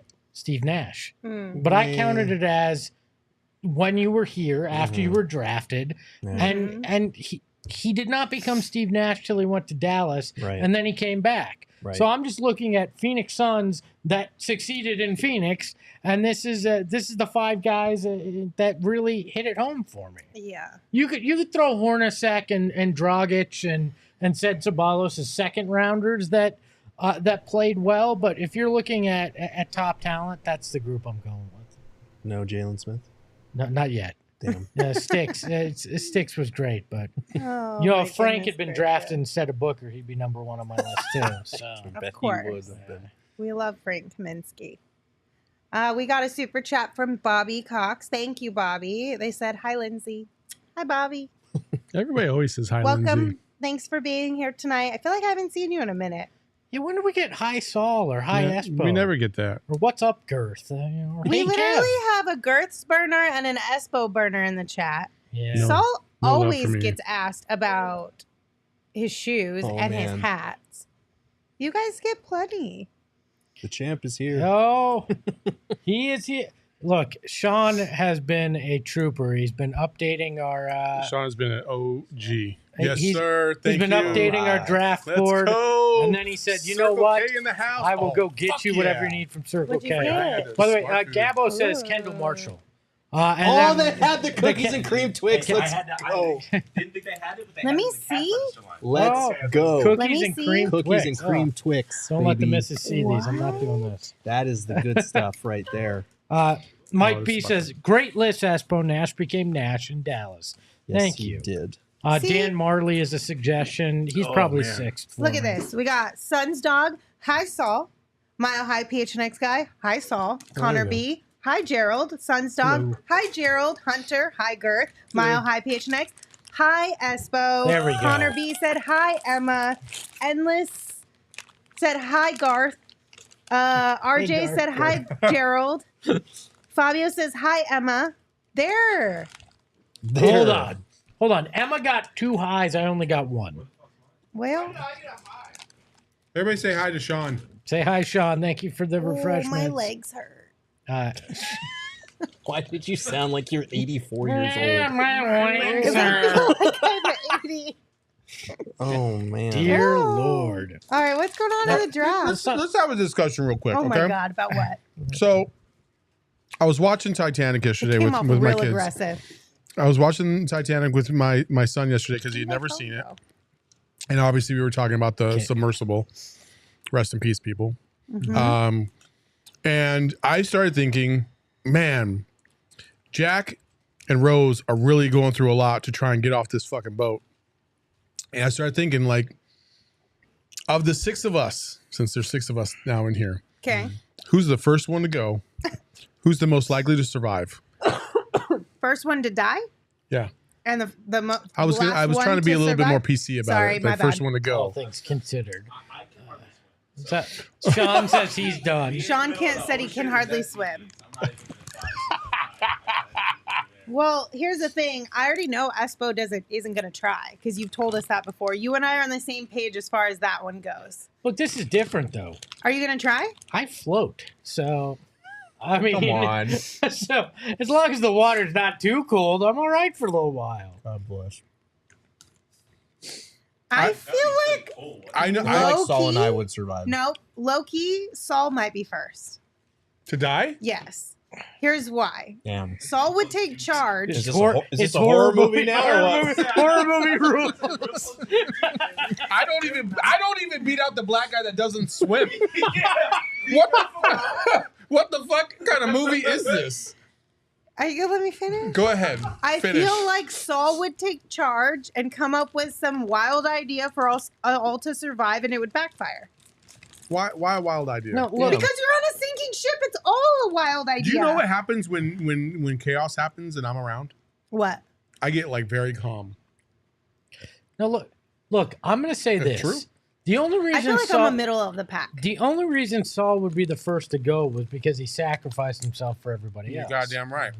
There's a good possibility. I for actually that. think. Sorry, Gerald. It's fair. I actually think Emma and I would be the last 2 to survive. Mike B said I would survive because everyone would try to save me. Y'all First feel of all, bad? Everybody is saying me to be the first one to die. Emma's a woman, and if we're going by Titanic rules, Children and women she's- first, Children and and women Emma is first. the Everybody youngest, assumes she's too. a child too, so Yeah. she's This is true. safe. also she's super skinny, and she's crafty as hell. She's No, very but she can get through lightweight. those gates. Ooh. And all she needs Her- is a her and tiny little Wemby. board No, to if he keep was her like stuck afloat. down in the fucking Oh steers my and shit. god. Bro, if I'm stuck at the bottom of a boat, it's wrapped no matter what. I don't care who or what I am. Sean has zero faith in himself. That's what I try to tell people. I'm very realistic. Zero. I know what I got and what I don't. I do not have the ability to swim. See, I appreciate you all, chat. We did get another super chat You're from damn Mark. right we did. Mark said, "Hey, Salt and Frank's BFF." Hello. Hi. That's me, Frank's BFF. Just if you're wondering. Oh man. 12 more picks, folks. 12 more picks. Let's go. The Bucks got Andre Jackson Jr., who I really liked, and I don't like him on a team as good as the Bucks. That's unfortunate. Ooh, Mohamed Gouye. Solid player. Very solid player from Going Washington to the State. Hornets. All right. Thank you, Steve. I would float. Yes. They're really not going to do anything, are they? Kyle These T with, comments are funny, guys. Kyle T with a super chat. Saw the soul survivor. Maybe Emma. Somebody said, "I'm convinced Espo would push one of you." Yeah, I'm second to go because I'm taking somebody out before I go. Gerald, I love you, but I think it's probably you. Espo would never You'll be do like that. kind. You'll be like, hey, Espo would okay. never. I don't understand why you have to push me. It's not a zombie horde coming towards us. It's a sinking boat. How I'll does push pushing you. me help you? I might have something to float on. One less body on the boat. I like the lifeboat. Like, Because Espo, remember, the water's in the not even up to Titanic, our there level weren't yet, you enough. dick. It's just, I panic and I'm like, I gotta take somebody. I'm not gonna be Espo- first. Espo most certainly would be the first one to die.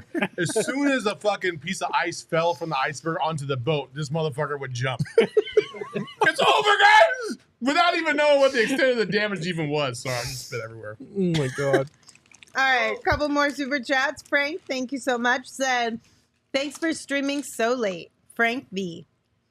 Is that like a hint Vogel. into who? Frank Vogel. Oh, Frank Vogel. Oh hell yeah. Yeah, thanks, Coach. We Thank you, appreciate Coach. you. We appreciate you tuning in. Okay, we have another one. Let me read it first. You gotta make sure it's all right. The PC police is on your super No, chat. it's just because Riddle. then I don't sound as stupid. You never Riddle- sound stupid. Riddle sent us a $20 Damn. super chat, and This it's is their Riddle. first one ever. There you go. Thank you, Riddle. Detailed. Said, "Here's how we survive, okay? Layer up, put on as much clothing as you can find, don't jump. Titanic's lifeboat deck was 17.6 meters above the water, and even a 6-meter jump is enough to compress your spine and break bones. Keep calm, stay warm." I like We that. got a game plan, y'all. That is a $20 lifesaver We got right a legit there. game plan here now. All right, none of us We're are gonna all die. surviving now.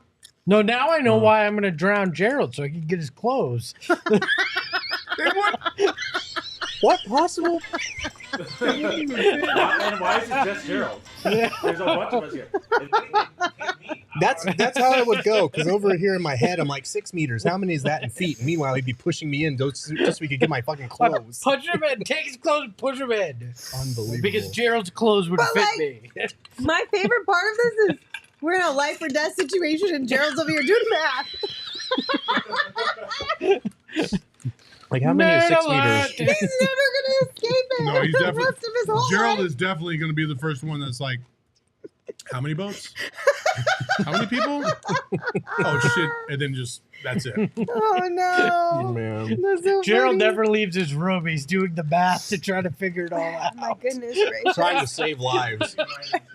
I can't get out of my room because some dick locked me in so we could get my clothes. Oh, no.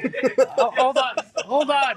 Can I bring something up? It's the second round, and the Nuggets just made a pick while there's a commercial on. Oh, no. This is what happened with Jokic. No, Maxwell Lewis. Future All NBA player Maxwell Lewis. Great. Where did Jordan Walsh That's a go? proposed trade to the Lakers, though. Or is that is it? Wait, where did Jordan Did the Walsh Lakers go? trade it to Denver? That's or me is it see. the other way? No, the other Oh, way. thank God. So that won't happen. The All right, Celtics good. got Jordan Walsh. Okay. Damn. It's a good pick. Hunter wants to know what's the lifeboat's wind share, Gerald. I prefer VORP when it comes to lifeboats, but Value over replacement boat. value over replacement people. Oh God my bless. gosh. That was really funny. Let's look at this poll. Hold on, let me see who won. I win.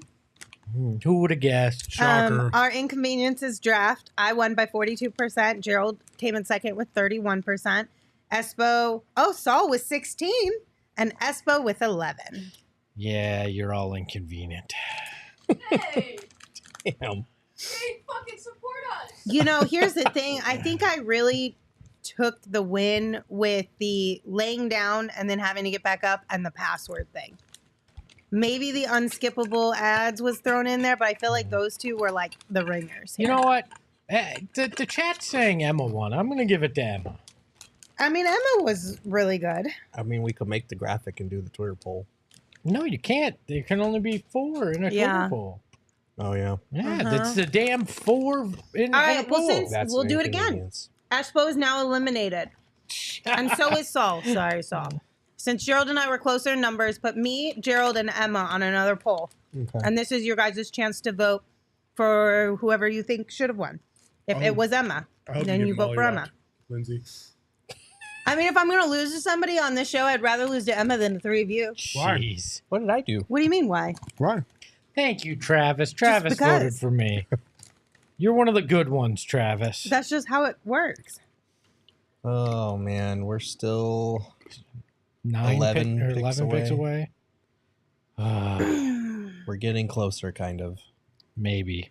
Watch, they'll sell the pick right before this. I'm gonna be so mad if they're just like the Suns have sold the 52nd pick for cash. You're like, Oh my no. God. I would be so upset. You got to start figuring out how to pay after that second tax apron, you know? It'd be kind of funny if that happened, but I would lose my shit a little bit. Oh, man. Okay, here's one from Joey.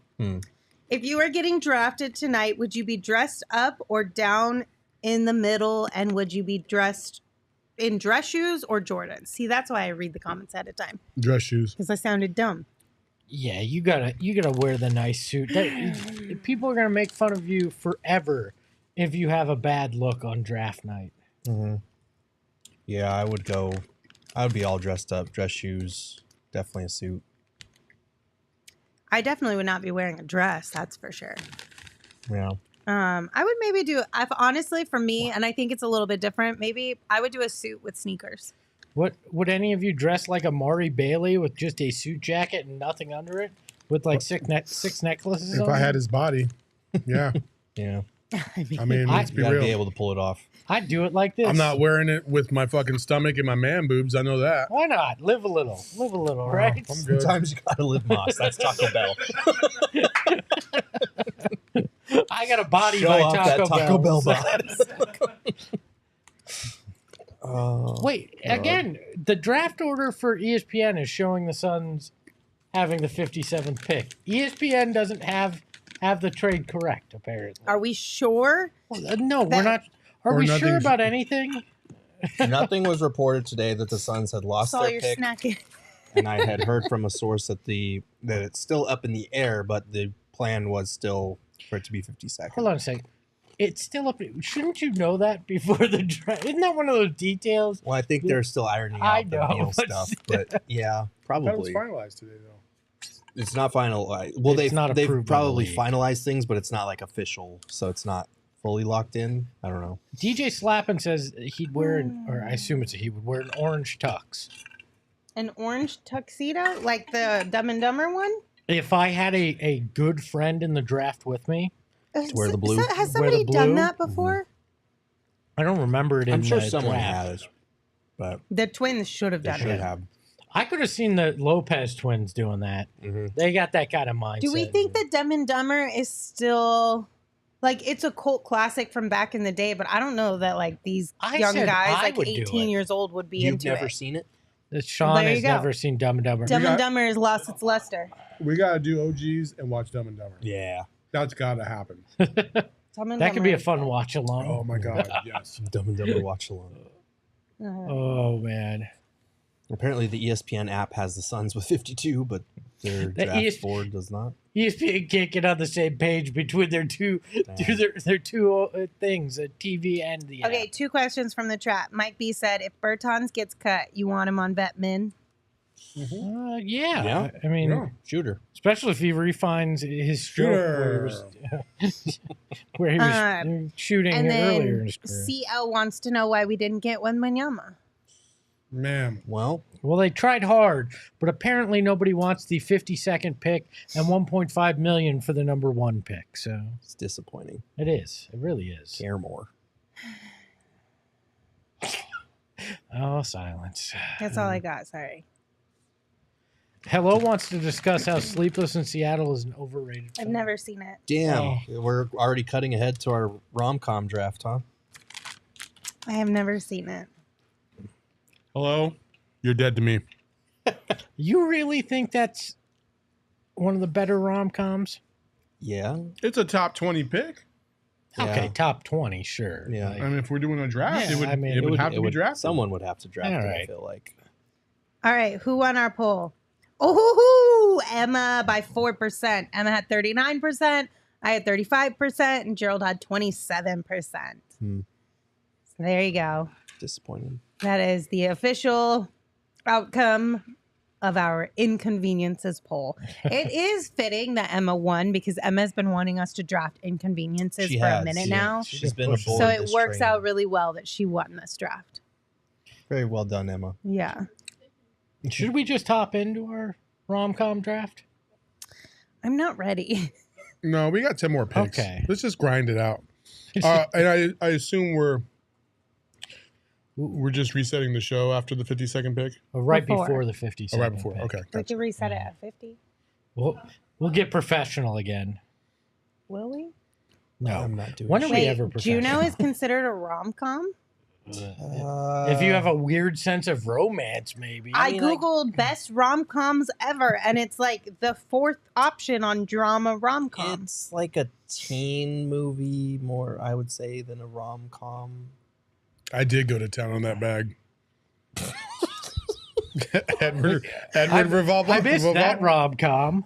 Edward was like, "Damn!" So I went to town on that bag. Like, I No, but I wasn't looking, so it was like no one. I did go to town on that. Somebody said Shaun of the Dead is a romantic comedy. No, when you it's think not. about it, No. Love between two best friends. No. What's wrong with guy love? Okay, I have a question. It's guy love. If your significant other got bit by a zombie, would you keep them locked up, or would you be like, sorry, you gotta go? No, you gotta go. Wow. You gotta go. I'd keep them locked I up. would keep them locked up for sure. I'd keep them locked Come up. on. What the hell's the point of that? In case somebody comes up with a cure. Plus, like, you get to have a little bit of, like... And you know what I do? I save them until right around when I know I'm going to die, and I let them bite me. We're going to live forever together. There you go. That's the most That's romantic and horrible rom-com. thing I've heard. Right there. That's Look at not a that. First of all,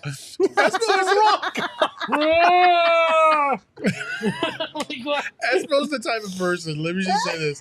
Espo's the type of person that would keep his wife alive or kid, whichever one he decided, right? Both. Or both, yeah. I really don't like that choice. And then forget to lock the lock.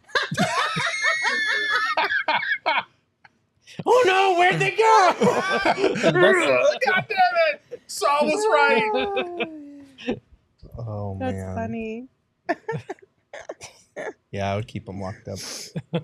Oh my gosh. Connor asked, is it possible to bring back Cam Johnson? No. That was aggressive. I didn't mean to be aggressive, but no. Like, no. Unless he's signing for the veteran minimum, at which case the Nets are matching that in a heartbeat because he's restricted and sign and trade like we talked about earlier in the show. 169 mil.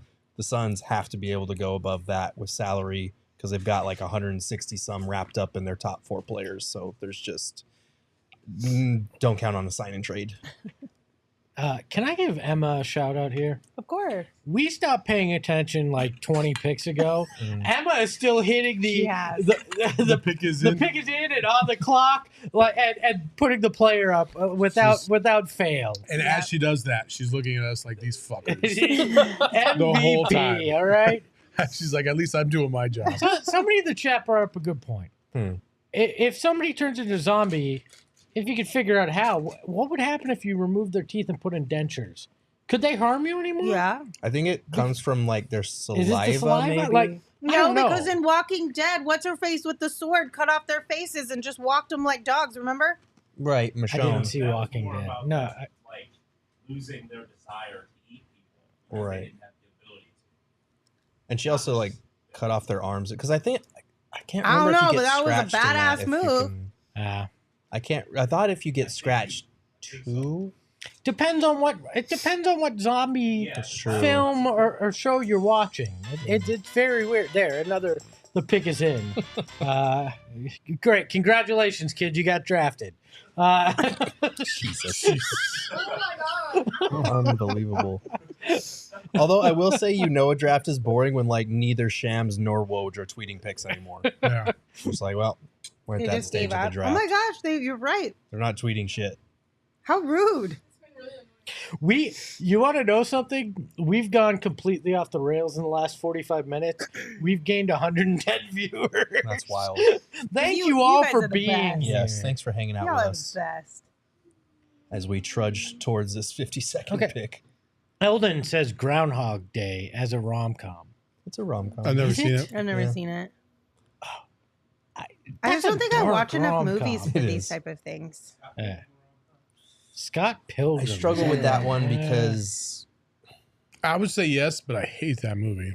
what? That's genuinely What my movie? favorite movie. Is it really? Scott Pilgrim. Oh, it's such a good It's so movie. over the top. Scott Pilgrim. Yes, That's not the thank you, Gerald. I don't think I've ever seen that. it's great. I don't know if it's a rom-com though, because I feel like the romance has to be at the center of the comedy, and I feel like it's just kind of like Well, I mean, there. He's doing everything to try and hook up with Yeah, her. but it's also like an action movie, and it's I don't know. I don't know if I. So I'm going to be really bad at this draft because I have this page pulled up of like the best rom-coms or whatever, and I've only seen 5 of them. Hold on, can we Well, that's like every other movie draft that we do. Can we discuss Gerald, can we discuss Groundhog's Day for a second? Sure. Never seen it.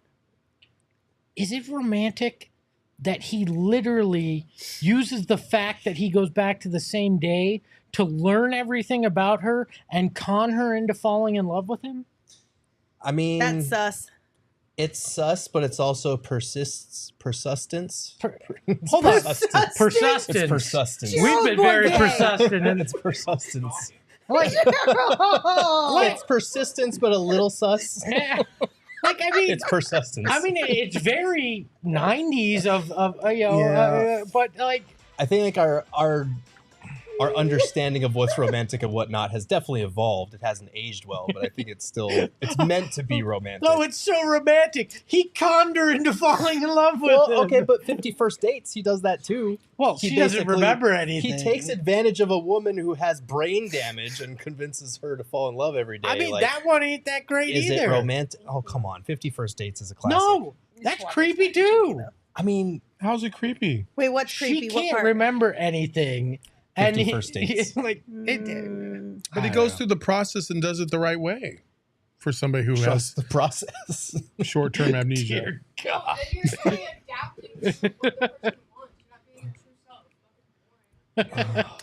I don't know. I think Oh, that's so kind just of live like, in misery, never have any it's a delight little day after ableist day. of us to assume that she couldn't, just because she can't remember, she doesn't want to be in love or have a family. I don't know. There's a lot of moral gray She gets areas. to wake up in the morning and decide if she wants to keep going with it, right? But I think the whole point of a romantic comedy is we're supposed to overlook these moral gray areas and just like, oh, that's cute, or oh, that's Yeah, dumb. but It's like, that's oh, funny. love. Hold on, but in real life, that's how we got the Me Too movement. By looking over that stuff. Like, the moral gray that's areas, not let's how ignore we got it. the Me Too I don't know movement. about that. That's not not it. even close. That's I not don't it. know. It was a good drive, but a miss. Intention is like 99% of this. And those creepy fucks that started this Me Too movement because they were fucking sick in the head. Yeah, but you is could not argue the same as what Adam Sandler is doing on a daily basis, trying to record memories, to refresh her memory, to remind her that he loves her and she loves him. But it's different. Oh, Gilbert! Listen, Gilbert had a good one. Is Miss Doubtfire a rom-com? No. Oh well, then sorry, Gilbert. Apparently, you and I don't count. No, he doesn't even end up with anybody at the end.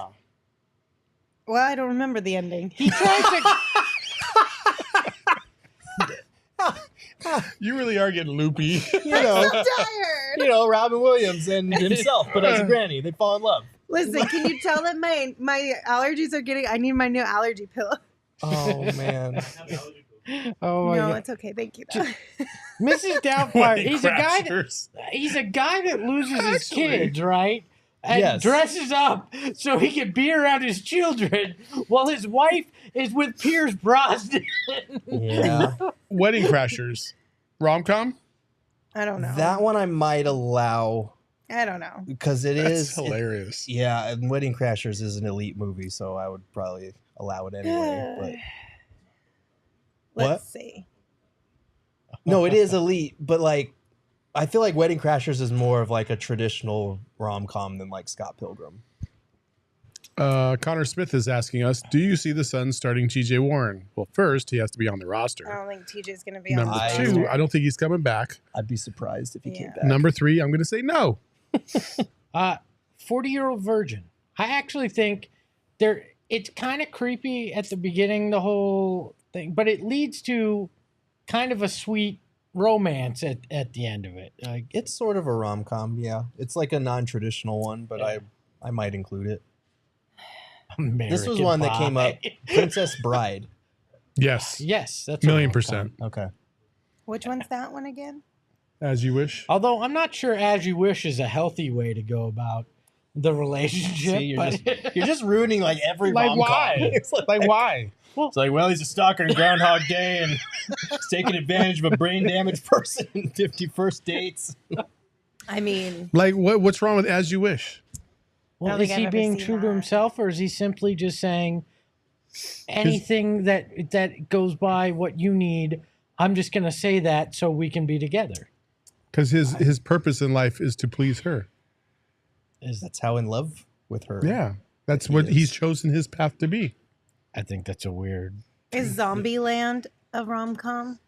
That was a good movie. I love wait, Zombieland. Suns fan rat race. I want to go back to this. Okay. Okay. Okay, Seth let's go Lundy's back. off the board. So when you were courting your wife, was it not the same intentions?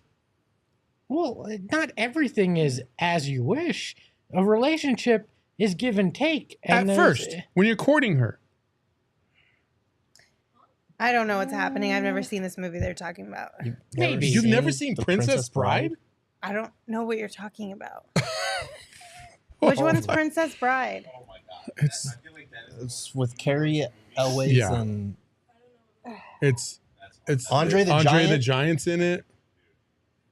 and the guy who voices the T-Rex from Toy Story. Hello, pretty lady. Listen, it looks familiar, but I have no idea what this movie is about. Oh my god. It is pretty. Yeah. I feel like there's a fair chance that I saw this years ago, but I have no recollection. My of name it. is Inigo Montoya. You killed Nope. my father. Prepare to Prepare to die. die.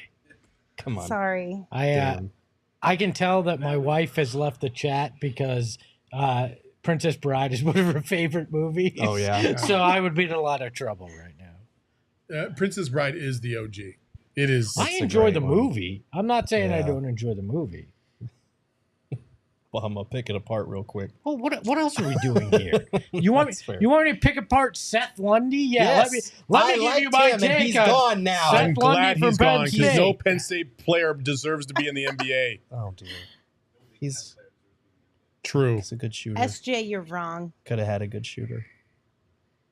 So who from my board or from my picks is still available? There's not very many. From Everybody yours. keeps talking about Imani Bates. I got to tell you, based on everything that we've heard from the draft experts and stuff, He's gonna be undrafted. he might be undrafted, and I'm honestly not sure if I want him on the Suns. I'll take him as an undrafted. As a two-way? I like Jalen Clark. for defensive reasons. Okay. He's one of the best defensive players in the country, let alone the Pac-12. Like, I really like Jalen Clark. Yeah. Of course, I'm going with a lot of the guys in the Pac-12 because that's what I watched the most this year. But so has Jordan Miller gone already? Nope. Adama Sanogo? I think he's still there. And Colin Castleton. Castleton is gone, I do believe. Is he? I thought Castleton was gone. Let me check.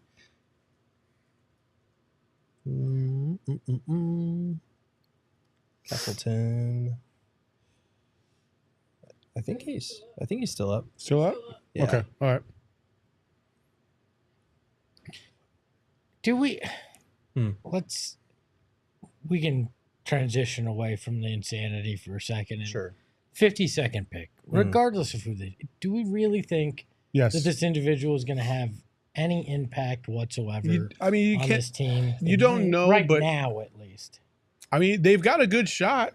To be honest with you, it sounds weird to have three elite players like Book, Beal, and KD, but because you have such a lack of depth right now, they're gonna get a shot.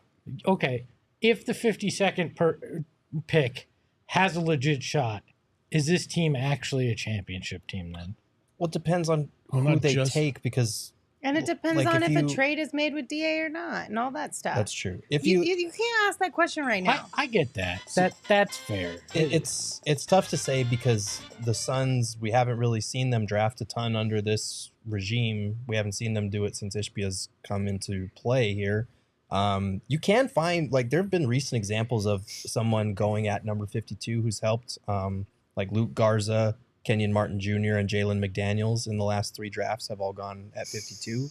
So you can find talent at this stage of the draft if you do your homework. The question is whether that's a priority for the Suns and whether they can find, because even if you do your homework, you're not guaranteed to hit at this stage for sure. I mean, we know the top 10 picks is a crapshoot. Right. So you get to the 52nd guy. I mean, of course, there's a part of luck that's involved in this. I mean, regardless of what anybody says, you're not batting 500 when it comes to guys you're taking 52nd in a draft. I get the reality of that. It's just people love the new, it's exciting. We drafted a guy, but I just, in reality, we'll see him in summer league. I know that much. Yeah, I mean, this is the time of year for copium, whatever you want to call it. Like, everybody's going to talk themselves. Every team's fan base is going to talk themselves into the guy they drafted.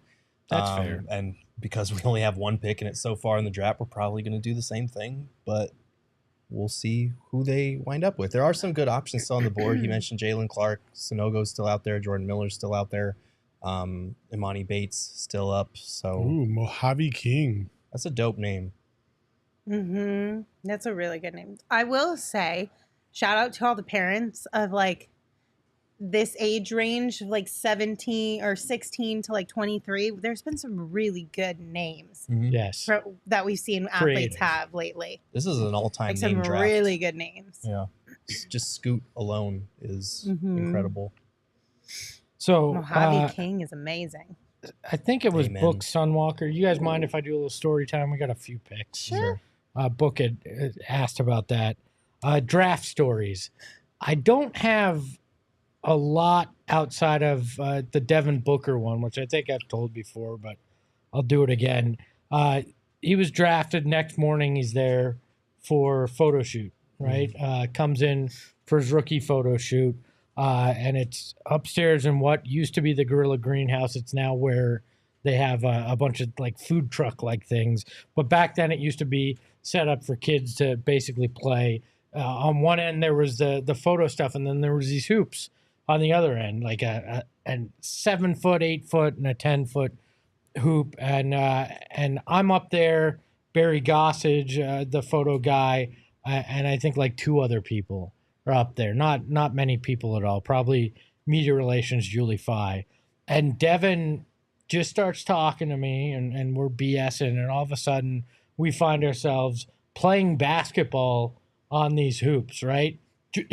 Devin's in full Suns uniform. And the first time he's ever been in a full Suns uniform. I'm sitting there, I'm kicking him passes, he's hitting shots. So I like to think I was the first person to ever, from the Suns, give Devin Booker an assist. Okay. But and then we start screwing around. He starts throwing me lobs.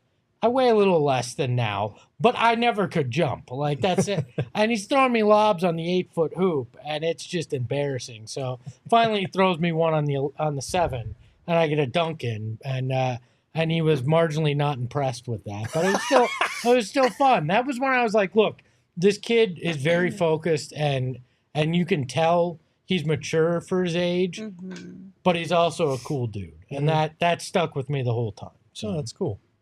So there's my my one interesting draft story. I don't think I have any like super overly interesting draft stories. I mean, because we just did the norm where they come in that next morning, go through the gamut of media and whatnot, pop in, you have your time with them.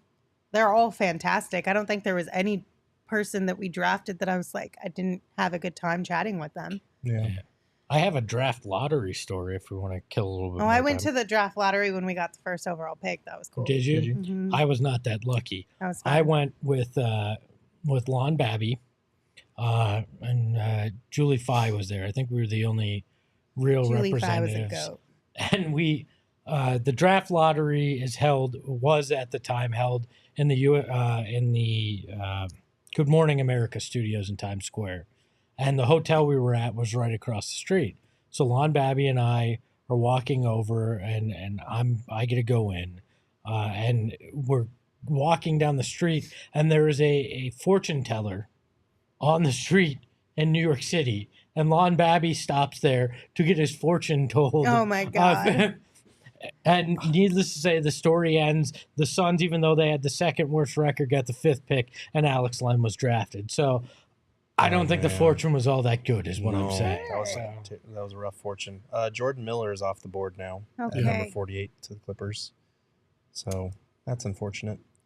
I'll answer this one. Book Sunwalker said, Lindsay, can you expand on hitting Oubre with the mic? Yeah. So, so what had happened was Kelly always did the head pop as a celebration. And in that game, or maybe it was a couple games leading up, but I think it was just that game specifically, he kept getting a tech for it. And all of us were just like, what the heck is this? Like, that's his thing. How are you going to give him a tech for that? Whatever. Suns end up winning the game.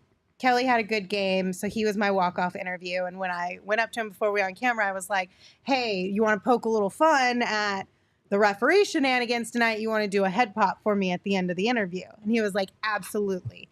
So we have our interview. Then I asked him for the head pop, and just like out of habit, I asked the question, and I turned the mic to his face, and he goes, boom, and hits his chin on the mic. He played into it, though, because if you watch it closely, he shakes his chin like right into the camera, but I lost it. I was like, oh my God, I hit Kelly Oubre in the face with the mic. Tom and Tom ripped the hell out of me, rightfully so. Everybody, you immediately tweeted about it or something. I immediately cut it and posted it at the Bally's. It went as far as a viral clip can go for me. That was definitely very viral. Went into the locker room afterwards, immediately went up to Kelly and was like, I'm so sorry. He laughed at me. He was like, it's fine. It's no big deal. And I was like, okay, good. We did the whole back and forth where I said sorry like 85 times because I felt terrible. Yeah. Then tweeted about it. And then he tweeted and confirmed he wasn't injured, because that was half of the tweets were like, I swear to God, if Kelly's on the injury report next game, Lindsay, we're coming for you, and all the shenanigans. And I was like, no, he's good. I confirmed it in the locker room. And then Kelly was like, yeah, no, I promise, I'm okay. I would have been more concerned that he ruined his modeling career. Than, I mean, I was just, I don't think it was too difficult. And then you also have to remember on mics, like they have this little puff. Obviously, it doesn't do a ton. But it probably stung a little bit, but went away after a little while. But that was a really funny moment that I definitely will probably tell when I'm older, because that was hilarious and it was so embarrassing, but it was funny. It was an instant classic. Yeah. Good news, Imani Bates is off the board at number 49. Okay. Cavs took him. So we don't have to worry about that. Cool. Don't Well, everyone seem too we are excited. now at pick 50. Should we Literally reset left, this? right. Let's reset. Let's Let's reset it. Let's do All it. right, we're going to reset. That doesn't mean anything for you guys. It just means for us, we're going to reset. Should we hit the intro again? Why not? Emma, hit the intro. Emma said, At hold on, some hold point. on, hold on. Go. Yes.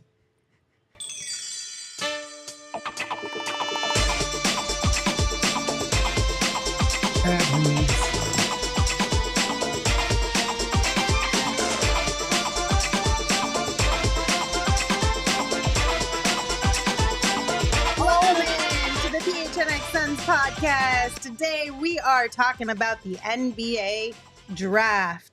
Do the Suns have a major pick in this one? No, but we're still going to bring you all of the action. We are currently at pick number 50 in the second round, and we are going to talk all the way through the 52nd pick and beyond and what it looks like for the Phoenix Suns. So thanks, y'all, for joining us. Look, I mean, I feel like we've been here 4 hours getting ready for this, and but I'm excited. Let's get the people what they're waiting for. Who are the Suns going to take at 52 is the big question. But they're not taking Keontae Johnson because he just went to Oklahoma City, and he was the one that I really, really wanted. I love me some Keontae Johnson. Yeah. Kansas State Wildcat, baby. So Keontae's off the board. Emily Bates went a pick before that, so he is off the board.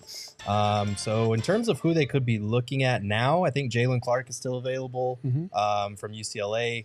Adam Sanogo from UConn is still available. He was the guy I wrote about. Another guy I wrote about, Colin Castleton, a center from Florida who averaged 3 blocks per game. He is still available. I don't know if the Suns are looking at centers, but if they are, that could hint at what might be in the future. I don't know. But it's going to be interesting because we've been waiting for so long for this pick to get here, and it might finally be here. And the janitors are vacuuming. We're here so late, like in the background. Right. So, yeah. It's 9:30. I just looked at the clock. It's Yes. 9:30 It already. is 9:30. All right. 9:30. This draft takes way too long. It's 9:30. Where is your draft? It has pick been at? a very uneventful draft. To Very. be completely honest with you, I think there just wasn't as much movement this year, and especially from a Suns fan perspective, I think a lot of us were anticipating maybe a big blockbuster type of mood for the Suns. Obviously, we got one of those earlier this week, so we can't be too greedy here. But I think that just based on the needs of the Suns and filling out that roster and everyone's concerns around that, we kind of were anticipating one. That doesn't mean that one still can't happen at some point in time. Yeah. But it's just not what we were really anticipating for this evening. No, not at all. But there's still plenty of talented players out there that could help this team either now or in the future. Listen, 52 was going to be far-fetched to really to be a significant contributor to this team. You're hoping that whoever they picked was going to be somebody that could develop into their role as the season went along, and as you got close to the end of the season, could be a surprise for you. So, and there's definitely players that are still out there, like he mentioned, Jalen Clark. I like Marquise Noel.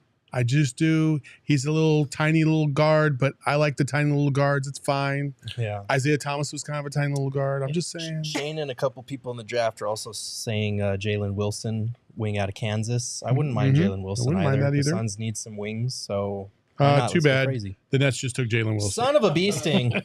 Son of a bee sting. Which means we are on the clock, people! We're on the clock. We made it! I'm gonna die when we get the notification. Suns have sold the 52nd. Oh my For gosh. $12. Yeah, and my Jalen Clark. sanity. Let's go. Look, Jalen Clark is my I pick. want a guy that does one thing really well. What's Like, that one thing that you I would don't prefer? care. 3-point shooting, defense, great at handing out water bottles to his teammates while cheering.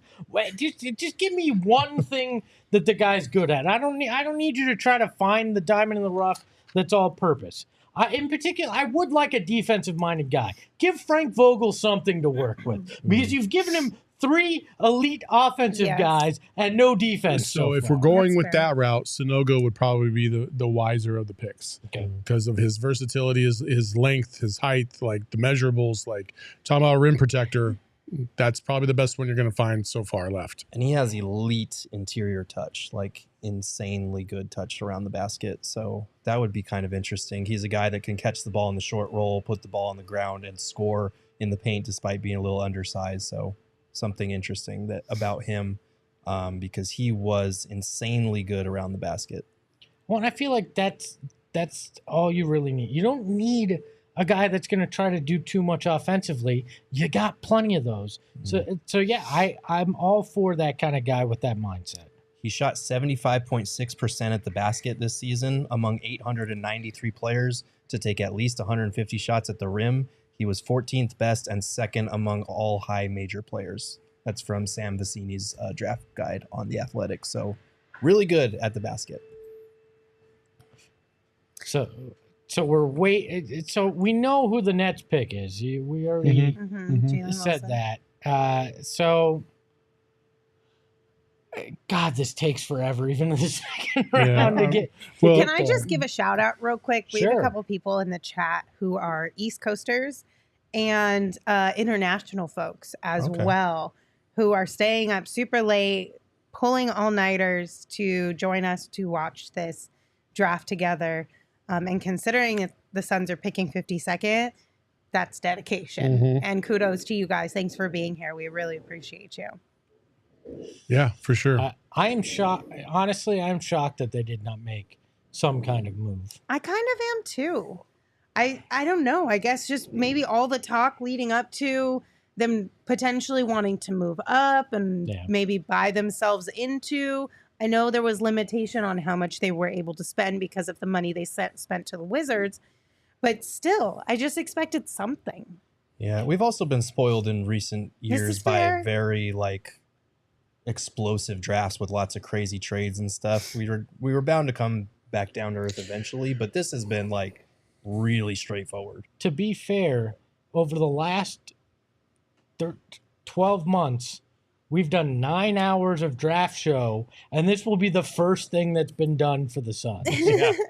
I mean, that's the reality of it. Yeah. They have been very inactive on draft night over the last 2 years. Yeah, which, to be fair, they've put those picks into quality players. Not going to complain about having a Kevin Durant or a Bradley Beal. No, I mean, that's fair. It's just, it's very much the mindset of this franchise, and that's how you wind up with not controlling your own pick till 2031. I mean, they obviously do not value this process as much as other franchises do. Which I understood prior to the new CBA. And with the new CBA and the limitations you have around just make the spending, pick I would have thought and I would have liked if they had put a little bit more emphasis or changed their game plan, changed their tune a little bit.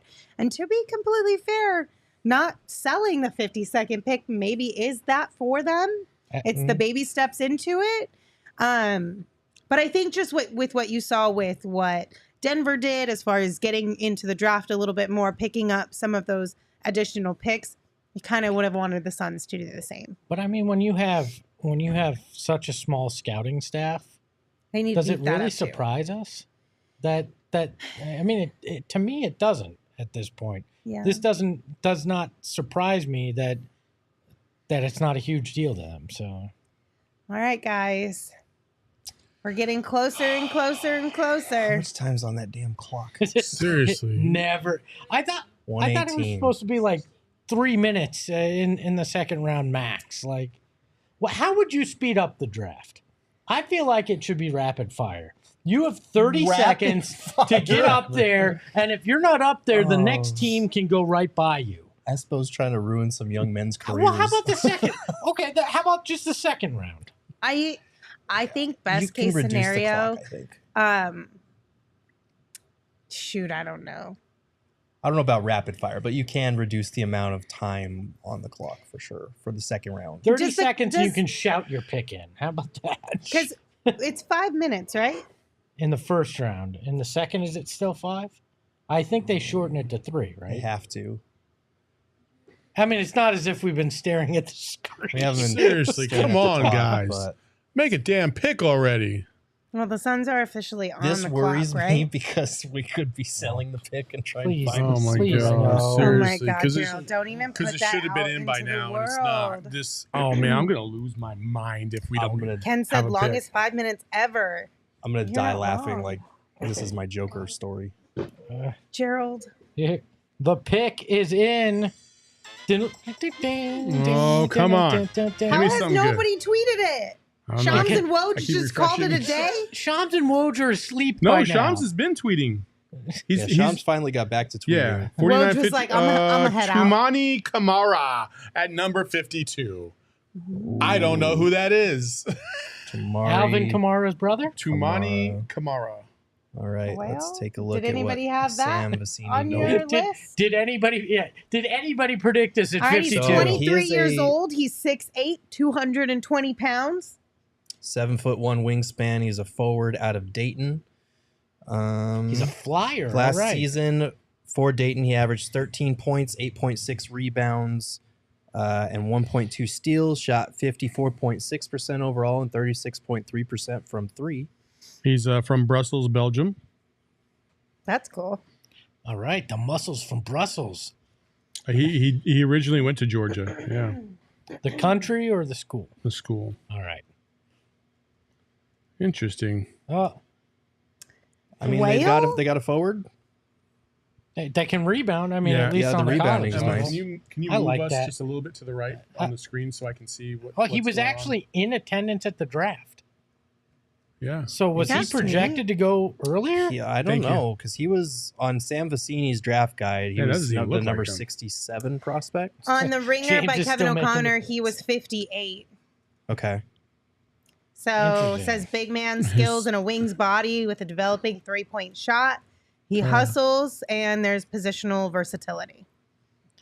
High motor, Strengths. He has a perfect frame for a 4 in today's NBA. Offensive efficiency is a big key for him. 8'11" standing reach. Well-rounded player, does a little bit of everything well.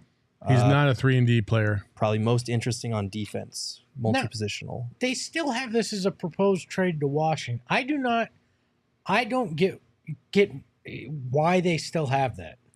I don't know.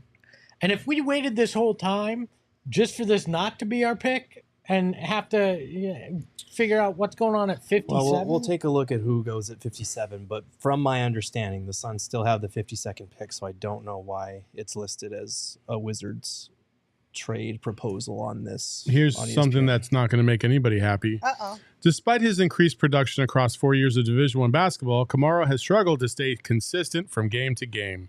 This is best highlighted with his 3-point shooting and turnover percentage. The minuses on this one say elementary ball handler who shouldn't be asked to do much creation. He accordingly doesn't have much mid-range game with pull-ups and floaters. So you're telling me your forward and your center don't have any ball skills? Awesome. Yeah. It doesn't matter. Those are the minuses, though. We haven't looked at the pluses entirely yet. Yeah, this is going to be a work in progress anyway. We knew that coming in. Yeah. Right. Here, you'll love this. Skilled finisher who's comfortable at the rim with either hand. He can also dunk with ease without needing much time or space. But does he do it? We like guys who dunk the ball. Or we crave guys who will dunk the ball, I suppose. Ryan in the chat said, I read a comp that he's the poor man's PJ Washington. Is that a good thing to be called? So Shams is saying that it's going to Washington as part of the Bradley Beal trade now. Well, what on Okay, earth so is we got happening? 57 then. Apparently right. so. All right. So we wait some more. Forget everything we just said. Enjoy Washington, all right? The Timberwolves just got Jalen Clark, so that's cool. Wait, so 57 is now where we're going here? guess so. This is the most delayed reporting on a 52nd round. Like, we couldn't have been I'm told this upset. 3 hours ago. I'm so upset. One Lord of the Rings ago. Well, here's the deal. 1.5 Lord of the Rings ago. While we 1.5 wait Lord of the for the Rings and a trip to Circle 57th K. pick, let me tell you about our friends over at BetMGM. You want to place a bet on the That's 57th pick? If you have not signed up for BetMGM yet, make sure you sign up using that bonus code PHNX. There's a few different offers depending on where you live, but for our Arizona audience, place your first bet offer and receive up to $1,000 back in bonus bets if it loses with BetMGM. Yes, that's $1,000. Again, make sure you use bonus code PHNX. Check out the show notes for full details And now you can listen to Shane talk about the 21 disclaimer. plus to wager. Visit betmgm.com for terms and conditions. U.S. promotional offers not available in Washington, D.C., Mississippi, Nevada, New York, and Ontario. Gambling problem? Call 1-800-GAMBLER. Colorado, D.C., Illinois, Indiana, Louisiana, Maryland, Mississippi, New Jersey, Ohio, Pennsylvania, Tennessee, Virginia, West Virginia, Wyoming. Call 877-8-HOPE-NY or text HOPE-NY 467-369. New York. Call 1-800-NEXT-STEP, Arizona. 1-800-522-4700, Kansas, Nevada. 1-800-327-5050, Massachusetts. 1-800-BETS-OFF, Iowa. 1-800-270-7117 for confidential help, Michigan. Oh, wait. And of course- Shams deleted the tweet? Come on! What is going on? He was looking at the ESPN graphic, too. Wait. Hold on. Oh, my God. You did. Ooh, Well, the drama. While we figure that out, let me just sneak one more in there. Our friends over at Circle K, they've got fantastic gas, the best coffee, beer, and snack selection around. We all got goodies from Circle K for the draft watch along tonight. My go-to is peanut M&Ms and a nice cold Coke. Yep. Polar Pops are always the best too, so make sure you're not missing out on all this great stuff right now. Text PHNX to 3131 to join their SMS subscriber club and get a buy one get one free offer on 32-ounce Polar Pops. Head to circlek.com/store-locator to find Circle K's near you. So, clarity here. Okay. Tamani Kamara will be with the Suns. Phoenix targeted and selected him tonight. The pick was not part of the Bradley Beal trade, so what we had been saying all along was true in the end. Shams. Kill me, Shams. Hold on. You know what? We manifested this. We said there was no drama, nothing interesting, And then we got somehow we drama. found out how to make the 50-second pick interesting by really- not knowing if the Suns actually It's took it. really sad. That was the most interesting Oh my thing God. Yeah. about the draft this year. but- Well, I mean, yeah. So, how is everybody feeling? I mean, overall, I think tonight was irrelevant, basically. Thanks for watching. was a Oh, giant my waste God. of time. Nothing. Nothing This matters. was just Okay. an exercise for Emma to be an awesome producer and post graphics, and us to fool around for 4 hours with you guys. And the Suns didn't make a move, and that's where we stand. That's I mean, they made a pick. I've got confirmation from the Suns. It is 52nd. Yes. The secondary report from Shams is the correct one. They will not be changing it again. I feel like this was whiplash for a lot of people because there were a lot of people in our chat who were like, okay, cool. Like, wasn't really feeling that pick anyway. On to 57 it is. And now we're back. So now we need to rewind. Reset your expectations. Who is the pick again? Oh, my goodness. So lost. Oh, man.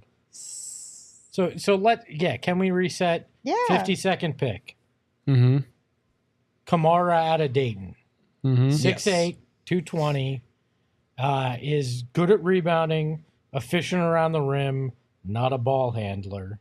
Good defender. Good defender. So this is a guy. I said I wanted a guy that was good at one thing.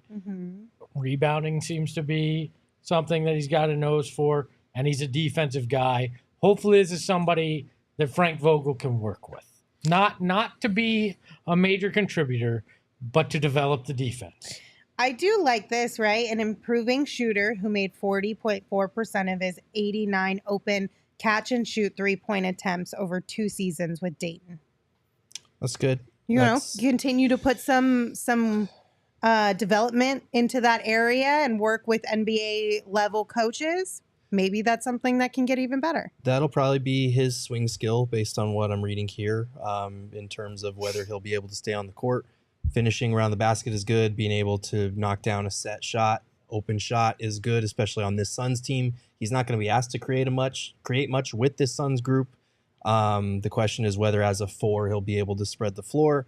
And then defensively is where he's going to make his mark. He's a multi-positional, switchable defender. And that's kind of the biggest trait that he brings to the table. So that's something good to have. We talked a lot about the Suns needing defense and needing 3-point shooting. They got at least one of those things with defense in the late second round.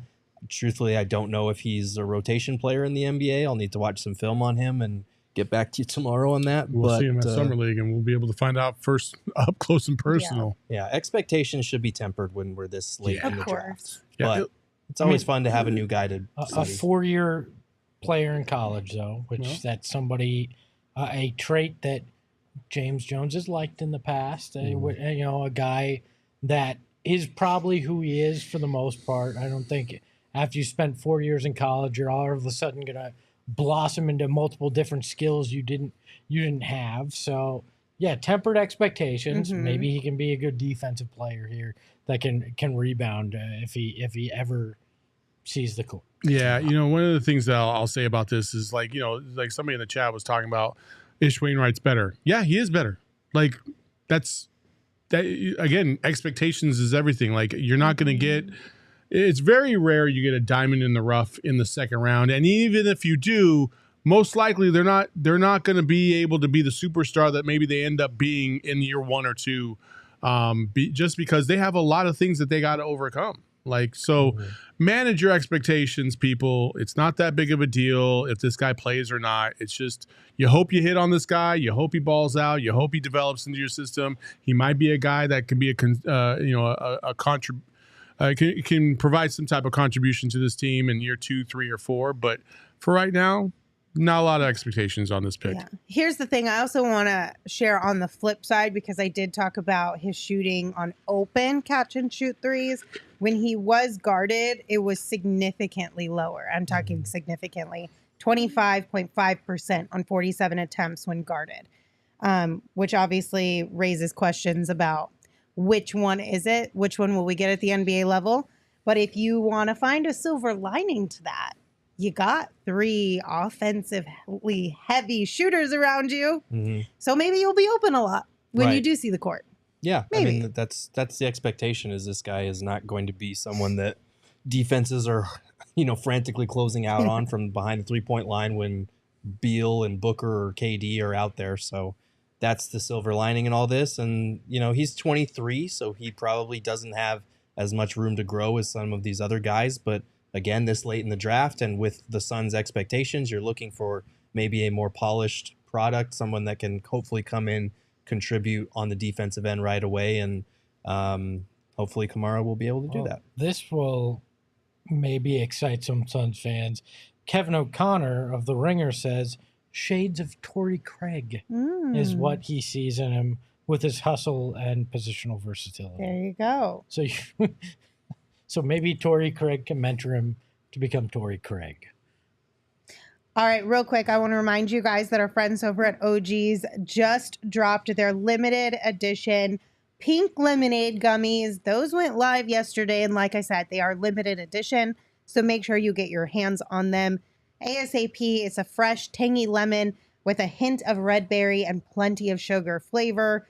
The best flavor for the summer. Emma tried them the other day and said that flavor is absolutely her favorite. So make sure you do pink lemonade gummies. OG's does not miss when it comes to flavor and effect. So get your pink lemonade gummies while you can. Check out OG's online at ogsbrands.com and on Instagram at ogsbrands. You can also find their products at your local dispensary, but you must be 21 years or older to purchase. And of course, it's summertime, which means we're going to be out in brighter, stronger sun. So make sure you protect your eyes with our friends' products over at Shady Rays. They've got gear built to last. We're talking about premium polarized shades. They're an independent sunglass company with a world-class product. And exclusively for our listeners, Shady Rays is giving out their best deal of the season. Just go to shadyrays.com and use code PHNX for 50% off 2 or more pairs of polarized sunglasses. Try for yourself. The shades rated 5 stars by over 250,000 people. The draft is over, you guys. We did it. Yep. Trace Jackson Davis goes 57. The Warriors are acquiring that pick from Washington. And Chris Livingston is going to the Bucks with the final pick. And he had shut down pre-draft workouts with other teams because he had been guaranteed a spot. And apparently it was the last pick in the draft that he was guaranteed. So good for him. Could you imagine? Yeah, we're going to guarantee we're going to select you. With what pick? The very last one. I mean, being picked is being picked, right? It's hard to make it into the NBA. I mean, granted, I'd rather be Mr. Irrelevant than the guy picked right before Mr. Irrelevant. At least there's something to be said for being the last pick. Yeah. We made it, folks. We made it. Sean keeled over. But we did. Made it. And congratulations to everybody Runtime who made 4 it with hours us. and 44 minutes. yeah. 444. Listen, we will be back tomorrow, 3 p.m. right here on our YouTube channel again. We'll have had a little bit more time to look into this. And we will dive through and talk about all kinds of other things. We appreciate you all. If you are just listening to the audio version of this and you want to just go back and watch our entire draft show, don't. There was some really funny parts. So I'm just saying it could be hilarious. But also, quickly, just another reminder, 4peaks4teachers.org is where you need to go before June 30th to nominate your favorite teacher. 4 Peaks is giving back to teachers this summer by giving away 11 $1,000 cash grants, and one lucky teacher will also win a teacher's lounge renovation provided by 4 Peaks. So go to 4peaks4teachers.org, complete the form to enter their chance to win.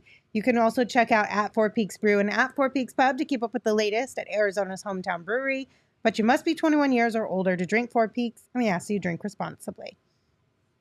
Okay. I have a thought. Yes. Emma's just yelling ahoy, ahoy, ahoy back there. I just want to say this, based off of tonight, you should be very, very prepared for the scenario that Deandre Ayton comes back. I'm just saying that. Mentally prepare yourselves, folks. I mean, if he's here July 1, I mean, I think you're pretty much done at that point. And more importantly, James Jones found a way to acquire Torrey Craig for a third time. So he did it. Future Torrey Craig. No, that's not good because that might mean he might get Shamet back somehow, some way. Oh, no. He got future Torrey Craig. We got a super chat from Book Sunwalker. $20. Thank you very much. Said, thank you guys. Please never stop being the best Suns pod on the planet. Yeah, where Book Sunwalker. Thank Love you, Book. you. Yeah, where else are you going to get 4 hours and 5 45 hours. Don't minutes shortchange of us. this? But it was fun, honestly, as much as my legs hurt because I've been sitting for 5 hours straight. Well, it's also because they've been dangling. Well, that too. I don't fit in these chairs appropriately. It was fun though. Like I had a good time, and I feel like we got to chat with you guys a little bit more than we usually do, just because we've been here for so long, which was really cool. So Just remember that next year when I'm like, hey, we got to do another draft show. I'm gonna be on vacation. Do we officially have beef, or is that squashed after I don't 5 know. hours? I'll let you know tomorrow. All right, we'll Just find gonna out forget tomorrow. about it. Cliffhanger. If I wake up tomorrow and I'm still mad, then I'm still mad. I can't tell you. It's just feelings. Anyway. We'll see you guys tomorrow. Until then, don't forget to follow the show on Twitter at PHNX_Suns. You can follow me at Lindsay Smith AZ. You can follow Saul at Saul_Bookman. You can follow Gerald at Gerald Bourget. And of course, you can follow Espo at Espo. Espo, take us home. Remember, if you had a problem with any of the 5 hours in the show, you come try to do this. Ahoy, ahoy. Never gonna let go. PHNX though, Lindsay, Gerald, Espo. Saw past the ball, we here to turn up the tempo. Got to understand me, I'll always rep the fam.